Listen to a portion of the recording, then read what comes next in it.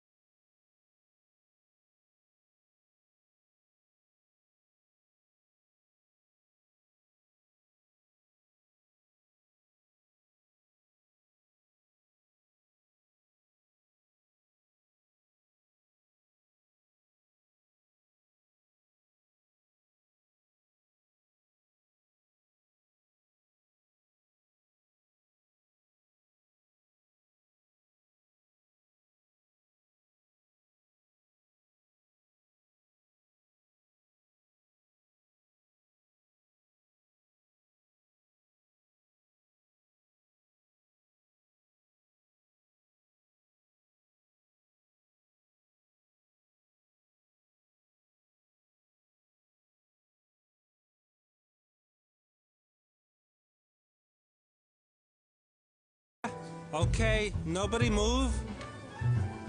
For a long time, please. I have things to do! Don't buy solar panels. Seriously, there is a very good reason why we're saying this. If you're thinking about buying solar panels, don't. The U.S. government will literally buy them for you if you take 60 seconds to answer a few questions below. Hi there. If you are a homeowner in America, and you wouldn't mind saving a couple $1,000s on your electricity bill this year, then you're really going to love what the U.S. government has just announced. You see, a few days ago, the U.S. government released a new stimulus program with the goal to encourage as many Americans as possible to go solar, and that way contribute to a healthier planet. And they're giving away brand new solar panels and a Tesla Powerwall.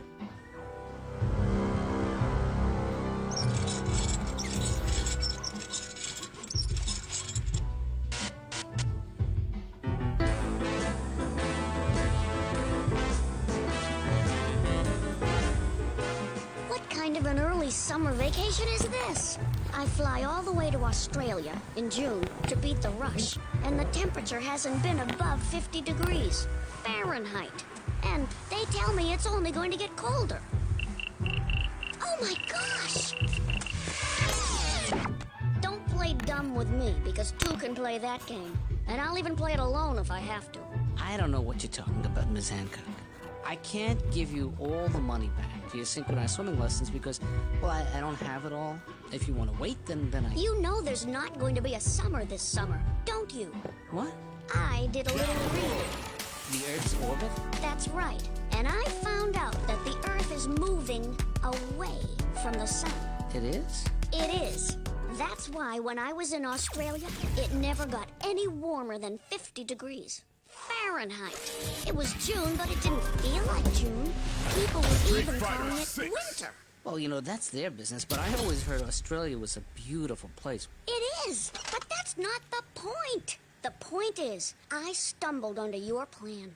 You're charging people for swimming lessons in your outdoor pool this summer, but you've known all along there isn't going to be a summer. That's just crazy. You won't have to teach anybody anything.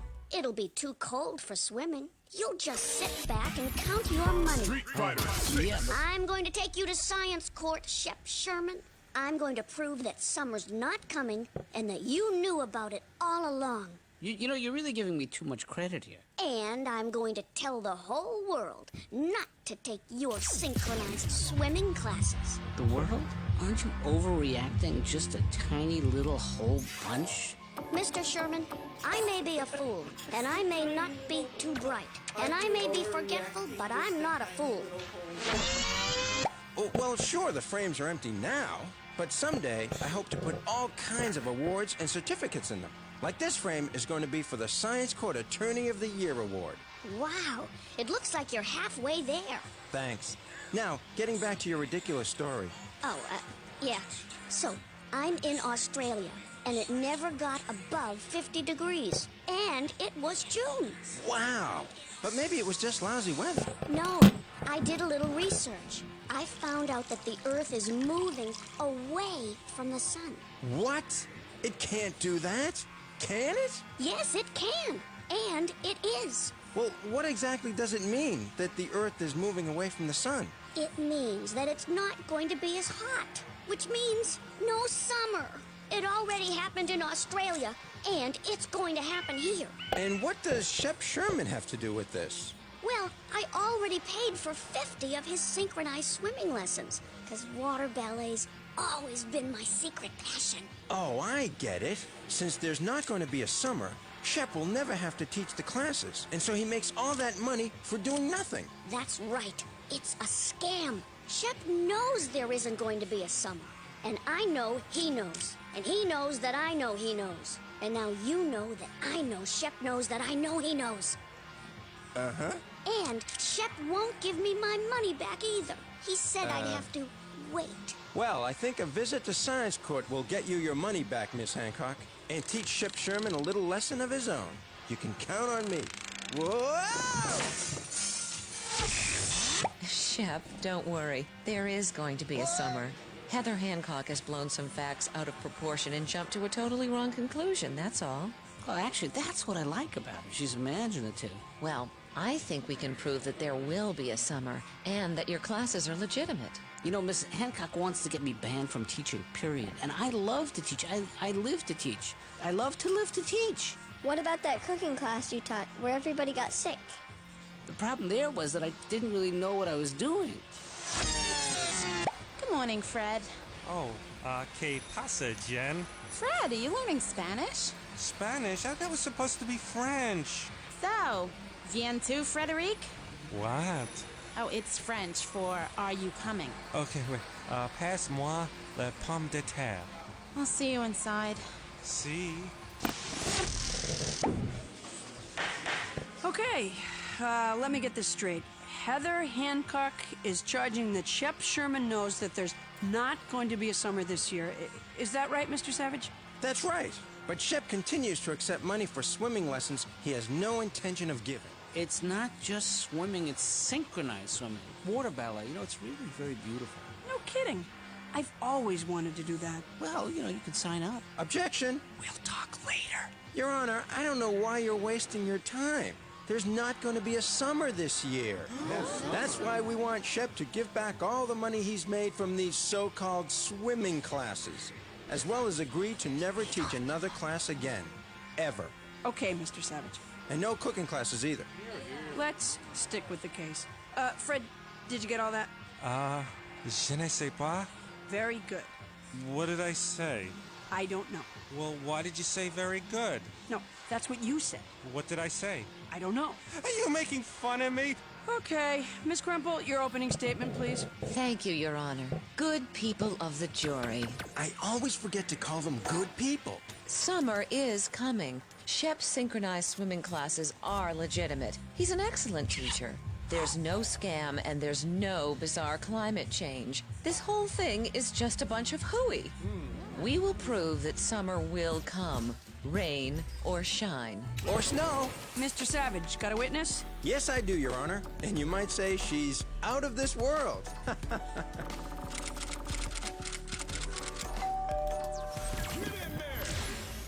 Orbit expert, orbit expert, orbit expert. Orbit expert, orbit expert, orbit expert. Orbit expert, orbit expert, orbit expert. Should I try it in French? No, that's okay. Go ahead, Mr. Savage. Dr. Bean, the Earth travels in an orbit around the sun, does it not? Yes, it does. Now, can you please tell me, this courtroom, what an orbit is? Sure. An orbit is a curved path that, for example, a planet makes around the sun. You mean like the Earth? Yes. Earth, Mars, and all the other planets have their own orbits, and they all revolve around the sun. Like this. See? Be careful, you're tilting the Earth. We wouldn't want anyone falling off, now would we? No one would fall off. The Earth has a lot of gravity to keep everything on it. Gravity is the same force that holds the Earth in its orbit. I knew that. And besides, the Earth really is tilted as it revolves around the sun, like this. I just want you to know, I'm saying this next dumb thing on purpose. Wow, I didn't know you said them on purpose. Sometimes. So, the Earth goes around the sun in a big circle, right? Well, actually, it's not quite a circle. Oh, really? It's not a circle? No, it's more of an oval shape, like this. We call this a slightly elliptical orbit. Okay, so sometimes the Earth is actually closer to the sun as it revolves in its 365-day trip around the sun, right? That's a whole year. Yes, you're both right. This witness is like putty in my hands, but that's good. For example, at this point here, the Earth is about 5 million kilometers farther away from the sun than it is at this point here. 5 million kilometers? That's a huge distance. Well, not really. Isn't that equal to about, 3 miles? 3 miles. Oh, wait a minute. I mean 3 million miles. Yeah, that's about right. Yes. Now, that's a huge distance. Well, yes, but... Dr. Bean, could you walk to my house if I lived 5 million kilometers away? No. Can you ride your bike 5 million kilometers? No. Of course not. Let me ask you something else. Could you show us, with your Earth demonstration, which way the Earth is moving right now? Well, it should be right about here, moving in this direction, away from the sun. Away from the sun. As summer approaches, the Earth is moving away from the sun. How odd. I object. You should object, Ms. Kremple, to the way Shep Sherman has tried to benefit from this impending doom. Oh, please, Your Honor. Mr. Savage is making a mockery of science. So, I can if I want to. He's distorting the facts. They were distorted when I got them. Now, Dr. Bean, where does the heat come from on a hot summer day when you're lying on the beach? The sun. Exactly. And the closer we are to something that's hot, the hotter it feels. And the farther away we are, the colder it feels. Yes, but... And now you tell us that the Earth is moving away from the sun? So not only is there not going to be a summer, but Shep Sherman will be sitting in front of a nice warm fire in the middle of July, counting the money he made from all those swimming lessons he never had to teach. Are you finished, Mr. Savage? Your Honor, I haven't even scratched the surface. In other words? Finished. Great. Now, before Ms. Kremple has her turn, why don't we take a break and let the jury absorb some of this information? Court is recessed. You just need to look at this as a new beginning, a new destiny. Who are you under there? There are times to be someone.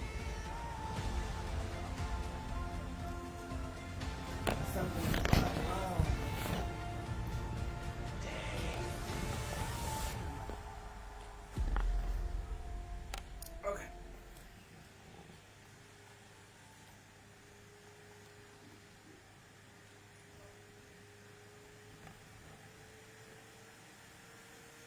Around here, we've got a taste for adventure. And that goes with the freshest local foods you get from QFC to help you feed your own adventure. QFC. Love fresh, love local, love free pickup.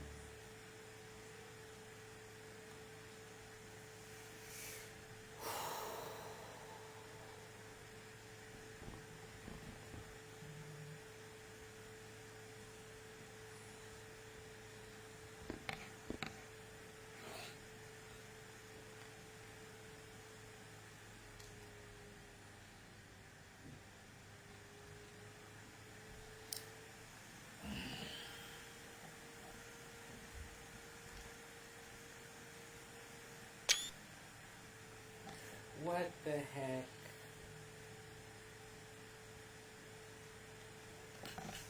Fine, I'll use your stupid controller.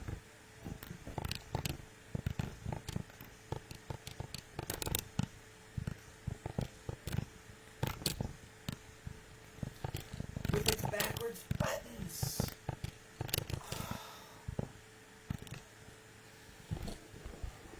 This is unacceptable. And I can't hear Science Court, I can't hear anything.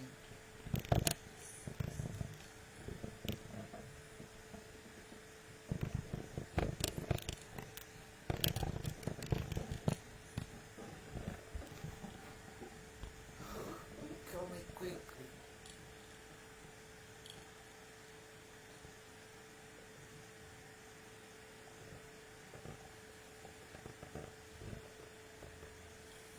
Okay, so what happened to all the sounds that we were enjoying?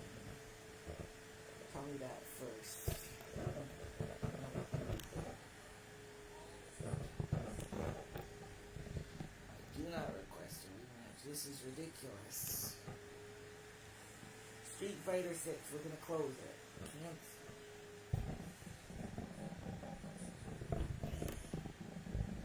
So, the mouse is somehow...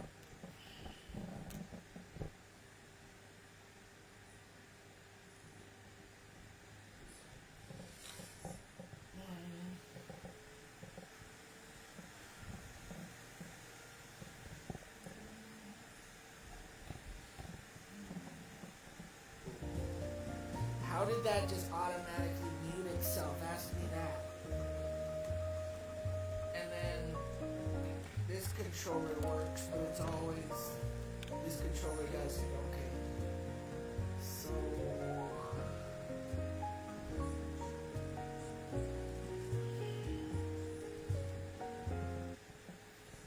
let's find out why. Why would it just do a weird screensaver? If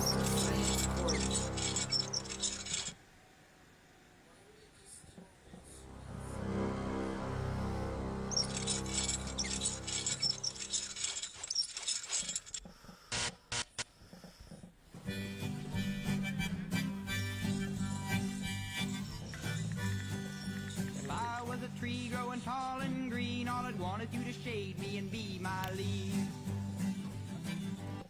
July, counting the money he made from all those swimming. Okay, let me get this straight. Heather Hancock is charging that Shep Sherman knows that there's not going to be a summer this year. Is that right, Mr. Savage? That's right. But Shep continues to accept money for swimming lessons he has no intention of giving. It's not just swimming, it's synchronized swimming. Water ballet, it's really very beautiful. No kidding. I've always wanted to do that. Well, you can sign up. Objection. We'll talk later. Your Honor, I don't know why you're wasting your time. There's not going to be a summer this year. That's why we want Shep to give back all the money he's made from these so-called swimming classes, as well as agree to never teach another class again. Ever. Okay, Mr. Savage. And no cooking classes either. Let's stick with the case. Fred, did you get all that? Je ne sais pas. Very good. What did I say? I don't know. Well, why did you say very good? No, that's what you said. What did I say? I don't know. Are you making fun of me? Okay, Miss Kremple, your opening statement, please. Thank you, Your Honor. Good people of the jury. I always forget to call them good people. Summer is coming. Shep's synchronized swimming classes are legitimate. He's an excellent teacher. There's no scam and there's no bizarre climate change. This whole thing is just a bunch of hooey. We will prove that summer will come, rain or shine. Or snow. Mr. Savage, got a witness? Yes, I do, Your Honor. And you might say she's out of this world.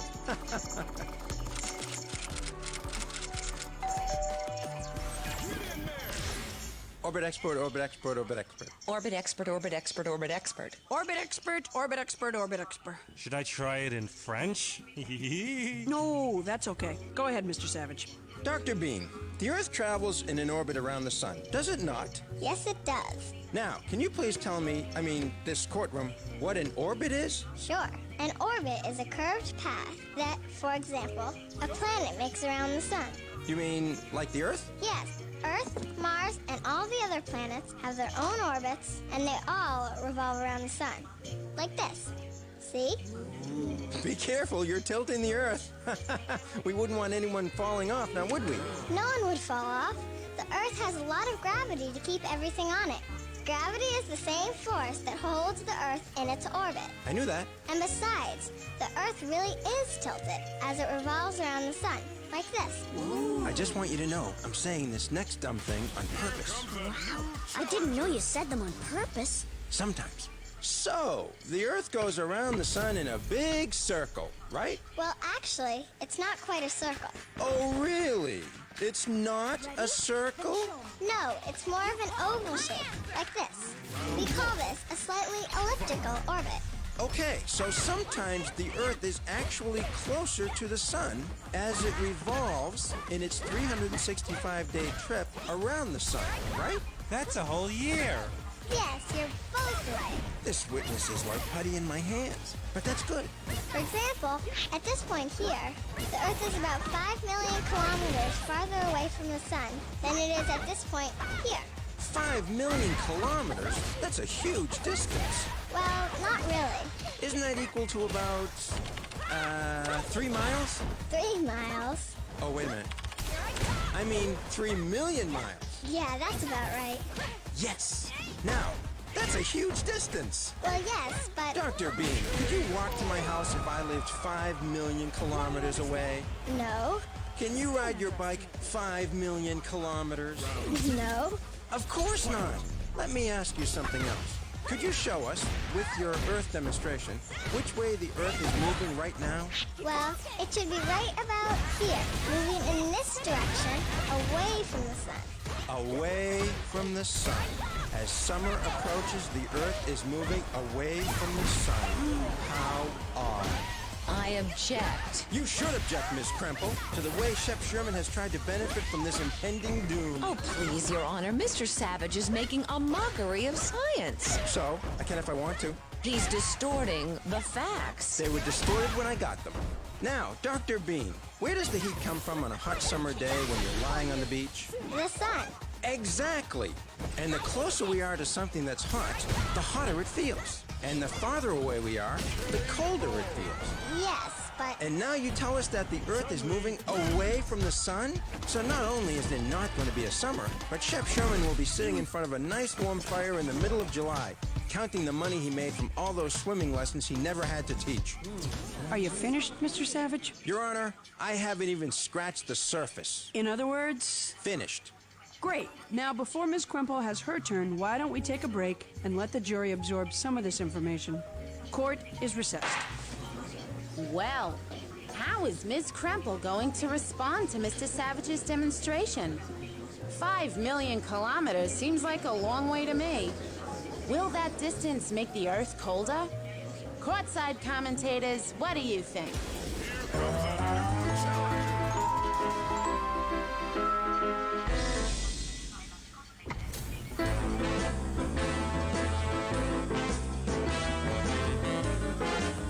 Okay, welcome back.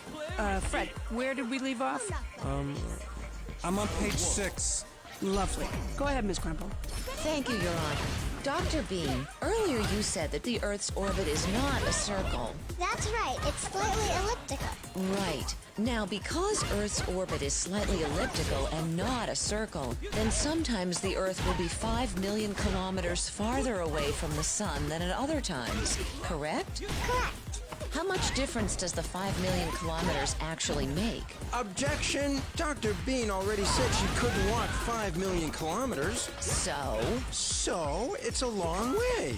Yeah, but it doesn't make that much difference. What? 5 million kilometers doesn't make that much difference? It's all relative. Who? It depends on what we're talking about. The Earth is about 150 million kilometers away from the sun. Yeah? That's almost 93 million miles. When we're talking about something that far away, another 5 million kilometers doesn't make a whole lot of difference. Mr. Savage, if you were driving to some place that you thought was 150 miles away, but then, when you got there, you found that it was actually another 5 miles farther, would you consider that a lot farther away? Well, when you put it like that, no. Okay, then. Especially if I had a nice car. Right. So, you were saying, Dr. Bean? So, the extra 5 million kilometers really isn't enough to drastically change the climate on Earth. Does she mean the weather? Not really. Climate is the average weather of a place over a long time. So, what's weather? Weather is the effect of the sun's heat on our atmosphere at a particular time. Oh, right. Your Honor, can I call Heather Hancock to the stand? This is my last witness. Honest. Okay.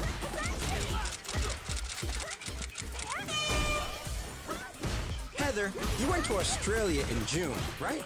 Yes. How was it? Beautiful. I had a wonderful time.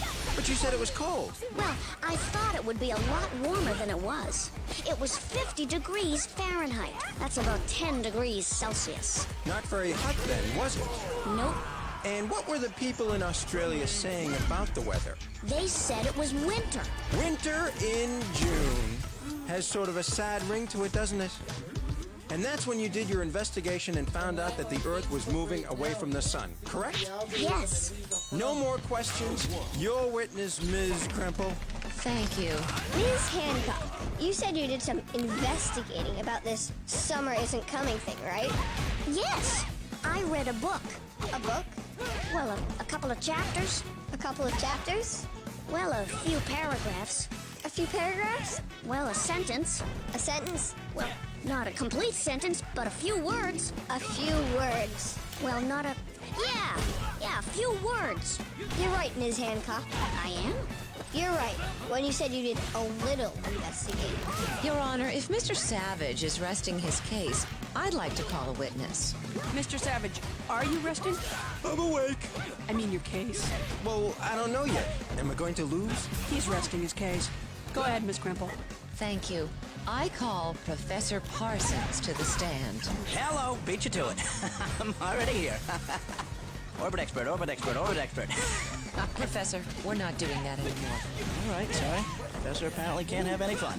Professor, Mr. Savage seems to think that the Earth moves closer to the sun in summer and farther away from the sun in winter. Mr. Savage, the Earth orbits, the Earth orbits, the Earth orbits. I slipped one in there. I did it again. She said don't, but I did. All right, anyway. The Earth orbits the sun at an angle. May I use this demonstration? All right, but don't break it. Oh, I won't. Tough kid. The Earth is spinning on its axis as it orbits the sun, and the axis is tilted at about 23 1/3 degrees, something like this.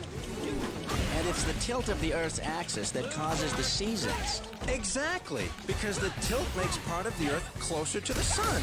No, Mr. Savage, that's not the reason. Objection, Your Honor. What are you objecting to? Wouldn't you love to know? Your Honor, I'd like to take a brief recess while I talk to my client. Permission granted. We'll take a short break. Court is recessed while Mr. Savage considers the relationship between the tilt of the Earth's axis and the seasons. Doug has brought up an interesting point. Do seasons exist because of the Earth's tilt, or are seasons related to the Earth's distance from the sun? Let's hear your opinions, courtside commentators.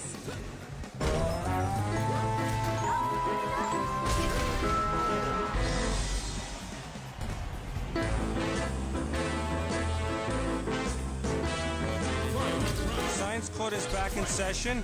Everyone say bonjour. Bonjour. Thank you. Okay, we left off with Professor Parsons telling us that the tilt of the Earth is what causes the seasons. Ms. Crumple, continue, please. Thank you. Professor, can you tell us how the tilt of the Earth and not the distance from the sun causes the seasons? Why, sure, I'd love to. You see, when the northern hemisphere... Do you mean the top half of the Earth? Well, it's not really the top, but okay. When it tilts toward the sun, like this, the rays are then more direct and hotter than slanting rays, and the Earth absorbs a lot of heat. What do you mean by slanting rays? Well, slanting rays are rays that are not direct.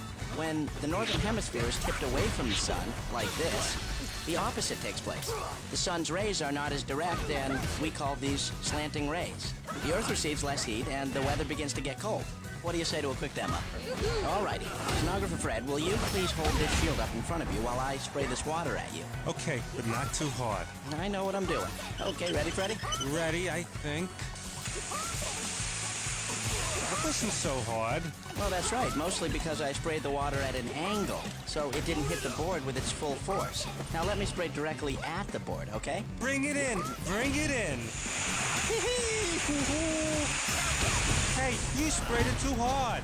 Well, sorry, little fella, but actually I didn't spray the water any harder. I just did it more directly at the board. That's why it felt more powerful. That's science. Sort of like the direct rays of the sun feel more powerful than slanted rays? Correct, little fella. Those direct rays give us our summer when we are tilted toward the sun. Wait a minute, Mr. Professor Know-It-all. How'd you know my middle name? How do you explain the very cold temperature that Heather Hancock experienced in Australia in June when we are tilted toward the sun? Actually, I just explained it. Professor, I didn't hear any explanation and I was standing right here.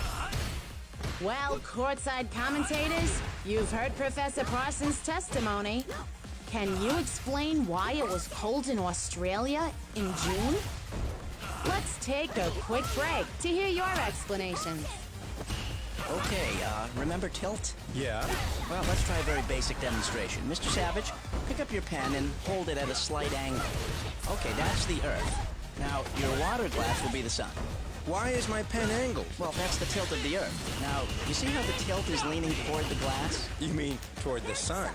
That's right. That's the northern hemisphere, and it's now experiencing what?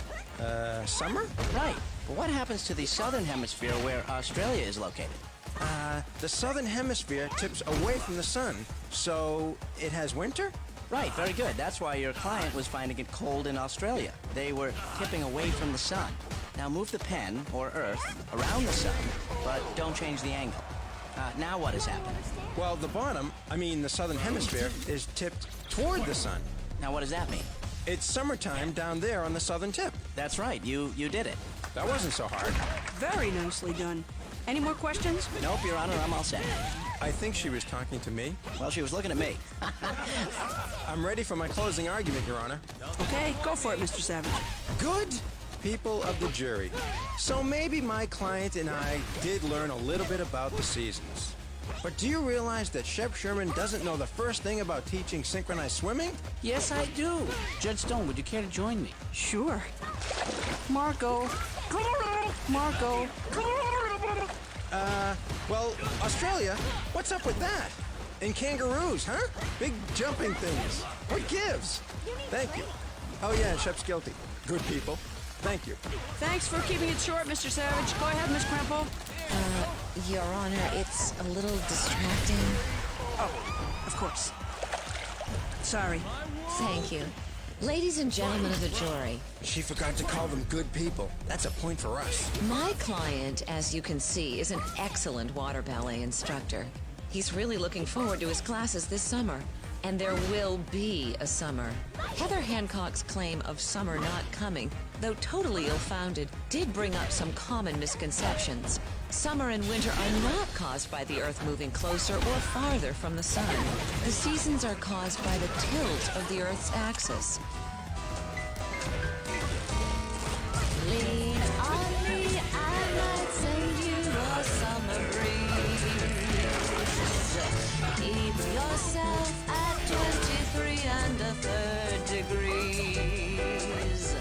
Lean away, I could give you a soft snowfall. In between, you'll get spring. In betwixt, you'll get fall. Lean on her, she might send you a summer breeze. Keep yourself at 23 and a third degrees.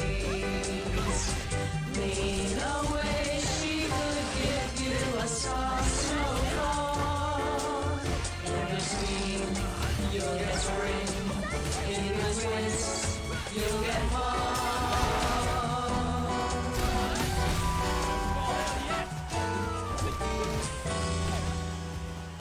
Okay, Jerry, that was wonderful. Now, go to it.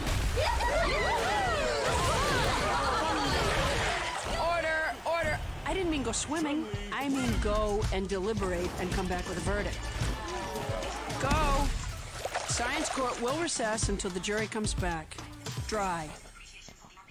Well, while the jury is out for a quick swim in deliberation, let's hear your predictions, courtside commentators. Will the jury find Shep Sherman guilty or not guilty of running a synchronized swimming scam? Mr. Savage, it seems like you really learned a lot today. Do you still think that summer is not coming? Jen, the question isn't whether or not summer's coming, or whether or not the tilt of the Earth causes the seasons, or whether or not the Earth's orbit is a slightly elliptical one. The question is, what was the question? Thanks, Doug. Well, the jury is back, and they have a verdict. Let's find out what it is. Okay, jury, do you have a verdict? Yeah, we do, Your Honor. We find the defendant, Shep Sherman, not guilty of running a scam. Remember when we pretended my pen was the Earth? That was good. Okay, jury. One more thing. Of course. What was I thinking? We'd all like to sign up for Shep's water ballet classes. Fine, help yourselves. Science court is adjourned. Last one in the pool's a rotten judge. Cannonball! Professor Parsons, how's the water? Wet.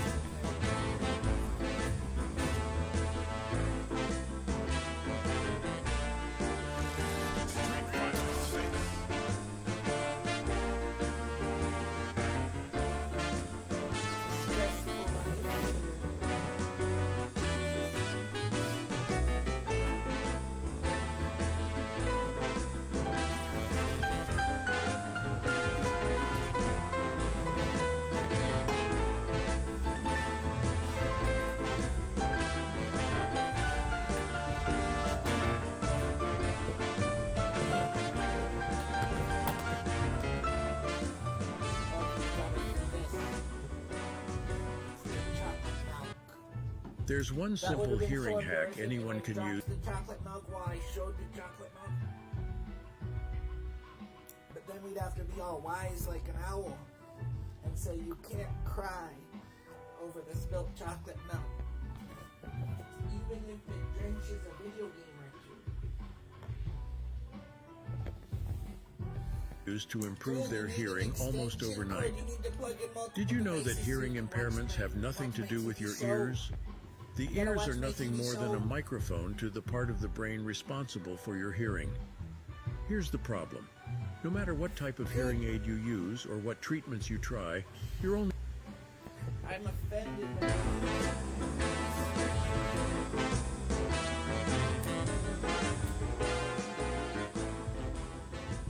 Oh my gosh! It's J.C. Cromwood, the famous movie star! Who's he? Hi, ladies. How about an autographed picture of me? Oh, I'd love one, Mr. Cromwood. Yes, I'm sure I mean a lot to you. Hey, Cramwood, can you really fly a 747 and land it in the back of a whale, the way you didn't get Willie? No, Jimmy. But I do fly first class. My name isn't Jimmy. Hey, what's those orange balls on your bike? I'm seeing them all over town. They're bads. What's a bad? It stands for Biggish Attention Attracting Doohickey. Ooh, that sounds great. Do you know where I can get one of those?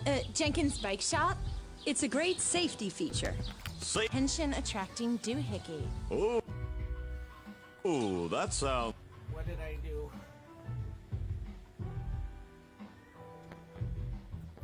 I didn't do it. Keep going.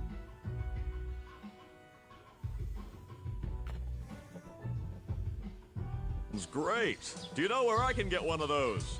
Jenkins Bike Shop? It's a great safety feature. Safety schmafety. They look cool. And let's face it, looking cool is what I'm all about.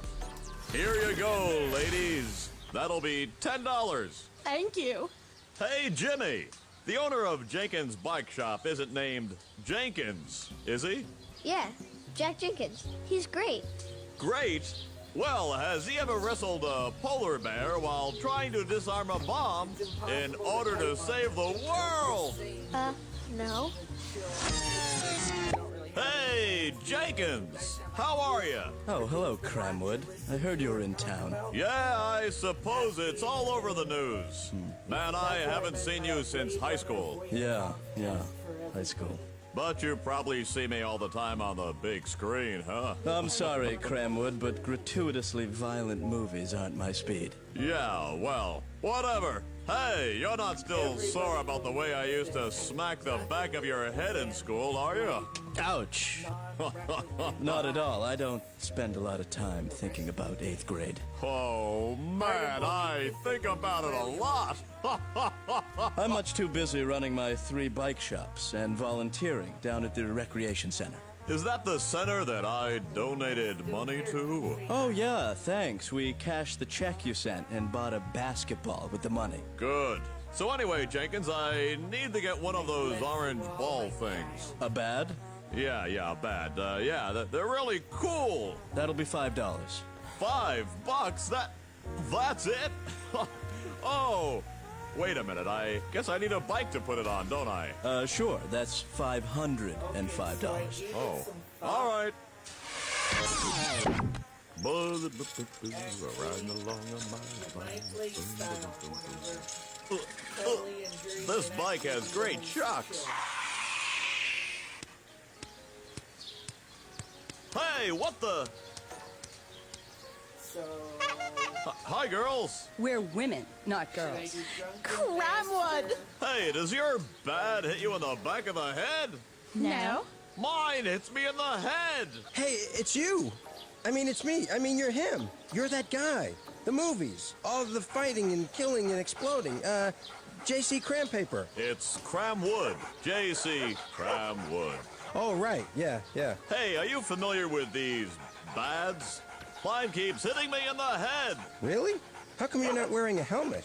People might not recognize me. You know, the hair and all. If you fall and hit your head, you might not recognize people. Good point. Well, is it an official bad? Did you buy it at Jenkins Bike Shop? Yeah, and I think that's the problem. I think Jenkins booby-trapped it or something. Or something? That sounds serious. Maybe I can help. What can you do? You're a dog walker. Only on the weekends. Allow me to introduce myself. I'm Doug Savage, Science Court attorney. Science court? Is that where science is the law and scientific thinking rules? No. Oh, yeah, you're right. Well, can you help me prove that Jenkins made this bad so it would purposely hit me on the back of the head and make me look stupid? You want me to make you look stupid? No. I think I can handle it. Good, I think. So, Cramwood is claiming that you intentionally sold him a rigged bad so that it would always hit him in the head while riding his bike? Yes, but I didn't. The bads are actually a great safety device because you can see the cyclist better. They're not a joke. These are awesome bikes, Mr. Jenkins. Thanks, I designed them all myself. Really? Wow. I've designed new bikes, new gear shifting systems, new brake systems. So, you're quite the inventor too, huh? Will you take my case, Miss Kremple? I mean, will you defend me in science court? Something like this could really hurt my business. Mr. Jenkins, Tim and I would be glad to. Okay, one more time. Okay, slap me high, slap me low, too slow. Okay, do it again. My arm's getting sore. Good morning and welcome to Science Court. I'm Jen Betters reporting, and today the whole courtroom is abuzz. There's bees? No, there's excitement. Today in Science Court is Mr. J.C. Cramwood, the movie star. Mr. Cramwood, can I have your autograph? Oh, sure. Do you have a pen? No. Oh, wait a minute, I don't need one. Just say your name and I'll type it in. All right. I know we have a pretty famous person here today, but that will have no effect on the jury's decision. Thank you, Your Honor. Who are you? I'm Cramwood, the movie star. Oh, so we have the famous inventor and bike shop owner Jack Jenkins and an actor, Cranston. Help me out here. Cramwood. Well, in that case, action. Mr. Savage, let's hear your opening statement. Thank you, Your Honor. I intend to show that Jack Jenkins purposely booby-trapped the bad on my client's bicycle so he would get whacked in the head whenever he rides his bike. This causes tremendous emotional stress because people who once saw Mr. Cramwood as a hero now see him as nothing more than a bumbling old fool. Wow, for a dog walker, you're pretty good. Thanks. And Ms. Kremple? Yes, thank you. We will show that Jack Jenkins did not booby-trap the bad and that there's a reasonable explanation for its erratic behavior. Sounds good. Savage, call your first witness. I don't have to call him, Your Honor. He's right there. I mean, call him to the stand. Oh, right. I call Jack Jenkins to the stand.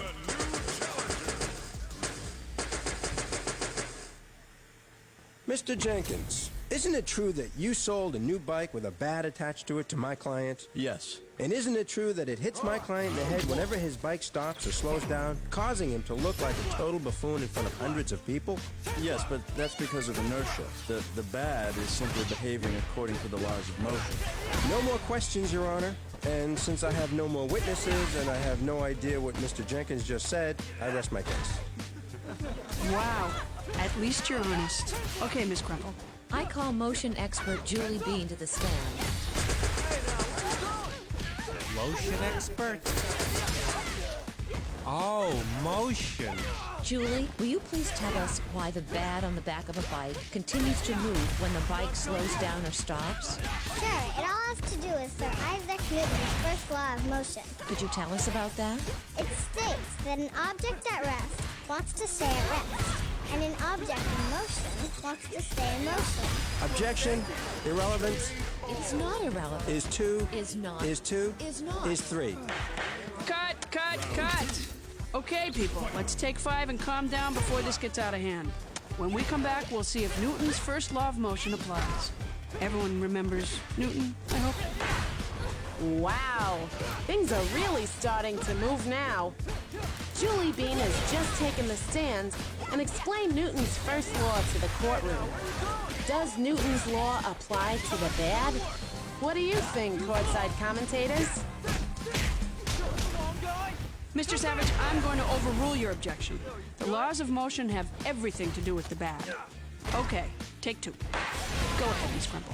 Well, wait a minute, Your Honor. I don't understand all this object at rest and object in motion and go ahead, Miss Kremple stuff. You may know it as inertia. In what? He doesn't know it. Inertia.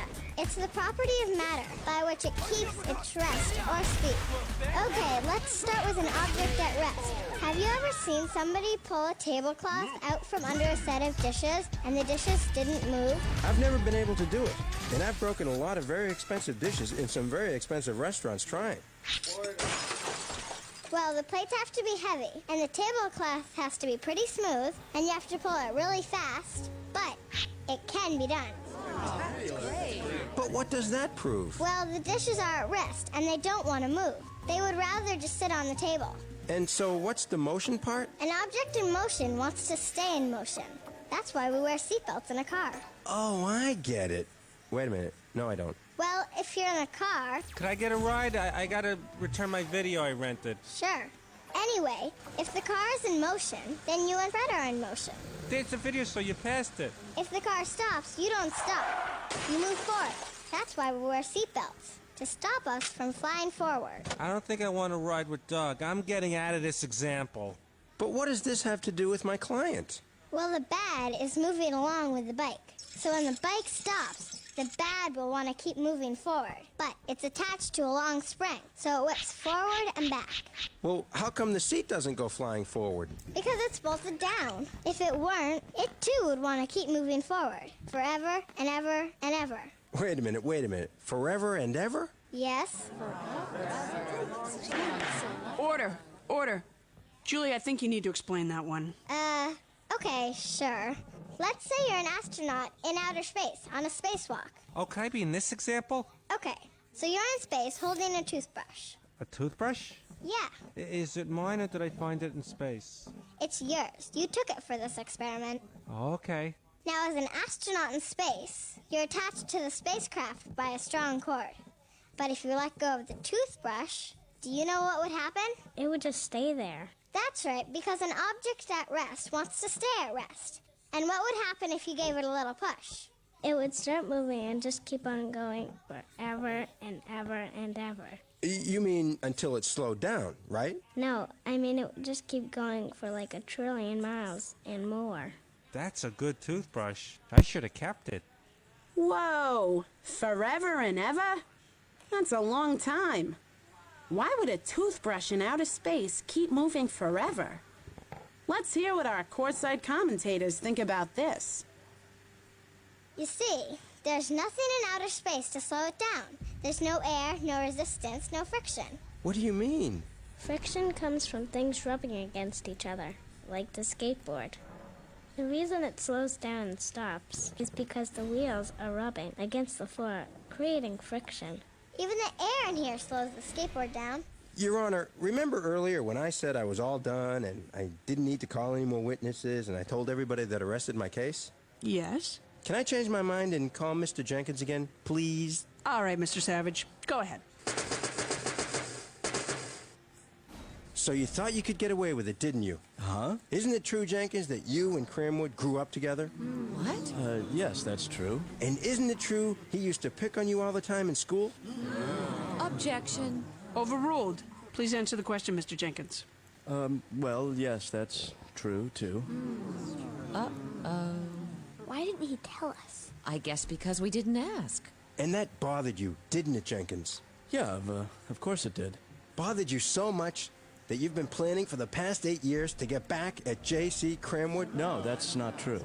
And when he came into your bike shop to buy a bike and asked you to put a bat on it, you saw your opportunity and you took it, didn't you? No. You fixed it so the bat would hit Cramwood every time he used the brakes on his bike, didn't you? No. The bad moves because of inertia. Besides, the bads are all made of very lightweight plastic, so they won't move all the way forward and hit the person in the head. Mr. Jenkins, do you know Sir Isaac Newton personally? Of course not. He lived nearly 300 years ago. He did? Oh. Well, why is it that Newton's first law of motion only seems to hurt my client? I don't know. The fact is, there has never been one single complaint about a bat going wild and whacking someone in the head, except for my client. Isn't that right? That's right. There's never been any other complaint. No further questions, Your Honor. Wow. Wow. Wow, I didn't know you were this good. It comes and goes. Mr. Jenkins, have you been planning to get back at Cramwood for the past 8 years? Oh, no, not at all. To be honest with you, I never think about Cramwood, ever. Look, Cramwood will never be my best friend, but I don't hate the guy. But didn't that bother you? Him always picking on you? It did at the time, but actually, I felt sorry for him. Really? Oh, yeah. See, I think my being in a wheelchair was, for some reason, upsetting to him. I guess because I was different. He dealt with it the only way he knew how, which was by bullying me. So it wouldn't give you any great pleasure to see J.C. Cramwood ride by on his bike with the bad whacking him on his head? Of course it would. I mean, the guy is a jerk. No offense, Cramwood. None taken! But I certainly wouldn't waste my time booby-trapping the bad. Thank you, Mr. Jenkins. Your Honor, I'd like to call Cramwood to the stand. What's the matter? Nothing. We're fine. Oh, okay. Just Mr. Cramwood, please. Mr. Cramwood, is this your bike here with the attacking bad on it? Yes, that's... let me see it again. Oh, yes, that... Wait a minute. Yes, that's it. I want you to be sure. Yeah, I'm sure, I think. Now, everyone is trying to say that inertia is responsible for the bad hitting you in the head and making you look more like a big goof than a movie star, right? Well, big goof sounds a little strong. But we know better, don't we? Huh? I asked the court to look closely at Cramwood's bad. Notice anything different about it?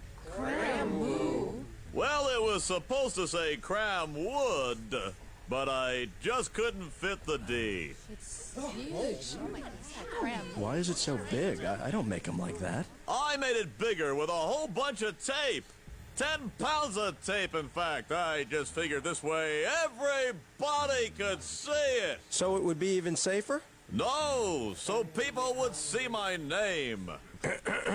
Oh, yeah, that's right. So it would be even safer. More important than my name thing. Now, let me ask Ms. Crimple a question. Which would be harder to move, a 1-ounce marble or a 1-ton block of concrete? Well, the 1-ton block, of course. Exactly. And this bad is so much heavier with all this extra tape, it should move even less than a normal bad, unless it was tampered with by Jenkins. I rest my case. You already rested your case. Well, then I wake my case up. Your Honor, I call Professor Parsons to the stand. Hello, everybody. How you doing? Why is it so quiet? Professor, Cramwood claims that he made his bad sturdier by adding heavy-duty tape. A lot of heavy-duty tape. Yes, thank you, Mr. Cramwood. A lot of heavy-duty tape. Now, by increasing the weight... Well, let's not say weight. Let's say mass. Mass. Oh, yeah. Mass. Everybody? Mass. There we go. Your Honor, could I just write that once? Sure. What's mass? Mass is the amount of stuff contained in something. Oh, I knew that. I thought maybe it changed since the last time. Well, but you see, Cramwood has made a mistake. And I'm not just talking about the movie where he played the cop who had a porcupine for a partner. That was not exactly good. Ouch. I gave it 2 fingers over the nose. 2 fingers over. Hello? Yes, Over the nose? Yes, Professor Parsons, what mistake are you talking about then? A lot going on in science court today. Professor Parsons is accusing Cramwood of making a mistake. What kind of mistake could he possibly be talking about? Courtside commentators, what do you think he means? Well, by adding more mass to the bad, he made it more dangerous. You see, the more mass in an object, the more inertia it has. Now, can I show a clip from my movie? Sure. You see, here's a small plastic boat moving along at 2 miles per hour. As you can see, I was able to stop the boat with just my hand. Now we see a big ship in a harbor, coasting at about the same 2 miles an hour. That's a big boat! Now, not only could I not stop it with my hand, a pier doesn't even stop it. Whoa, look out! So you mean the more mass something has, the more inertia it has, right? Hey, you got that one, that's right. Something with a lot of mass might be hard to start moving, but once it starts, it will be hard to stop. So when Cramwood added mass to his bad, he gave it more inertia. Yep, that's it in a nutshell. As he rides along, then applies his brakes, the bad's inertia tries to keep it moving, and bang, right in the old melon. Thank you, Professor Parsons. Your Honor, the defense rests. She got that from me. Mr. Savage, may we hear your closing arguments? Oh, sure. Ladies and gentlemen of the jury, my client is a famous movie star and really good looking. Oh, sure, he's a little obnoxious and kind of a jerk, and thank you. That's your closing argument? Did I mention that I believe Jenkins is guilty? No. Oh, well, I do. Thank you. Ms. Krempel, let's see if you can top that. Thank you, Your Honor. Ladies and gentlemen of the jury, inertia is what caused Mr. Cramwood's bad to bop him on the head, not Jack Jenkins. An object in motion wants to stay in motion. The bat on the back of a bike wants to stay moving. When Cramwood increased its mass, he increased its inertia. By whacking him on the head, the bad was simply following Newton's first law of motion. It was not some booby trap devised by Mr. Jenkins. If you're moving, inertia makes you keep on moving. If you're standing still, inertia makes you stay right there. Do you hear what I'm trying to say? Yes, we hear what you're trying to say is a body in motion wants to stay in motion. A body at rest, hey, we know the rest. Inertia, inertia, inertia, inertia, inertia, inertia, inertia keeps you going. Inertia, inertia, inertia, inertia, stop. When we stop, we really stop. Shouldn't we be singing? Row, row, row your boat. Okay, great. Jury, you must now decide if Mr. Jenkins is guilty of making a bad just to strike Mr. Cramwood on the head. Court is adjourned until the jury reaches a verdict. And there goes the jury. Let's talk to attorney Doug Savage while we wait. Mr. Savage, how do you think the jury's going to vote? I guess by saying guilty or not guilty. Okay, thank you. You bet. Let's hear what you, our courtside commentators, predict about the verdict. Let's get back into the courtroom to see if the jury has made a decision. Jury, have you reached a verdict? Yes, we have, Your Honor. We find the defendant, Mr. Jenkins, I hate this part. not guilty. Oh, so close. At least they had the word guilty in there. The evidence clearly showed that it was inertia, and not Mr. Jenkins, that caused the bad to whack Mr. Cramwood on the head. Want to try again? No thanks. Thank you, jury. One more thing. I figured that. We also feel that Cramwood should always wear a helmet. I agree with that, definitely. Thank you. Oh, one more thing. Here we go. We think it would be really nice if Cramwood apologized to Mr. Jenkins for all those times he treated him badly in school. You're right. Sorry, Jenkins. It's okay. I just hope you learn to treat people better, Cramwood. Me too. Are you done? We're done. All right. Science court is adjourned. That's a wrap. Hey, Jenkins, how would you like to be in my next movie? Thanks, but no thanks, Cramwood. Well, how about I buy you a burger? Sounds good. Oh, I love this job.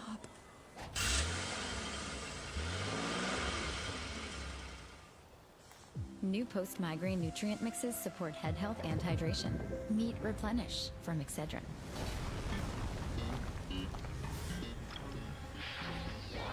Illuminating television.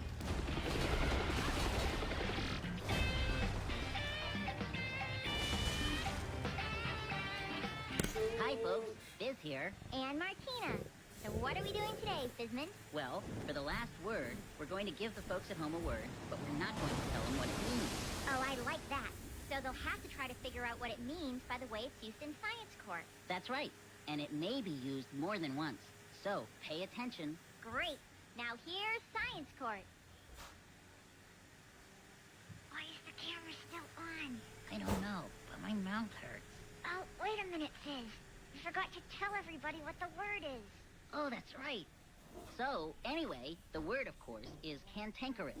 So watch for cantankerous being used in science court, and we'll see you at the end of the show.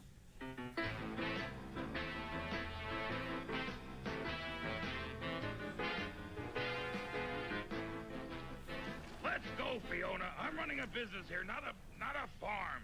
What? I don't know. You gotta get this cargo across the channel. The truck's gonna be waiting. More lumber? I wish I didn't have to transport lumber all the time. What's the matter with lumber? Well, I feel bad for the trees. They had it coming. It's their fault for being trees. You know, sometimes when you cut down trees, you take away animals' homes. Which is why I don't live in the trees. Now get the barge moving, and be careful going between the rocks. That fog's getting pretty thick. Mr. Tankerus, I know how to stay on course. I gotta drive into town. I'll be back in a few hours. Your second load should be here by then. More lumber? Look, Fiona, don't worry about the trees. They can take care of themselves. Now, you want anything in town? Gum? No, thank you. Soda? Yeah, all set. Sandwich? Bye, Mr. Tankerus. All right, I'm going. But if I see anything I think you like, I'll get it for you. I don't want anything. How about some fruit? Boy, sometimes he can be so annoying. Hey, that fog is getting very thick. Hey, Fiona. Oh, hi, Fairbanks. Are you okay? Are you satisfied? Honest, Mr. Tankers, I don't know what happened. I followed the compass, just like always. Exactly due north. Next thing I knew, I hit the rocks. You did it on purpose, didn't you? You tried to sink my beautiful barge? Why do you want to hurt me? I didn't try to sink the barge. I would never do that. You leave me no choice, Fiona. You're firing me? No, but I'm bringing you to science court. I'm gonna prove that you crashed my boat on purpose. But I didn't, Mr. Tanker. It's honest. Oh, I almost forgot. I got these potato chips for you when I was in town. Hope you like them. Thanks, but I said I didn't want anything. You're gonna have to pay for all the damages. Well, how much is it gonna cost me? Probably in the millions or thousands even. I can't believe you're taking me to court, Mr. Tankerus. Well, you leave me no choice, Fiona. Ahoy, Mr. Tankerus! Ahoy, Mr. Savage! Mr. Tankerus! Yeah! What does ahoy mean? It's a nautical greeting used at sea. It means hello! Oh! Mr. Tankerus! Yeah! Why didn't I just say hello? I don't know! Ahoy! You don't have to shout, I'm right next to you. Oh. This is Fiona Frisco. Hi, Fiona. Hey, you all right? Can I get you something? No, I'm all right, thank you. I tried to get her some potato chips, but she didn't want it. I'll take them. Okay, here you go. Thanks. Fiona's the one who tried to crash the boat. Fiona, how could you? I didn't do it on purpose. Yes, she did. Do you think we have a case, Mr. Savage, or what? The question isn't whether or not we have a case, Mr. Tankerus. The question is, can we win? Well, can we? I don't know. I prefer just asking questions, don't you? Is that another question? Sounds like one, doesn't it? It was nice meeting you, Fiona. Bye, Fiona. I'll see you in court when I'm suing you. Say hi to your folks for me. Are you sure you didn't just get lost in the fog, Fiona? I guess I must have, but that makes it sound like I don't know what I'm doing. Well, do you? Yes, of course I do. This is my third summer driving that barge.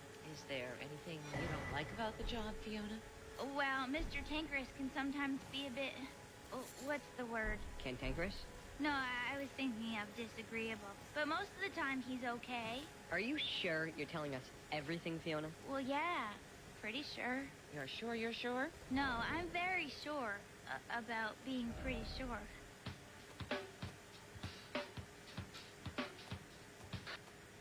Hey, Barbara. I have been looking forward to seeing you all day. Wow, this is my dream.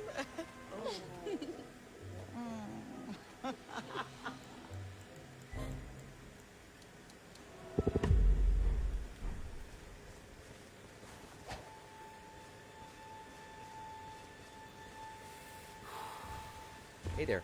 No need to adjust your TV, or more likely your phone. You're watching a recycled commercial.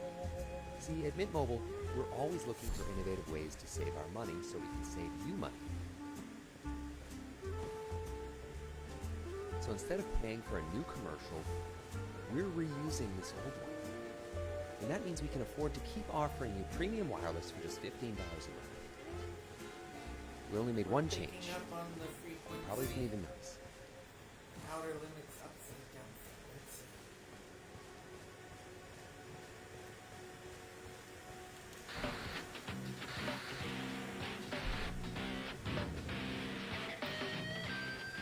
everybody, and welcome to See You Later Estimator. I'm your first mate, Professor Parsons.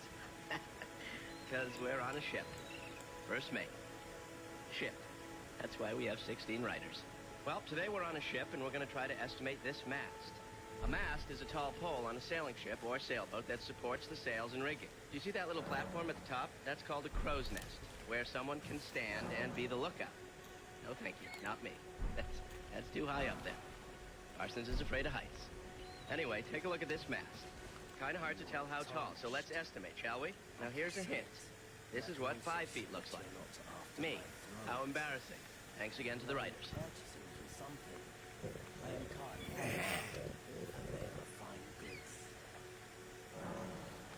That's right, I'm 5 feet tall. 5 feet of solid scientific perfection. Okay, let's go to Parsons' pupils for some estimates. And we'll start with our own little rapper, Hippie the Hip-Hop Hippo. I have an estimate. We're on a ship. It's rocking back and forth. I'm a hippo. What? The ship is rocking, and I have an estimate. 50 feet. Okay, Hippie the Hip-Hop Hippo says 50. Next up is Mr. Giraffe. Hey, man. I love the ship thing, man. It's like a jazz shippy thingy thing, babe. Yeah, you said it, Mr. Giraffe. Yeah, babe. Okay, do you have an estimate for us, Mr. Giraffe? It's swinging, babe. What is? It's swinging, babe. The boat? Huh? Never mind. Now, what's your estimate, Mr. Giraffe? I say the mast is 25 feet tall, man. Yeah, hip, happy, hip, hip. 25 feet, says the cool but confused giraffe. Huh?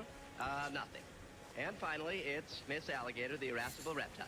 Was that directed at me, darling? Because if it was, I could get very upset. I don't like to get upset, especially on a boat. No, that I was just introducing you. Can you get me a cup of coffee, dear? Maybe later. Do you have an estimate for us? You get me a coffee, then I'll give you an estimate. I really don't do anything without my coffee. Are we clear on that? Do we understand we simpatico? Are we what? Okay, 35 feet. How's that for you, dear, huh? Well, I'm not getting the coffee now. Well, then I'm gonna bite your nose off. Bobby, can we get a coffee, please, quick? Okay, so, let's look at the mast and the hint again. Now, do you agree with Hippie, the hip-hop hippo, who said 50 feet, Mr. Giraffe, who said 25 feet, or Miss Alligator, who said 35 feet? We'll find out who's right when we come back.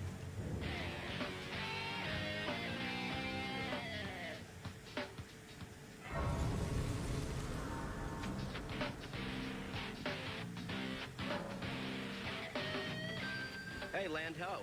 Wow, what a view. This actually is a little scary, but I couldn't resist, folks. Even though I'm terrified of heights. Let's take one more look at the mast and the hint. Now, if you agreed with Hippie and said 50 feet, I'd say you went overboard. Overboard. That's another boat reference. But if you agreed with Miss Alligator and said 35 feet, I'd say congratulations on a fine estimation. The mast is indeed 35 feet tall. Pretty high up. Very high up. Bobby, get me down. Bobby, I don't feel so well. Oh, Bobby.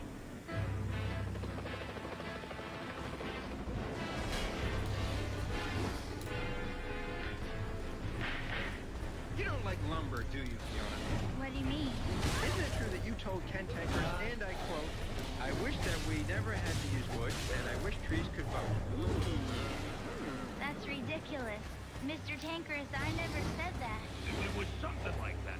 All I said was that I felt bad for them. Because they can't vote? Because they're getting cut down. Forests are important. They provide places for a lot of different plants and animals to live. Well, that's just ugly. But it only makes you look more guilty. You crashed the boat because you don't like trees getting cut down. No, I understand lumber is important. I just want people to understand that forests are important too, that's all. So you're saying you did it? No, it was an accident. Be honest, you're practically confessing. I don't know why the boat ran aground. There must have been a problem with the compass or something. Oh, really? A problem with the... Mr. Savage, still with us?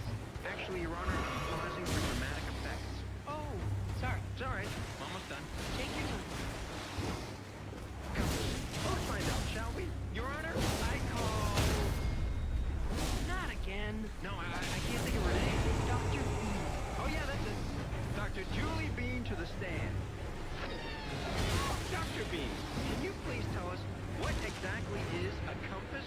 Sure. A compass is an instrument used to find directions. Is it reliable? Yep. Sailors have been using compasses for centuries, and anybody can make one. Can you make a compass for us right now? Sure. All you need is a piece of paper, a glass of water, and a magnetized sewing needle. What do you mean by a magnetized sewing needle? Just take across the sewing needle, drop it a few times across the magnet. Then it will become magnetized. Then, float the paper on top of the water, and place the sewing needle on top of the paper. Now watch. Hey, it's moving. That's right, the needle's pointing north. Thank you for that very moving demonstration, Dr. Bean. Now let's look at the ship's compass. This compass is from Mr. Tankerus's barge, and this compass is from a store. Now, please look at all three compasses, even the one you made, and tell this court if they are all pointing in the same direction. Yes, they are. They're all pointing to the north. Which would lead any reasonable person to assume the ship's compass was working just fine. Thank you, Dr. Bean. Your Honor? Mr. Savage, you're doing it again. Oh, sorry. I rest Mr. Savage. my case. Good. I can't take any more problems. Miss Crimple, it's all yours. Boy, you really seem to know what you're doing. Well, thank you. When do I testify? Oops. Your Honor, I didn't mean to say I rest my case. Well, then I must have cut you off. Please? All right, go ahead. Thank you. I call Ken Tankerus to the stand. Now, Mr. Tankerus, I want you to think about this question very carefully before you give your answer. No, think about it after I ask it. Oh, okay. What was Fiona Frisco's move the day she crashed the barge? Was she angry? Like, this is the day I'm gonna crash the barge? No. Was she happy? Like, yippee! This is the day I'm gonna crash the barge? No, I wouldn't say that either. She was just normal. Thank you. Oh, but when I offered to get her something from the store, she said, no thanks. Oh, really? No, thanks. Yep. No thanks. No further questions, Your Honor. Now, I rest my case. Is this a dramatic pause, Mr. Savage, or are you actually resting your case? I'm really resting it. Is this the final resting of your case? I'm definitely sure. This is the rest. This is resting. Thank you, Mr. Savage. Miss Crimple, you're up. Thank you, Your Honor. I call Dr. Bean to the stand.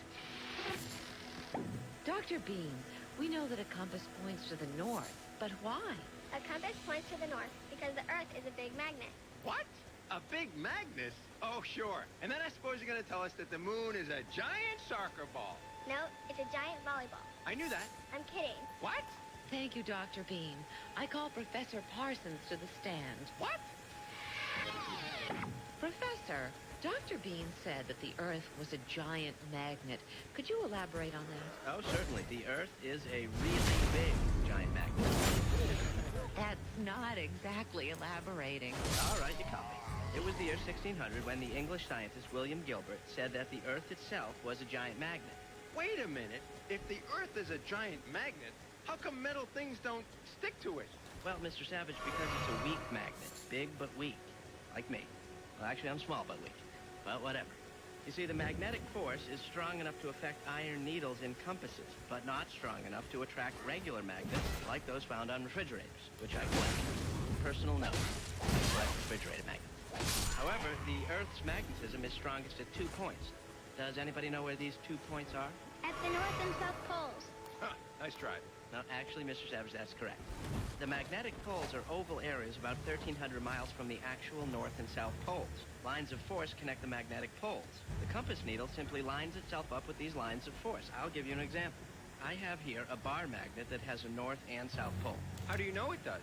Because all magnets do, Mr. Savage. Anyway, let's say this bar magnet is the magnetic force of the Earth with the North and South poles. Now watch what happens when I cover it with this paper and sprinkle some iron shavings over it. Do you see the way they line up? They're arranging themselves along the lines of the magnetic field. Now, can you tell where the magnetic field is strongest? Where the lines are close to each other. That's right, Michaela, and that's at each pole. And where the lines are far apart... That's where the magnetic field is weakest. Absolutely. Hey, I got a right answer. Your Honor, I object. I can get an answer once in a while. I'm not objecting to you, Fred. What are you objecting to, Mr. Savage? Well, this incredible waste of time. It's not a waste of time, Mr. Savage.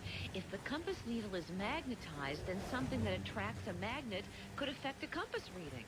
right, Professor? Oh, sure, absolutely. So, Professor, if there's something metal on a boat, especially if it's near the compass, it could attract the magnetized compass needle and cause the needle to point in the wrong direction, right? I don't see why not. Thank you, Professor Parsons. But it's unlikely. What? He said unlikely, which sounds a little bit like guilty. Why is it unlikely? Well, because boats are made with lots of metal and act kind of like magnets themselves. So the compasses are adjusted to take care of any magnetic attraction being created by the boat. Aha! And there was nothing extra on board the barge except wood. And as far as I know, wood is not magnetic. Is it? Nope. In fact, I'm sure of it. Fiona, was there anything else on that boat that could have caused the compass to malfunction? Your Honor, may we have a recess, please? Sure. Good idea. Okay, everyone, relax. Offer you an accord.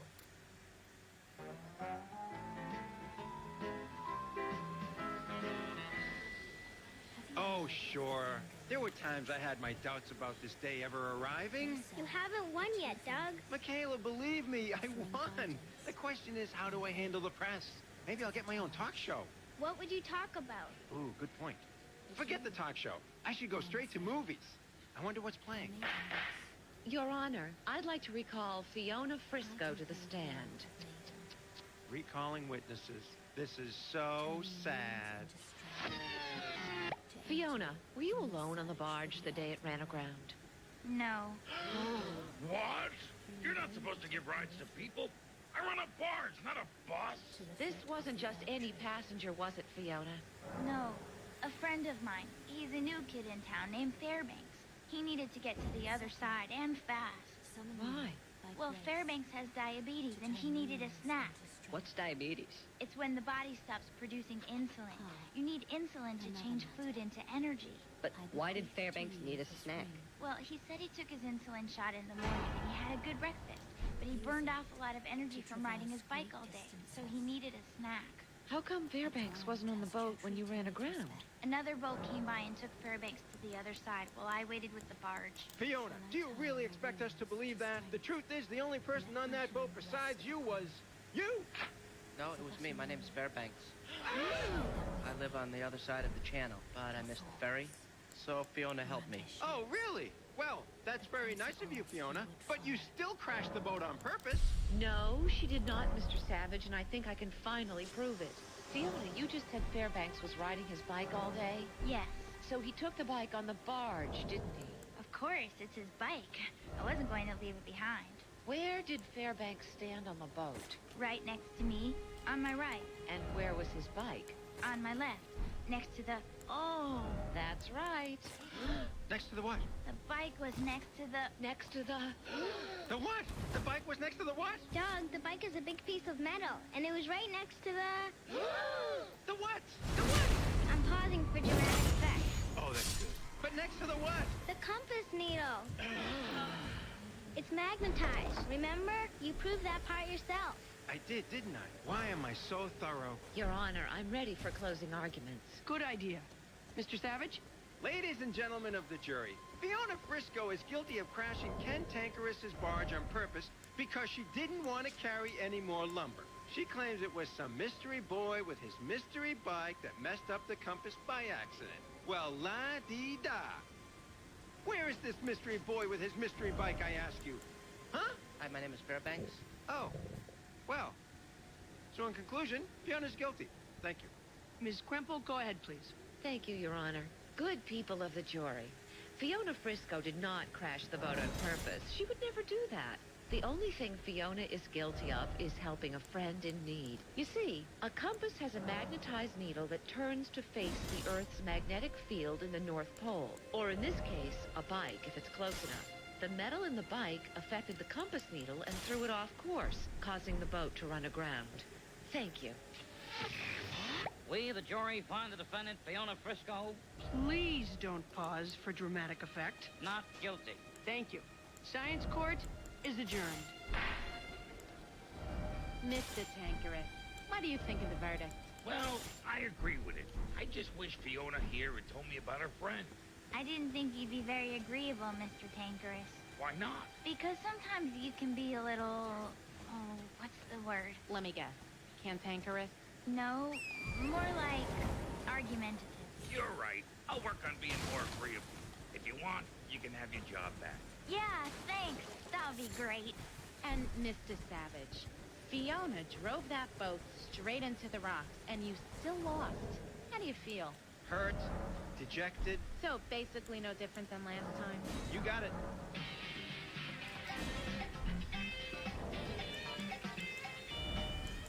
Hi, folks.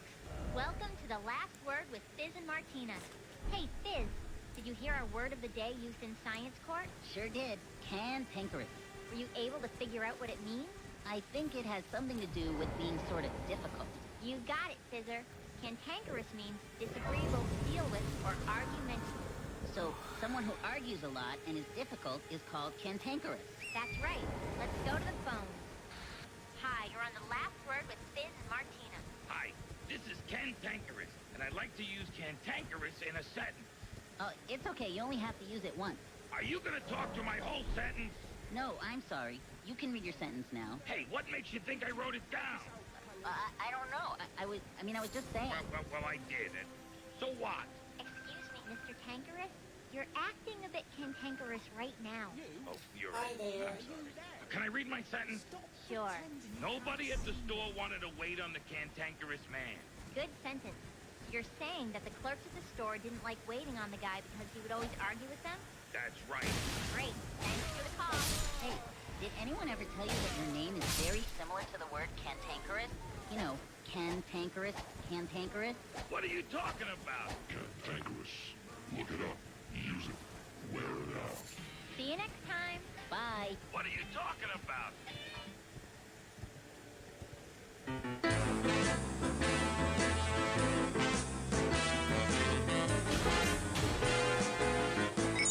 Hey, Sparky! Ah, Mr. Savage, you saw through my clever disguise. When did you get this store? I just took it over a couple of weeks ago. Don't you want to shake my hand? Sure. Gotcha. Oh, it's a joke. Yeah, and a very funny one, I might add. Yeah, I bet you have to add that a lot. Well, Sparky, I'm looking for a gift for someone special. Your girlfriend. No, not my girlfriend. My judge friend. Hey, I have got the perfect gift right here. Ooh, nice pen. Oh, no, it leaks. Yeah, it's supposed to. It's a trick pen. Oh, really? Hey, is this disappearing ink? Of course. Yeah, I have to wash the shirt about 10 times, but it'll disappear eventually. What? Hey, lighten up. I'm kidding. Oh. Now, here is the perfect gift. Binoculars. Binoculars? Not bad.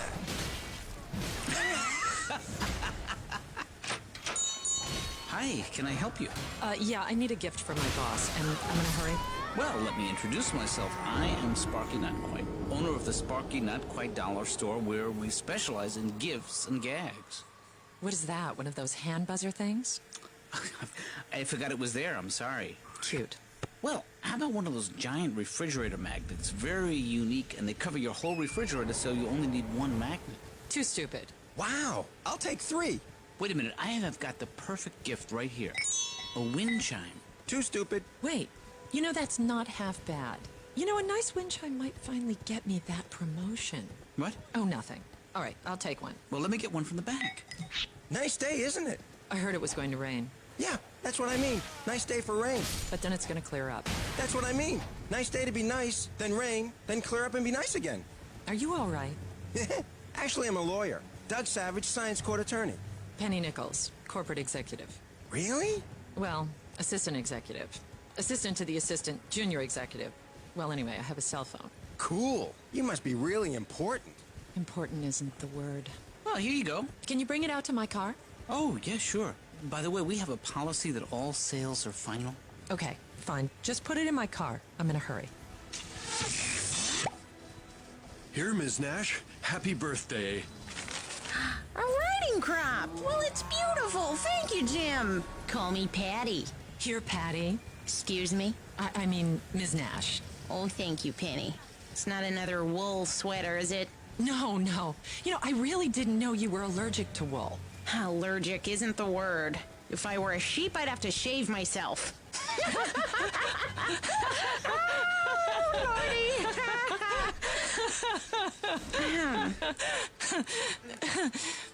Well, Penny, thank you. Just what I always wanted. A thing.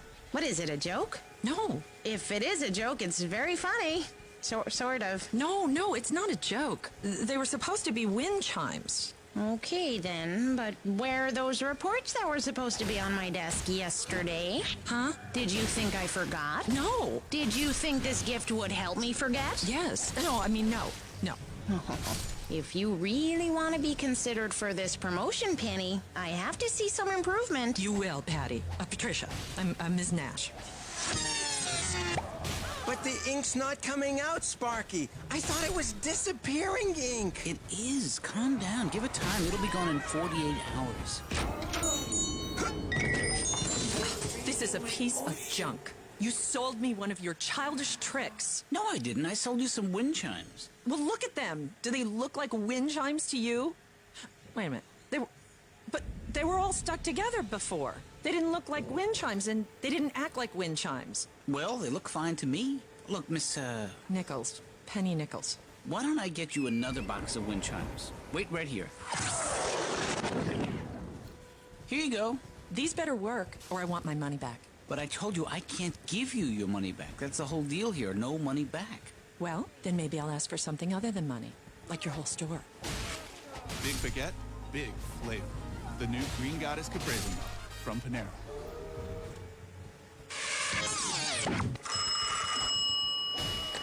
Hello, Doug Savage, Science Court Attorney speaking. How can I help you? Mr. Savage, this is Penny Nichols. We met at Sparky Not Quite's store yesterday. Oh, right. You bought the wind chimes. Yeah, and I gave them to my boss. And when she took them out of the box, they were all stuck together. Yeah, I remember. Well, it happened again. Twice. I looked ridiculous. I didn't get my promotion, and it was all because of those lousy wind chimes. Wow, how humiliating for you. Well, thanks for calling. Wait! I want to bring Sparky Not Quite to Science Court and prove that all he sold me was a bunch of trick wind chimes. You did say you're a Science Court attorney, right? Oh, the best. Really? Well... Hey, Miss Crimple, did you smell my flower? I didn't. Well, here, take a whiff.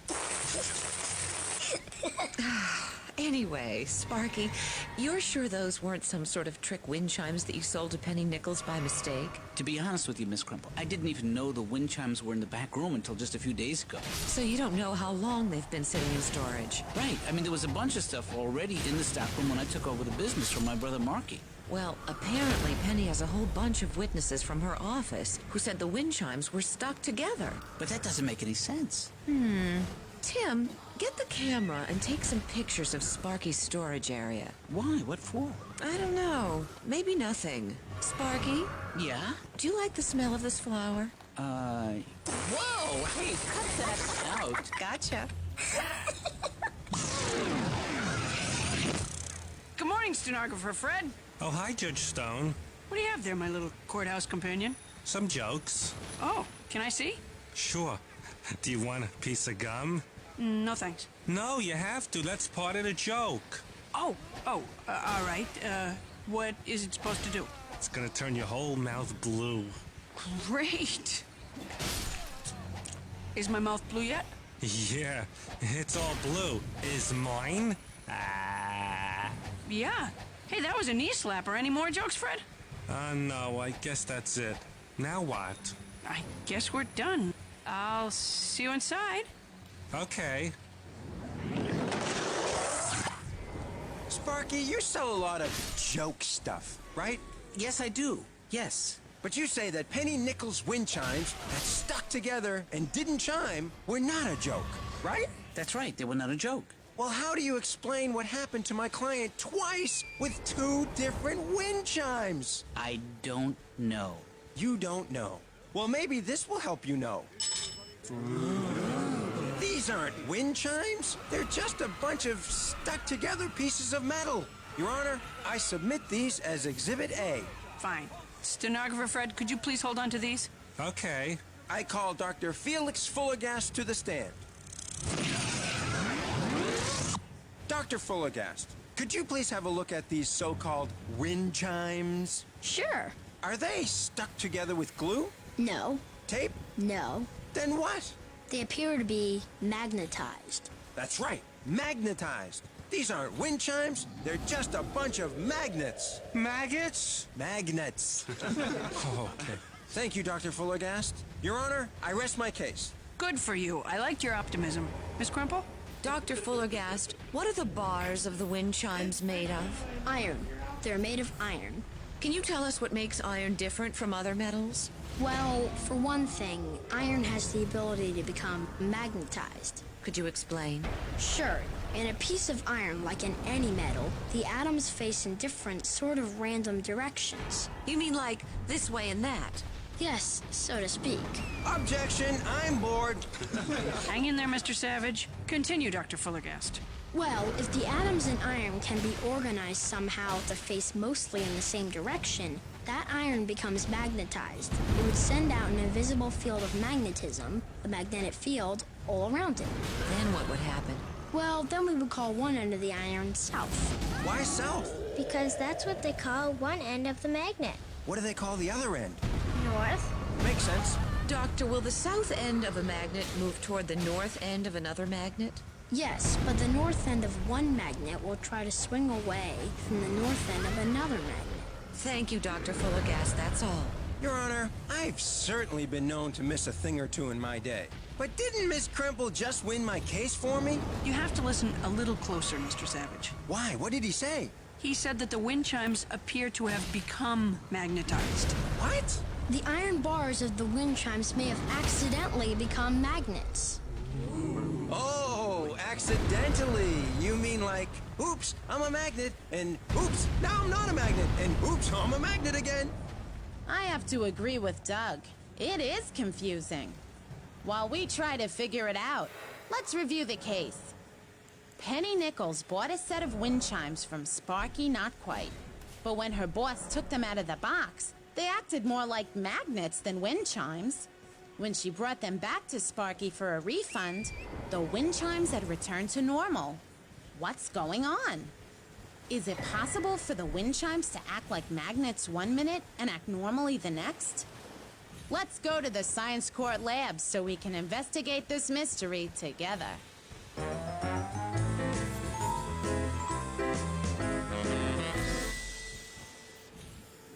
You've already learned quite a bit about magnets. Are you ready to learn more? Dr. Fullergast is still on the witness stand, and he's about to explain how magnets work. Let's get back to the courtroom to hear what he has to say. Look, this nail is not a magnet. No kidding, it's a nail. Right, it won't pick up these metal paper clips, see? Right, it's a nail. But if I run the nail over this really strong magnet several times, the atoms inside the nail will begin to sort of line up in one direction. And what does that mean? Well, it means the nail can become a magnet, see? I think that's what happened to the wind chimes. Somehow they became magnetized. But they didn't rub against anything. Your Honor, I call my assistant Tim to the stand. Tim, where did you take this picture? In the back storage area of Sparky Not Quite store. And what does this picture show? It shows boxes of wind chimes stacked on top of huge boxes of refrigerator magnets. Thank you, Tim, that's all. You see, by sitting on top of the big magnets and being dragged across them, the wind chimes became magnets. Wait a minute. If the chimes became magnets, how come they weren't acting like magnets when Penny brought them back to Sparky's store? You'll see. I call Professor Parsons to the stand. I'll call Professor Parsons, can you explain why the wind chimes went from being iron bars to magnets and then back to iron bars? What? Can you explain why the wind chimes went... I'm kidding, I heard you. Now let's use the nail that Dr. Fullergast magnetized for us, shall we? Okay, just as the atoms in a bar of iron can be organized, lined up in one direction, they can also be disorganized. Stenographer Fred, would you kindly smash the nail with a hammer, please? I don't think I could smash it kindly. Right, well then just smash it hard. Okay. Hi-ya! Yeah. All right, Fred, now that should do it. No more smashing? Now that its atoms have become disorganized, the nail is no longer a magnet.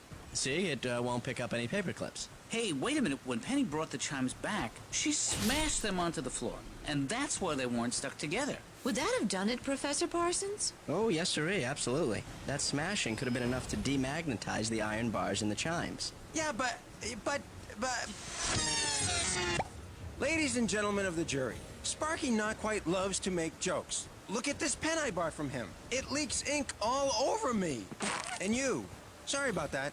Anyway, I, for one, did not follow anything about this. Things not being magnets, then becoming magnets, then going back to not being magnets, and I'm hoping you didn't follow it either. Thank you. Miss Kremple? Thank you, Your Honor. Ladies and gentlemen of the jury, sure Sparky Not Quite enjoys a good joke. That's part of his job. But he also knows when to draw the line. Isn't that right, Sparky? Oh, right, yes. Sparky didn't sell Penny Nichols any trick wind chimes. Unbeknownst to Sparky, the chimes became magnetized by constantly being rubbed against some big magnets. That rubbing lined up the atoms in the iron chimes and turned them into magnets. And when Penny threw them to the floor, the atoms became disorganized and the chimes became demagnetized again. The atoms inside of a metallic bar can be pointing all this way and that. But something kind of strange can occur sometimes if the metal's made of iron and it's got to be iron. When the atoms start to get in line, they can make a piece of iron start to act in the strangest ways.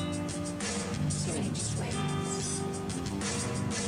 The whole thing sends out a magnetic field, and it pushes and it pulls and attracts or it pushes away in the strangest ways. Oh, yeah. In the strangest ways, yeah. And the field can just disappear if the atoms get a realized shape. Then all you've got is a hunk of iron, and back is a piece of cake. When the atoms start to get in line, they can make a piece of iron start to act in the strangest way. In the strangest ways, yeah. Strangest ways. Okay, very nice. Jury, could you please go deliberate now? I've heard that the jury has reached a verdict. Let's get back to the trial to hear what it is. Jury, have you reached a verdict? We have. We, the jury, find the defendant, Sparky Not Quite, not guilty. Thank you. Science court is adjourned. Not guilty? Yeah, too bad. Oh, well, I gotta go talk to Judge Stone. I'll see ya. Excuse me, Judge Stone? Yes, Mr. Savage, what is it? It's for you. Today's your birthday, right? How did you know it was my birthday? I never told anyone. Well, I have some friends in high places. Open it up. Oh, this is a great one. I love it. Thank you very much, Mr. Savage. Oh, you're welcome. So, how old are you? Please don't ruin a nice moment. Aw, how sweet. Well, that's all from the Science Court Courthouse. I hope you'll stop by the lab for another fun and intriguing investigation about magnets. I'll look for you there. We're so glad you could join us in the lab for our exciting investigation about magnets. I hope you'll join us soon for another Science Court exploration. And until next time, remember, science is the law and scientific thinking rules.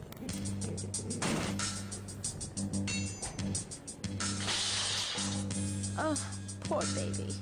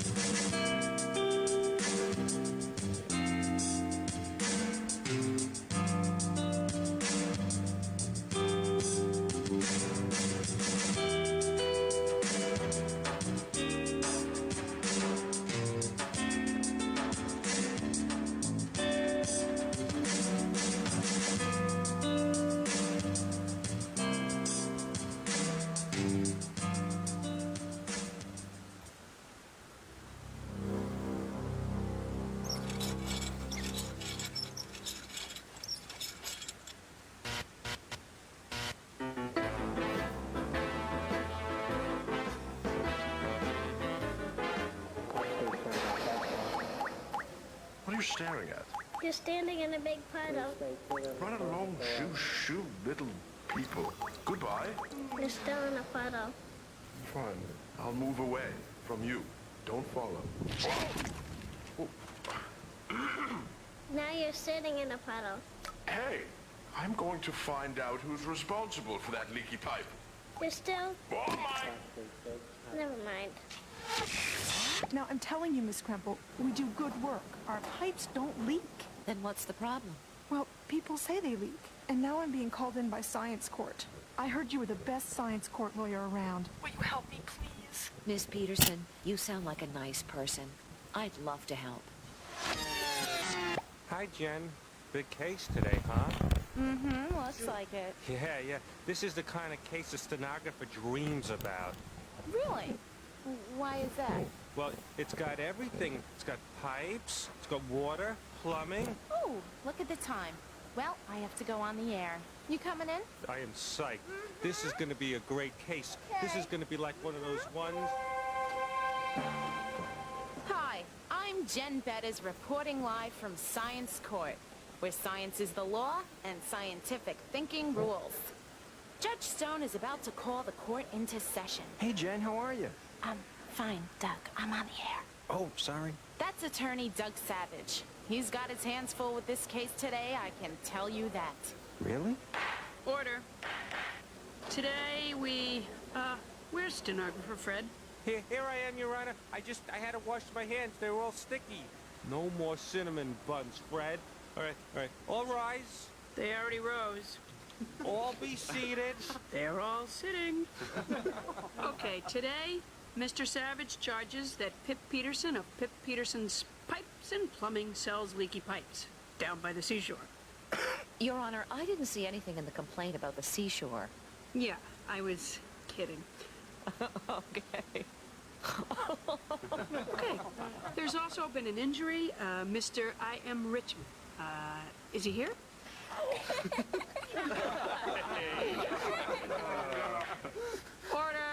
Order. People, there's a time for laughing and a time for being serious. And the time for laughing was when I made that joke about the seashore, but you all missed it. You can sit down now. Ooh. Mr. Richmond is claiming that the pipes of Pip Peterson's Pipe and Plumbing are leaking. Stenographer Fred, are you ready? Oh, yes, I am. Your Honor, I just spilled my water. Should I get something? You can get us something later. Miss Kremple, your opening statement, please. Yes, thank you, Judge Stone. Ladies and gentlemen of the jury, we intend to prove that Pip Peterson's pipes do not leak.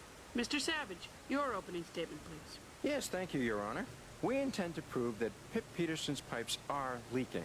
And because they're leaking, a frail, lonely, pathetic old man... Excuse me, I'm not frail. That's okay, I'm just playing it up. Right, sorry to interrupt. So, where was I? A smelly, lonely, rickety... I'm here, I'm in the room. Shh. But because of those leaky pipes, this man slips and hurts his, well, wait till you see the photos. Thank you. Okay, then, let's do it. Mr. Savage, call your first witness. Thank you. My first witness is late. Should I take the stand now? Not necessary. I'm going to stall until my witness shows up. Is that a good idea? Oh, just watch me. Your Honor, before I get started, could you tell us when you first got interested in the law? Maybe some dates, inspiration, something along those lines. I'll be sitting right here. Should I put my hand over your mouth? Not necessary, really. What's that smell? Mr. Savage, where's your witness? Unfortunately, he's going to be late. Okay, call your next witness. Right.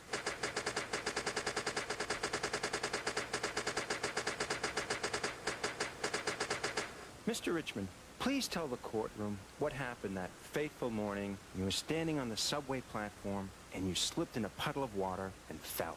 Well, I slipped in a puddle of water and fell. Oh, you fell? Yes. And how did the water get there? It dripped from pipes installed by Pip Peterson.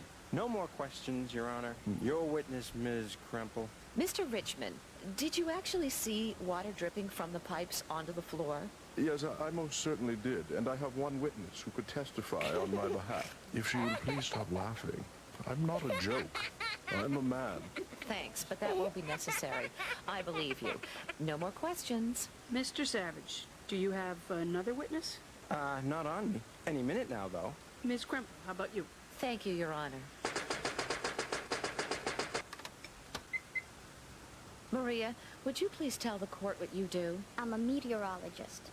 And as a meteorologist, You can see me doing the weather on Channel 23. Weekends. Yes, of course. So, Maria, as a meteorologist, you study the weather and atmosphere. Yes. So you must know about water and air. Of course. Water and air are the two main ingredients of weather. Now, you've had a chance to inspect the pipes in question, right? Objection. Miss Hernandez is a meteorologist, not a plumber. I didn't say she was a plumber. Oh. In that case, Your Honor, I withdraw my objection, and for the record, I just say, No, Okay. Thank you, Mr. Savage. You bet. So, you saw the pipes? Yes. In your opinion, was the water dripping from the pipes because of a leak? No. Well, how else did the water get there? Mr. Savage, no more outbursts. Sorry I snapped. Snap inside. May I explain, Your Honor? Yes. See how polite she is? Mr. Savage, would you touch the outside of the glass of ice water that's in front of you? Ah, it's wet. That's right. The air formed water on the outside of the glass, just like it is forming water on the outside of the pipes. Objection, Your Honor. The water on the glass came from inside the glass. No, it did not. The water came from the air. The air? Oh, you mean it was just raining inside the courtroom? Funny, I didn't see a rain cloud in here. Ms. Hernandez isn't talking about rain, Mr. Savage. She's talking about water in the air. That's right. Water just roaming around in the air? That's a good one, Miss Kremple. Water roaming around the air. Wrong with that person. Your Honor. Okay, that's enough, you two. We'll take a little short recess. And when I say recess, I mean, you know, jungle gym. And let everyone cool off. Everybody take 5. I'm not just a stenographer, I'm the bailiff, too. Is air full of water? Doug Savage says no. We'll be back in a few minutes to find out.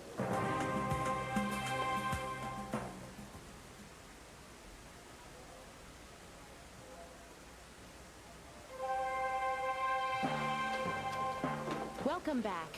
We're waiting for Judge Stone to return and to find out if there really is water in the air. Honorable Judge Stone is back. Everybody stop talking. Thank you, Fred. Is there water in the air?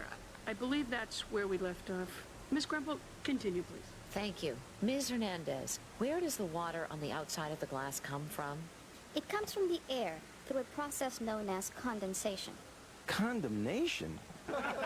Condensation. Let me show you. We'll take 2 identical empty glasses. I leave one on the table and I put one in the refrigerator. Now what? We wait 10 minutes and take it out and compare them. What do you see? Well, nothing is happening to the glass that was on the counter, but the glass from the fridge is getting wet on the outside. Let me show you.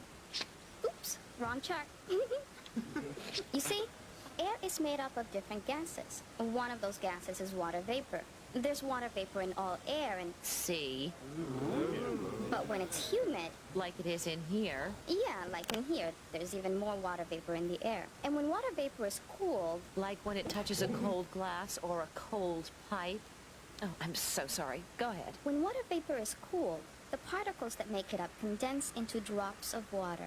Let's say stenographer Fred is in his car. Where am I going? It doesn't matter. This is crazy. Anyway, his windshield fogs up because the air in his car is warmer than the windshield glass. So the water vapor condenses against the glass. Mine. That's correct. That's why only the cold water pipes are covered with water. They're the ones that make the water condense. In other words, the pipes are not leaking. Mm-hmm. Wait a minute. How does the water get in the air in the first place? The water gets into the air through a process known as evaporation. That's what it's called when liquid water turns into water vapor? Yes. That's evaporation. So when the water vapor turns back into liquid water, that's called condensation? Yes, very good. Water evaporates, condenses, falls back to Earth, only to evaporate again. We call it the water cycle. Excuse me, am I still in my car? Nope, you're back here with us. Okay. Hey, Doug, your witness showed up. Your Honor, I'd like to call my other witness to the stand now. Sure. Does Doug Savage have a trick up his sleeve? Or does this water cycle thing have them all washed up? Hey. Shh. Mr. Plummer. Yeah. Please state your name and occupation. Plumber and plumber, in that order? In other words, your name is Plumber and you also happen to be a plumber. Not in other words. Those are the words. Right. Boy, I bet you get kidded a lot about the plumber thing, huh? No. Anyway, Mr. Plumber. Why don't you call me Paul? No. All right. Paul, if there was a hole in a pipe and clear water was in that pipe, what color would the water be that leaked out of that pipe? Clear? Your witness, Ms. Grimple. No questions. That was amazing, Mr. Savage. If it pleases the court, I'd like to present a little demonstration. Thank you. I've created a model of the evaporation condensation system supposedly happening at the subway station. Will Maria Hernandez please retake the stand? Now, at this end, we have a beaker of water on top of a burner. I add some food coloring to make it red so we can follow it. Next, I heat the water. Right, Miss Hernandez? That's right. You're adding energy to the particles that make up the water, so they move faster. As they move faster, the water particles move further apart. That's the steam. So now we can follow the steam up this tube here and over onto this pipe here, which is made by Pip Peterson and is filled with cold water. Ms. Kremple, why don't you tell us what is happening? The far end of the pipe appears to be dripping water into the cup. And what color is the dripping water? Clear. I'm sorry, Ms. Kremple, what you just said wasn't very clear. Could you say it again a little more clearly? Clear, clear. The water's not red, it's clear. And what color is the water that's evaporating? Red. Exactly. Red water evaporates, yet it's clear water that's dripping from the pipe. It's not the same water. Therefore, the pipe must be leaking. Your Honor, I object. Mr. Savage is misinterpreting the experiment. Misinterpreting? I've never been so insulted in my life. Sure you have. What about that time Your Honor, all this talk of water and dripping is making me, I have to go to the men's room. Can you wait 1 minute? No, Your Honor, please. Me too. Well, can't you just wait a few minutes while I don't think so. Good. Anyone else? Yeah. Okay, we'll take a short break while I review Mr. Savage's dripping water experiment. Court is recessed. Go! Wow, a lot going on. What's gonna happen?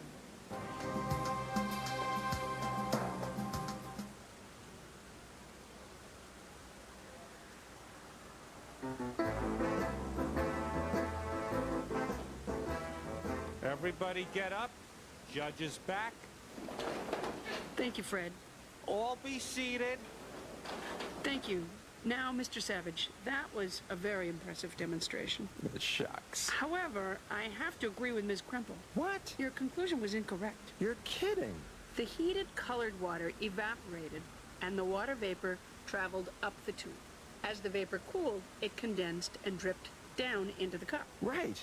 But it was clear water, not red. So it must have come directly from the pipe. No. If you look in the bottom of the original water container, I think you'll see something very interesting. Hey, what's all this very red stuff on the bottom? Water evaporates. Food coloring does not. And neither does anything else that might be in the water. But think about what happens when you leave nice, fresh Play-Doh out overnight. I'm not saying do it. I'm saying think about it. I would never leave my Play-Doh out overnight. Why not? Because it gets ruined. Can you believe these people? Yes? I think she wants to know why it gets ruined. Right. It gets all hard and crumbly, and then you can't make little elephants and skyscrapers and poodles. Exactly. Because all the water evaporated out of it. Well, okay, but just because Miss Kremple has shown that water vapor can condense on the outside of cold pipes, doesn't mean that that's the only thing happening here. Oh, come on. He's right. What? And? We still don't know for sure if the pipes are leaking or not. Okay, then. I call Professor Parsons to the stand.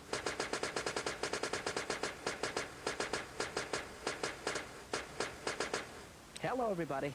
Professor Parsons, what do you do? I am an extremely overqualified science teacher at the State University. Oh, dear. Professor, please tell us what you have here. Well, this is a way to test if any water is escaping from the inside of these pipes. It's quite simple. And how does it work? Well, I have here a section of Pip Peterson's pipes, identical to those that are dripping. Identical, Mr. Savage. One end of the pipe is sealed. I fill the pipe with cold water and seal the other end, like so. Isn't that a wonderful procedure? Now what? Well, now I measure the mass of the pipe. Here you go. Thank you, but I have something a little more accurate here. Hmm? Wonderful, ain't it? So I put the pipe on the balance and see that it has a mass of exactly 600 grams. Objection. Now what? I don't know what 600 grams is. Idiot. Think of a paperclip. That's about 1 gram. Wow, she's good. Okay, Professor, now what? Wait. What? We wait. Oh, right. Of course, we wait. We can talk amongst ourselves. Anyway, notice how the pipe is getting wet. Yes. So, how long do we wait? As long as you want. I don't want to wait any longer. Okay. Touchy. Okay, so now we measure the mass of the pipe again, and we see it actually has slightly more mass. Why is that, Professor? But because we're also measuring the mass of the added condensed water vapor on the outside of the pipe. Well, you should wipe off the water and then measure its mass. No, thank you, young man. I will.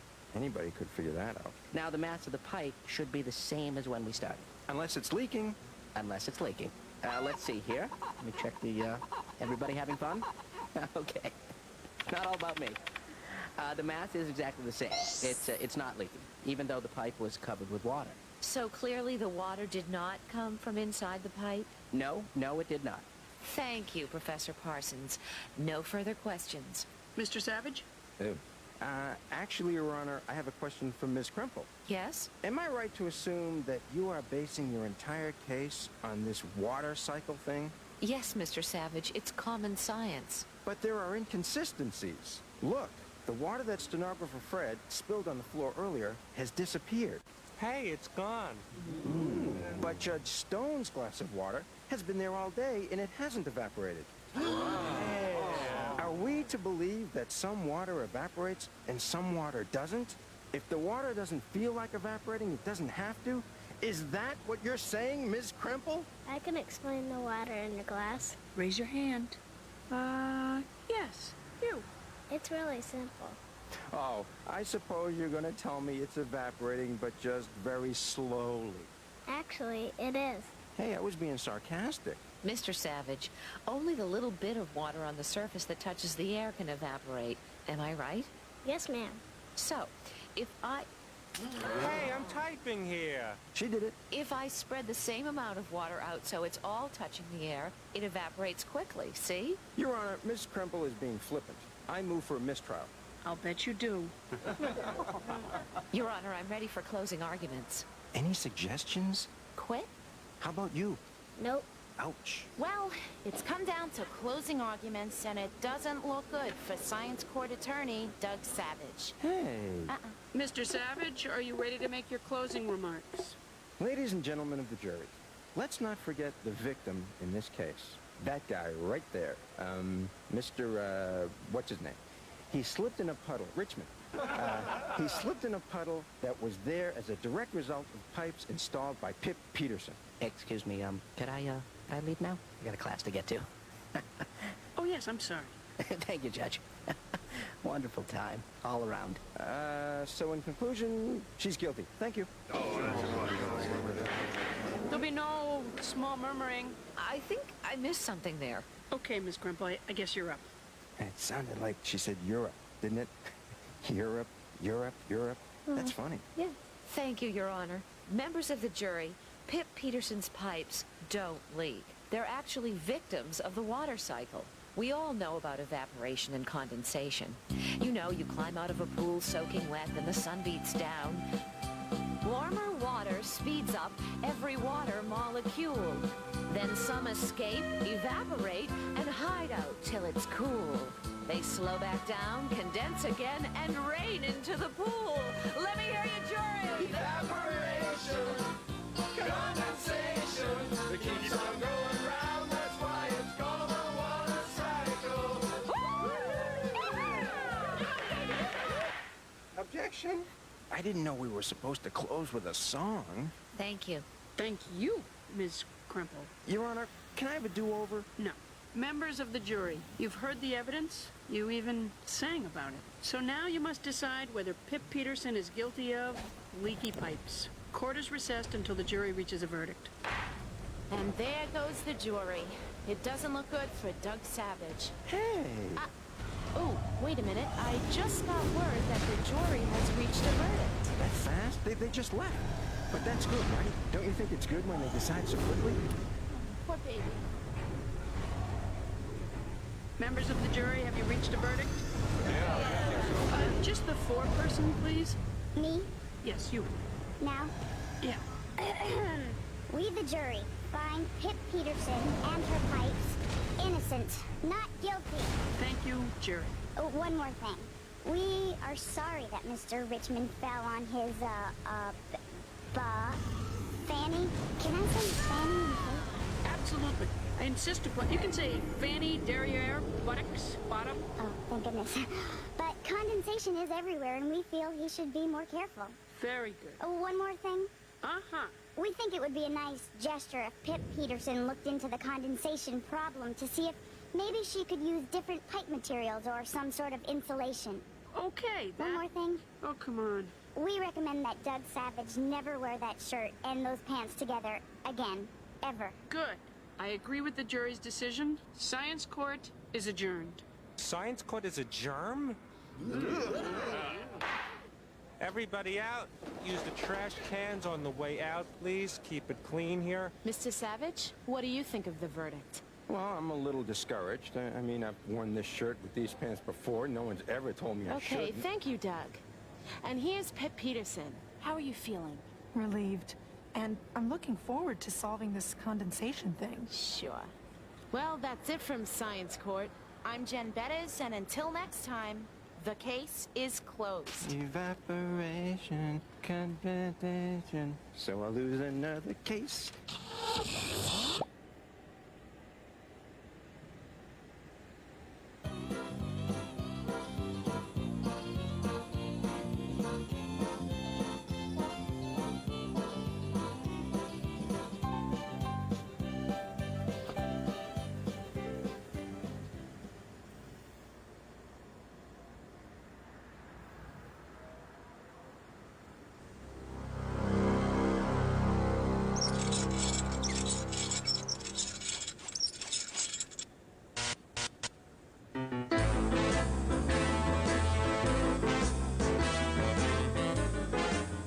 Okay, everyone, welcome to Gadgetco Inc.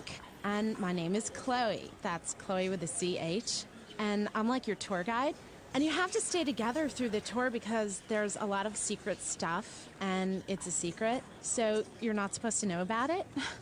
Okay, like if you follow me, we'll begin. Okay, this is the part of the factory where a lot of work gets done.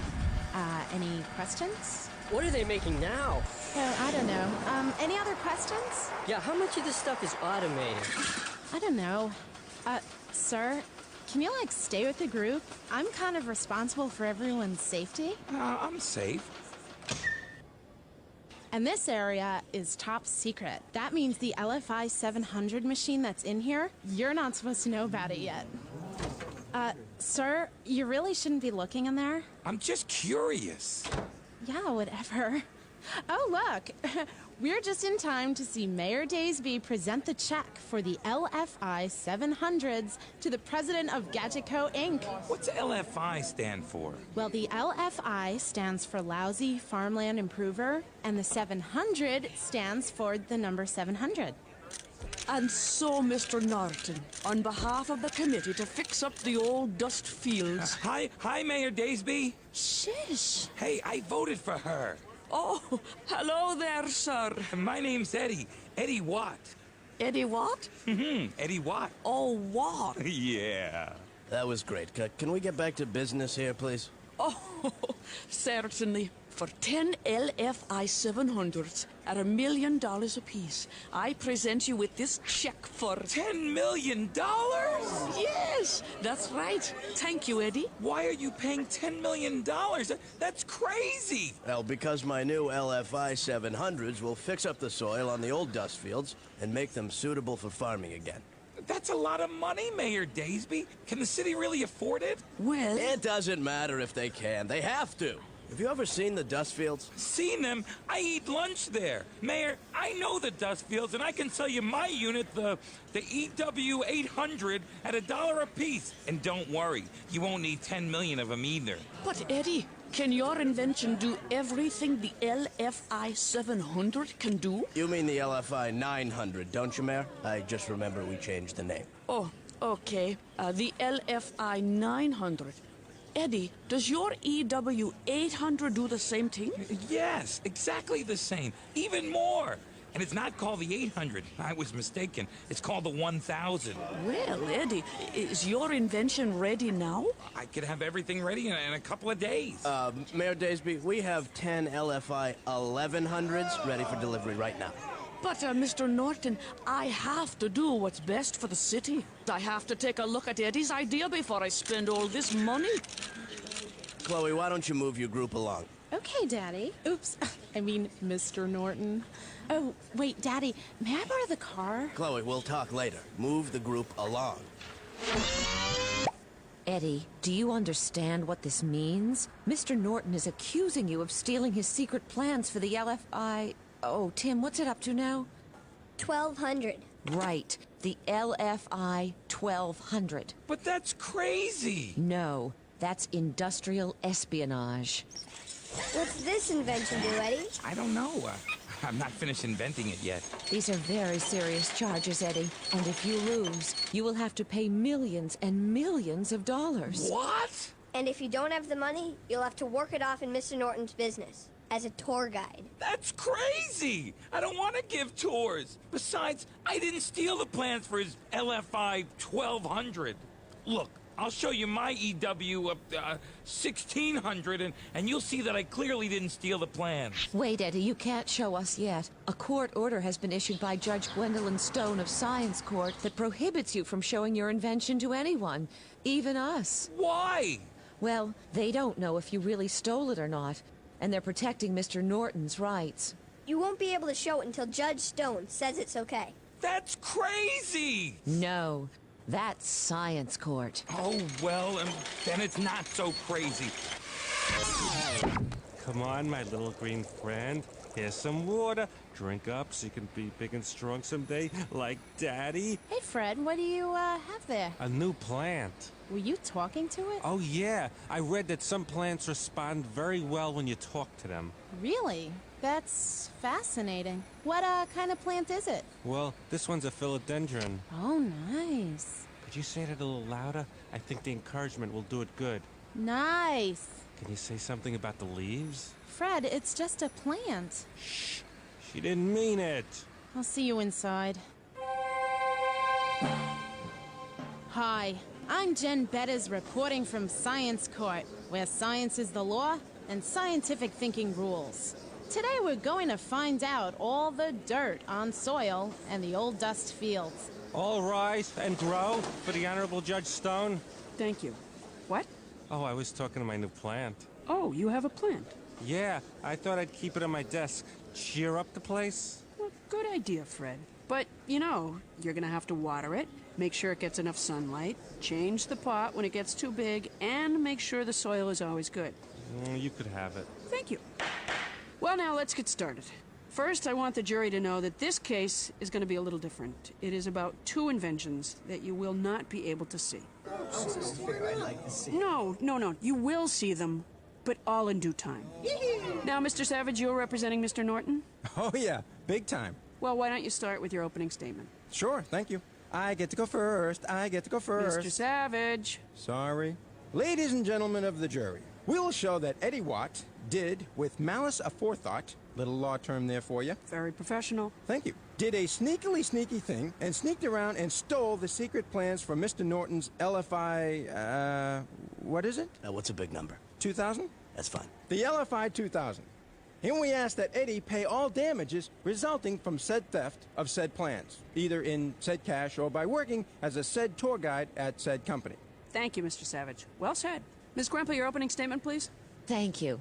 My client loves the old dust fields. He grew up nearby, played on them as a kid, eats his lunch there every day. He cares about them. That's why he came up with his own idea for how to fix the soil so it can be used once again for farming. Eddie Watt didn't steal Mr. Norton's secret plans. He didn't have to, because Eddie already had his own invention. A better and less costly invention, and we'll prove it. Thank you. Okay, Mr. Savage, call your first witness. Thank you, Your Honor. I call Chloe Norton to the stand.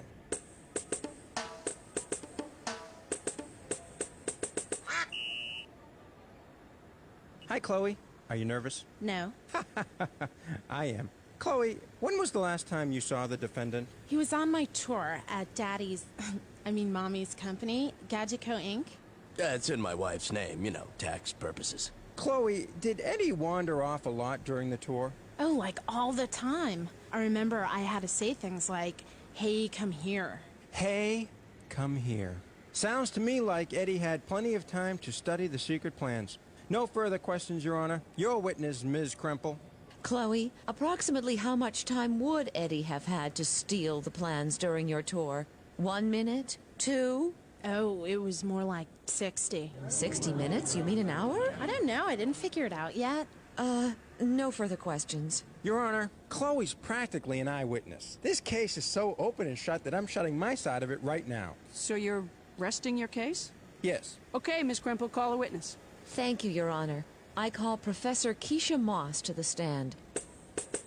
But first, I'd like permission to move the trial to the old dust fields. Good idea. Let's go. Okay, Miss Kremple, it's all yours. Thank you, Your Honor. Now I call Professor Keisha Moss to the stand. Actually, I'm an assistant professor. Aha! Aha, what? Don't aha what me after I just aha'd you. What? Present.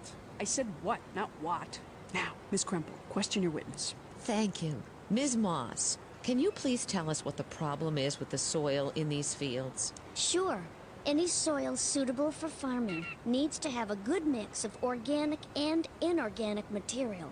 These fields do not. Objection! What do organic and inorganic materials have to do with soil? You don't know what those words mean, do you? Well, no. Keisha, could you please explain organic and inorganic to Mr. Savage? Sure. And the word ubiquitous? She didn't use the word ubiquitous. Yeah, but I don't know what it means, and I've been hearing it everywhere. I'll tell you later. Continue, Keisha. Thanks. Organic means it's alive, or used to be. In soil, it's called humus. It's a mixture of dead plant and animal debris. Yuck! That's gross. I call for a mistrial. It's not gross. It's science. Inorganic material is non-living stuff. In soil, that would be sand, silt, and clay. Can you show us the condition of the soil in these fields? Certainly. I've collected soil in these jars from different parts of the field and from different depths. Now, I'll take 3 of the jars and add water, shake them up, and wait for them to... Explode? No, settle.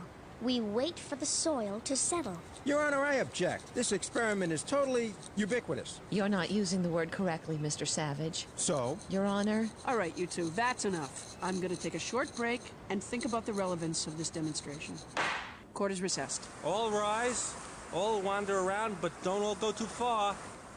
What is Keisha Moss up to? And what will her experiment show? Courtside commentators, what do you predict will happen to the soil in the jars?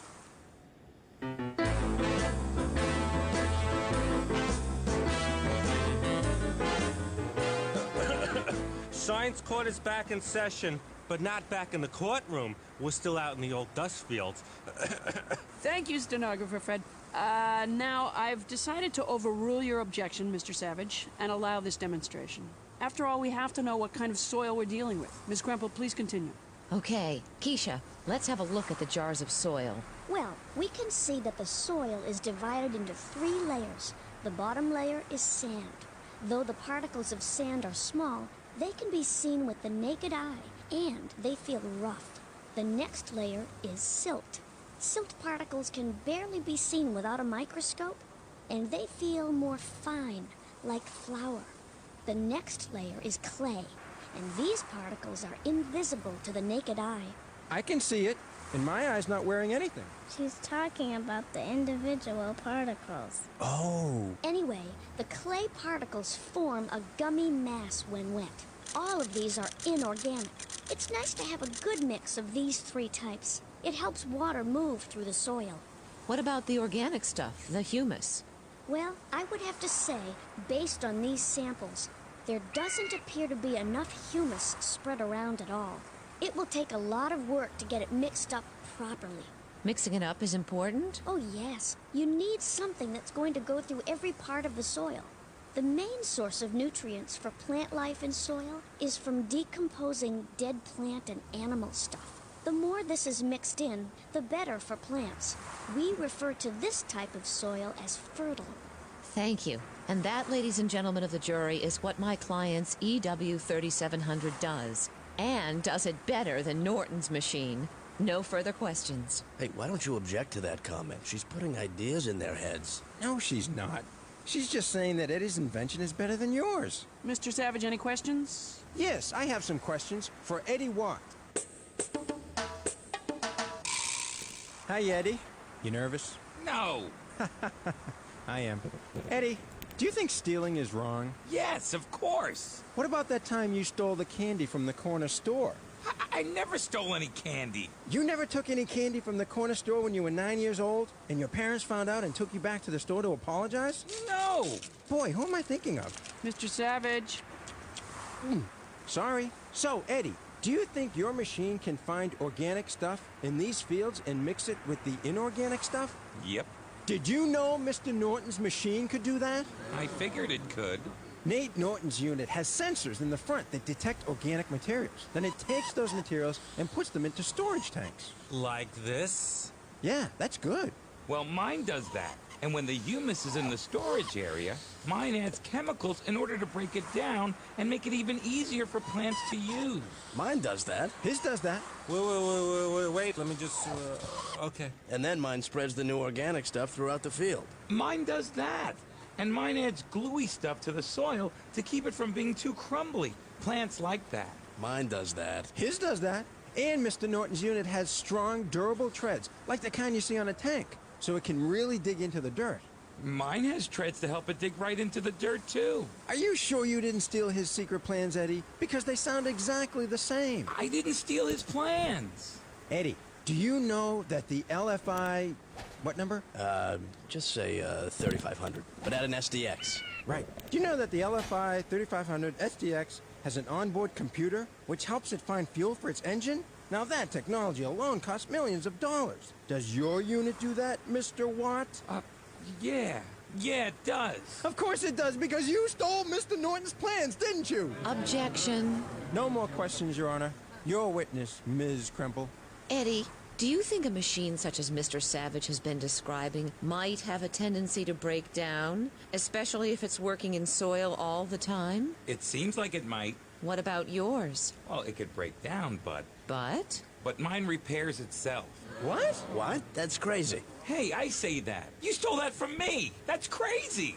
Yours does all that and repairs itself, and you're selling them for $1 a piece? Yep. Your Honor, I demand to see Eddie's invention. Hey, I thought I was going to demand to see it. It doesn't matter. Yeah, but I'm the lawyer. I mean, I should be the one demanding things. That's my job. I wait all week to demand something. All right, go ahead, demand. Oh, you don't really want me to demand anything. You're just saying that. I demand you to demand Judge Stone to demand to see Eddie's invention. Thank you. Your Honor, I demand to see Eddie's invention. You show us your invention first. But, Miss Crimple, what if it happens to look just like Eddie's? The jury will think he did steal it. Don't worry, Tim. I think I figured out what Eddie's machine looks like. All right, Miss Kremple. We'll show you the LFI 3500 SDX. 4000 XDX-L? Excuse me, the LFI 4000 SDX-L. And then you have to show us Eddie's EW... 4100 SGX ELPS. Okay, we'll take a short break and head back to the courtroom. And when we get there, we will unveil both machines. Finally, the moment we've been waiting for. Judge Stone has ordered both machines to be unveiled. But before we get to see them, let's hear what our courtside commentators predict about the two machines. Both of the machines sure do have a lot of features, but what do they actually look like? Okay, order! Oh, I'm sorry. Did that frighten you? No. Oh, right. Well, let's do it. Mr. Savage, unveil your client's LFI... whatever.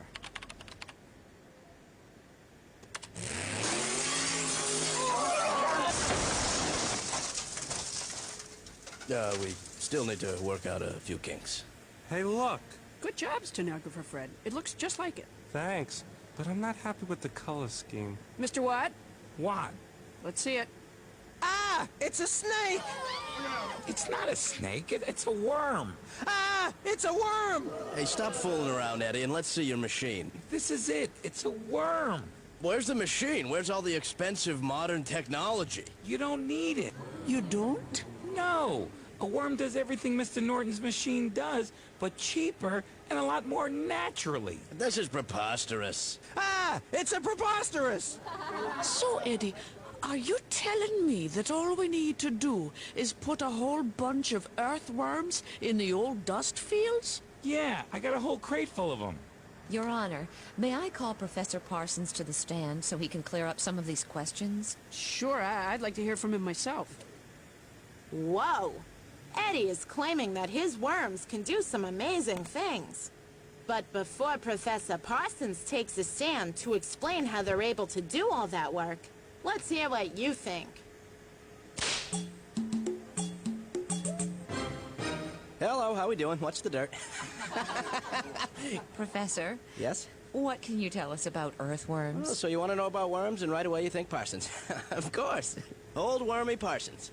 Anyway, worms are truly amazing animals. There are about 1,000 different types of creatures that we affectionately call earthworms. They are an invertebrate animal, which is an animal lacking a vertebrate column or a backbone. That doesn't mean it can do the work of $1 million machine. Will you give me a minute, Mr. Savage? I just sat down. Seat's not even warm yet. Or worm yet? Get it? Anyway, worms burrow through the soil, and in burrowing, they swallow large quantities of earth. They eat dirt? Well, that's right, but the earth often contains considerable amounts of organic stuff. Then they store it, break it down for easier plant use, and deposit it back into the soil. Plus, they make the soil less crumbly, right? Well, that's right, my little bookworm. Good for you. And another term for depositing is casting. What does that mean? Basically, it means poop. No more questions. My turn. Professor, worms are so small and slow. Do they actually make a difference? Let me give you an idea of the work worms do. Every bit of good soil you see around you has probably passed through an earthworm at some point. No more questions? Your Honor, we're ready for closing arguments. I am too. Okay, Mr. Savage, talk to us. Ladies and gentlemen of the jury, I used to think worms were nothing more than gross, squirmy, slimy worms. But now I've learned that they do a lot. Maybe they're a little smarter than I thought. Maybe, just maybe, Eddie stole the secret plans, then turned around and gave them to the worms. Did you ever think of that? I did. Eddie is guilty of something. Thank you. Ladies and gentlemen of the jury, Eddie Watt did not steal anything from Mr. Norton. Eddie knew there had to be a more inexpensive, natural way to revitalize his beloved dust fields. And he knew that worms could do it. Earthworms play an important role in soil ecology. They make soil more fertile by continually loosening and stirring, eating and depositing the soil. Soil needs stuff. Nice organic stuff. Soil needs stuff. Inorganic stuff. Use an equal dose of sand and silt and clay. Then add some decomposing stuff. Your garden's on its way. Mix it up, let the green stuff start growing. Mix it up deep underground. Mix it up, let a worm do the Lord's work. She'll take the good stuff and spread it all around. I'm all mixed up. Okay, good job, jury. Now go decide if... We already decided.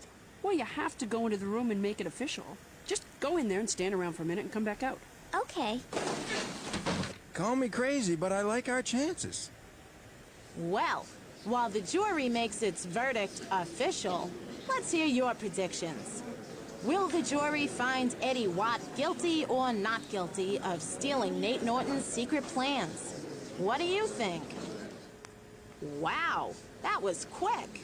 The jury is already back with their decision. Let's return to the trial to find out what it is. Here comes the jury. Pretend like you don't know anything. I really think we got an outside shot at winning. Jury, Not guilty. Have I got egg on my face or what?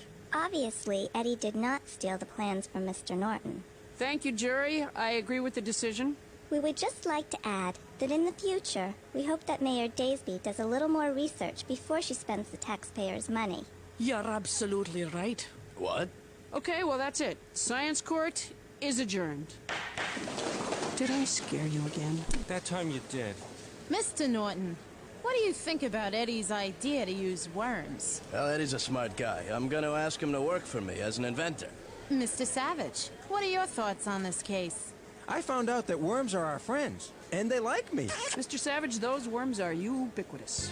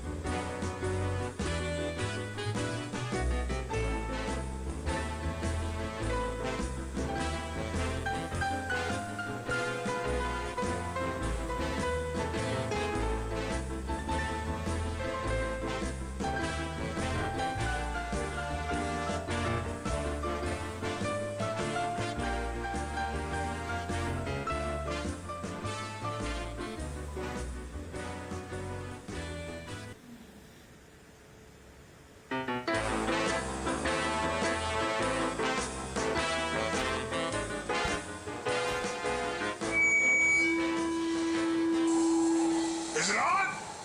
No, I don't hear it. Is it on? Okay. Attention all workers.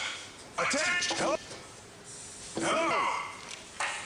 Oh, hello. Yes, this is Mr. Sludge.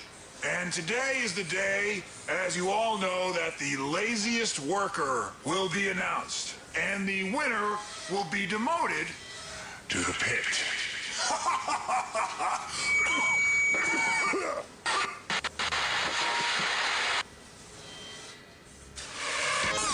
Morning, Joe. Mr. Sludge, I'm not the laziest worker, really. I'm just lethargic in the mornings, that's all. That's why I take so many coffee breaks, sir. Well, it's not you, Joe. I can see you're working hard. Oh, I can smell it, too. It's Mary. Me? Well, look at you. You're not sweaty at all.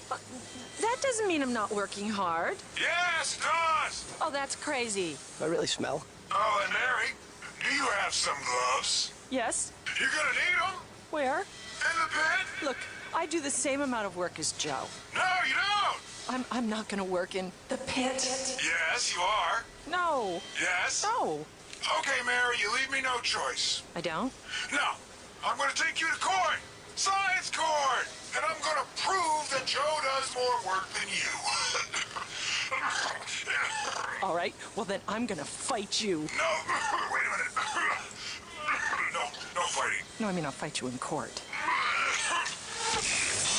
This is ridiculous. Hello? Hello? Hello? Mary Murray? Yes? I'm Allison Crumple, science court attorney. You called me this morning? Oh, hello. Hello? Can you come up? Yeah, just push the green button. Hello? Like I told you over the phone, Miss Crumple, I'm not a lazy worker. I just want my old job back. What was your old job? Opening up the robots and turning on their smiles. Excuse me? Well, actually, what I do is flip a switch located in the midsection of the robot, which boots up the power in the robot's face, which in turn causes him to smile. Ms. Crumple, I work hard, and I do just as much work as Joe Schmo. Who? Joe Schmo. He's my coworker. Where can I find this Joe Schmo? Oh, dear. That's much. Mr. Schmo? Oh, call me Joe. Joe, my name is Allison Crumple, science court attorney. This is Tim, my assistant. This isn't about the parking tickets, is it? Because I paid three or four of them. Phew, Paid. no, it's not about the parking tickets. Oof. I wanted to ask you about your coworker, Mary Murray. Oh, what about her? Well, you know she got demoted. I had nothing to do with that, you know. Mary doesn't do as much work as I do. Is that true, Joe? Oh, yeah. I gotta lift open these robots, and you just saw how tough that is. Miss Crimple, Tim. Hello, Mr. Savage. Hi, Doug. What are you two doing here? We're meeting with our client. You're a client? I thought I was representing RoboCorp. You are. We're representing Mary Murray. You know, Miss Crimple, I can prove that Mary's the laziest worker. Oh, really? How? Well, for one thing, do you know your client reads 5 books a week during work? 5 books during work? Well, no, I didn't know that, but that doesn't sound like a lazy person to me. Oh, sure, Miss Crimple. Well, it doesn't matter. I'm sure there's a reasonable explanation. Well, whatever. I'll see you two in science court. Aren't you leaving? No. Oh, well, I guess I'll go then. Bye. Goodbye, Mr. Savage. See you, Doug. Hi, everybody. Jen Bettis here reporting live from Science Court, where science is the law and scientific thinking rules. Today is the case of RoboCorp, makers of robots, versus Mary Murray, a RoboCorp employee. RoboCorp claims that Mary doesn't do the same amount of work as a co-worker, Joe Schmo. Let's watch. All rise for the Honorable Judge Stone. Thank you. All sit for the equally honorable stenographer, Fred. Now, today we have Doug Savage. Psst, your wigs aren't crooked. No, it's supposed to look like this. Really? Okay, anyways, we have Mr. Savage representing RoboCorp Incorporated, maker of fine robots, to order our catalog of robots. Call 1-800. Mr. Savage, this charge reads like an ad. Well, I spruced it up a bit. Please, Mr. Savage, give us an opening statement and not a commercial. Yes, Your Honor. We intend to show that Joe Schmo works harder than Mary Murray, and that Mary deserved to be demoted to the pit. Excuse me, did you say Joe Schmo? Yeah. You mean there really is a Joe Schmo? Yes, Your Honor, right here.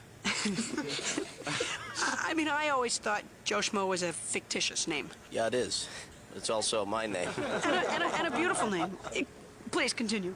As I was saying, I will prove that Mary Murray does less work than Joe Schmo, or my name isn't Douglas T. Savage. I thought it was Douglas M. Savage. Oh, you know what? I think you're right.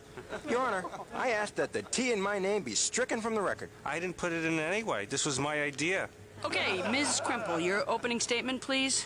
We will show that, scientifically speaking, my client actually does the same amount of work as her coworker. And she does not deserve to be in the pit, but deserves to run the company. Okay, let's get this baby going. Mr. Savage, the floor's all yours. Thank you.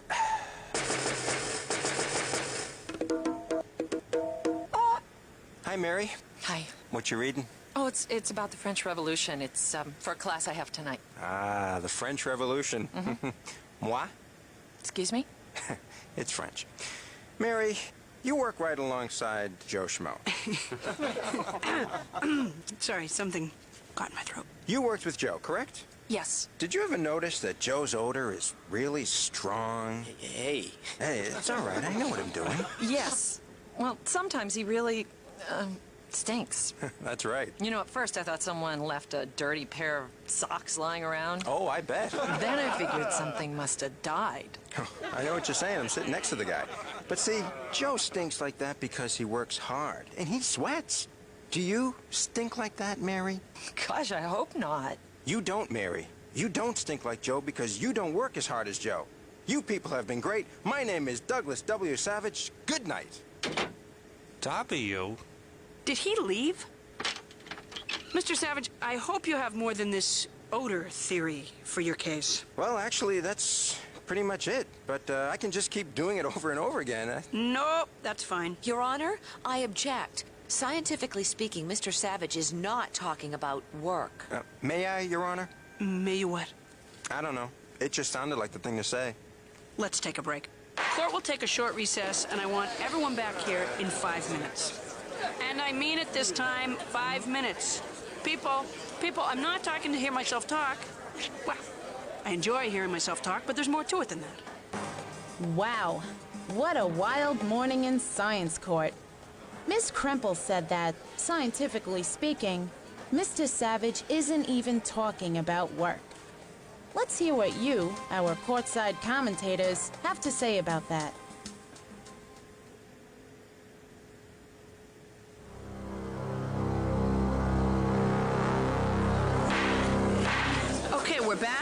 and the subject is work. Ms. Kremple and Mr. Savage were arguing. Please continue. She started it.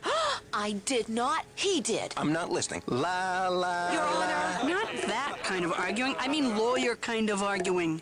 Ms. Kremple, go ahead. Thank you. I want to remind Mr. Savage that this is science court.